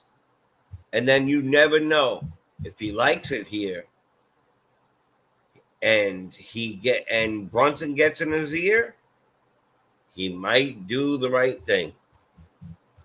He already likes it. It's not an argument of him liking it. He already took a pay cut to come to New York. Right, exactly. He already down. Right. You know what I mean? But I mean, when you I take a pay cut and then you could get offered like $70 million for 5 years, that's a hard thing to say. Well, 40 or 70 life generational money, that changes the world. It's tough, and especially with the teams, when you hearing the buzz and teams wanting you, you have an agent. The agent's telling you, "Look, man, this is money that you may not see again. This is your opportunity to get the money ever again." It's tough, right? Bro. Tough. And being courted, that feeling of being courted and loved, and the red carpet. I mean, look what happened with Pete Alonso. Could have signed a 7-year, didn't take it at 158, almost didn't get a thing. Then he got the highest paid first baseman in the history. But now he showed himself. Now he took it. And unless he takes a hometown discount, he is now going to do that too. So we have to win this year on purpose, but that's a whole different thing. About to start, McLean's pitching. We need this game. This has been an excellent talk for me. I'll be quiet. I'm sorry. You're good. I just got Mets. I just got lost in Mets land for a second. It's okay, brother. You all right. And listen, I'm kind of mad at myself because I have this thing, but whatever. I haven't gone to a Met game this year, and I said, no, I know, I haven't been there. And I was thinking like today was one of those days because I wanted to see McLean pitch. And I'm like, I also like to go to Met games. I'm not a big fan of going to games when it's going to be cold, right? I don't want to freeze, and I don't want to go to a game that starts at 80 and then it finishes at 60, and I'm like, so today would have been a really good game to go to, and like we're at the end of the season, and I messed up. So once again, I messed up. Anyway, Randu, you're like my DJ. 60 is warm. I don't understand it. I don't get it. I'm getting older now, man. I get cold. Maybe I got an iron deficiency. I got to work it out. I don't know. Yeah.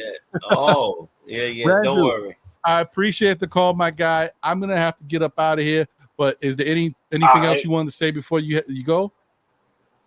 No, I just want to say, everybody on the panel, everybody on the chat, have a good weekend. That's about it. Appreciate you, my guy. Thank you for being here. Sorry, I'm sorry we couldn't get you on the panel because I know you were here waiting. Then we lost you for a little bit there. My phone was acting up. Okay, good. But at least we got you to call in, so that works. Either way, we straight. All right, my brother. Thank you for the call, man. Have a great day, bro.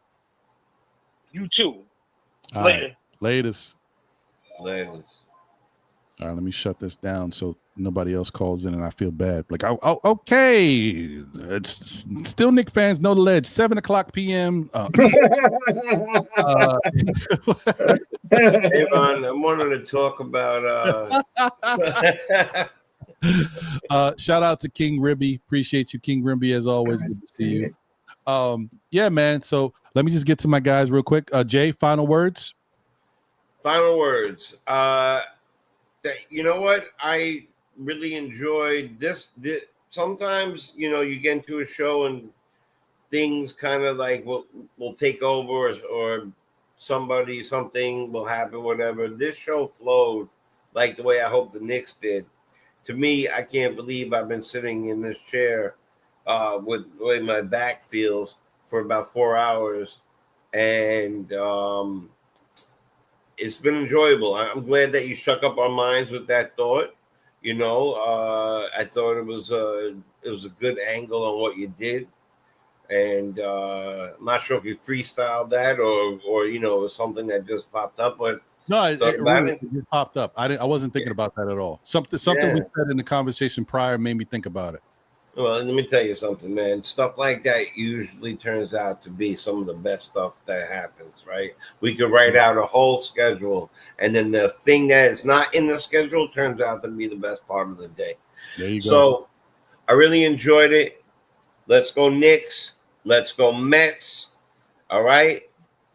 But don't forget this, man. You can love a player. I have favorite players on all my teams, but my favorite part of it is the front of the jersey, always. And no matter what they do this year, I promise you this, I will still be a Knicks fan. Hey, come on now. I'm talking about. Don't have to cue it up. Jay's on point. Let's go. Yeah, let's go. Sha, final words, my brother. Yes, I want to say, Ron, I got on the channel today, and I started rhinestoning the cup. Right, that's what I've been doing. You going in, B? And on this show in 4 hours, I am almost finished with this cup. So I want to thank you for getting me through. That I'm lying. I take a little longer than I'm lying.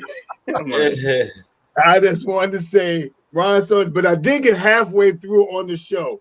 Majority of this cup you can't really see because it's a pattern of like a army fatigue like a fatigue color. So I got the multiple colors in it. All right. With that being said, salute to you, Jay Chosen. Salute to you, Ron. Salute to the family in the chat. What a productive talk today, man. And I always love coming on your show because you always stay interactive. Before you know it, like you say, my wife is upstairs now. Like, what you guys? Can we go outside? So thank you for having this thing on. And once again, the everything is about to start ramping up again. Me and Divine will start being we'll be back on this Wednesday, and the preseason games are coming. We'll be on the pre and the post this year. We got some new things going on. We got the shop dropping the clothing shop, the bracelets. I don't know if you can see these two making the Knicks Real Talk bracelets and stuff like that. Interchangeable, both sides. But let me turn it to the other side. I don't know if you can see the print and all that stuff. Okay, doing these things too. Got the hats going on. We got the show starting. I mean, the store going to open up. We got a couple of new things that we're going to start trying to promote this year and stuff like that. So come on with us on this adventure because this year is going to be a very good year for the New York Knicks. And in my prediction, I'm hoping that we can go to the finals, and I hope that we can get to a team in the West that we beat up in the regular season games, so we can get another. We have never had what's the name of this trophy now? Oh my God, what's the name of the trophy? In 73 is not the same name as the trophy right now. So we have never had the name of this trophy. I forgot the guy's name. So we need to win a trophy right now. And I think and I also want to salute out to the member in the chat. New York Knicks will be 25-26 champions because that's the way I'm feeling this year. The way they did these moves this year with the way they increase the productivity in the second unit, and I think the starting unit, depending on who they start, will be averaging close to 80-90 points a game. So let's get it. I'm happy. This is going to be a very productive season. And once again, Knicks Real Talk. Let's get it.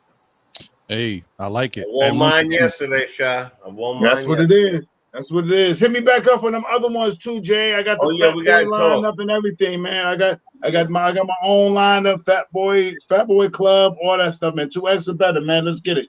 Hey, well, you know what I mean? Let me just say this.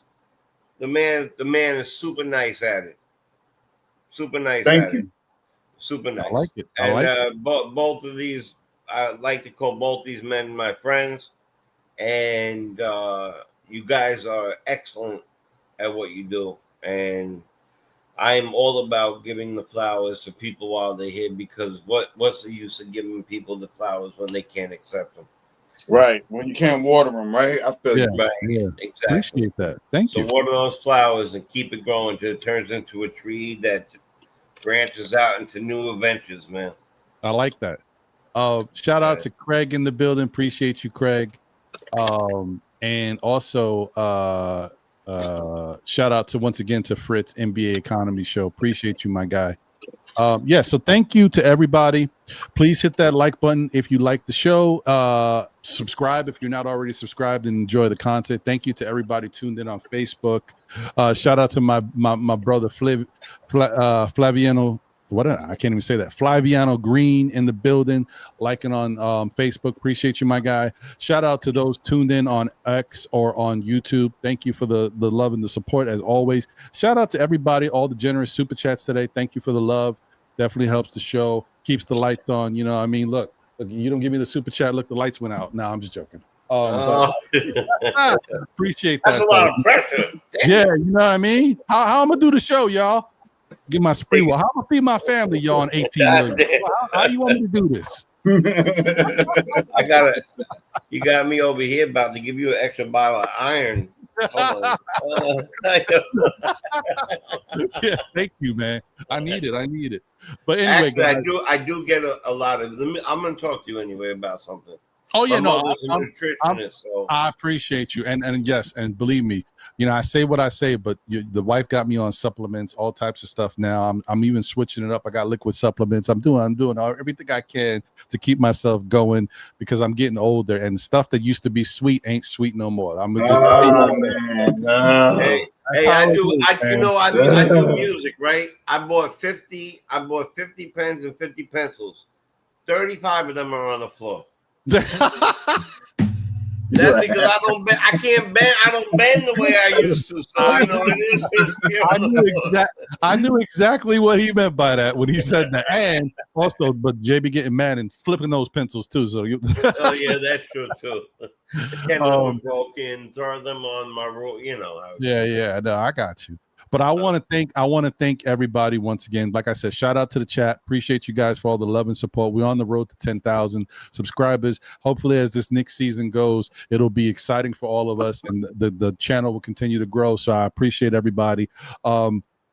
Shout out to the chat. You guys know where it's at. Y'all been cooking. Shout out to Lord Scientist. Shout out to Randu for the call. Shout out to my panel, man, made up of Jay. Shout out to him. Shout out to Shah, Jay Boogie in the building, Uncle Freezy making a nice appearance and a good appearance too, because usually Uncle Freezy, when he pop in these days, he pop in, say a couple things, and he's out. He stood around for a little bit today, so I appreciate that. And also shout out to Randu, who came in but really couldn't speak because he had some phone issues, but at least he was able to call in. So I want to thank everybody once again.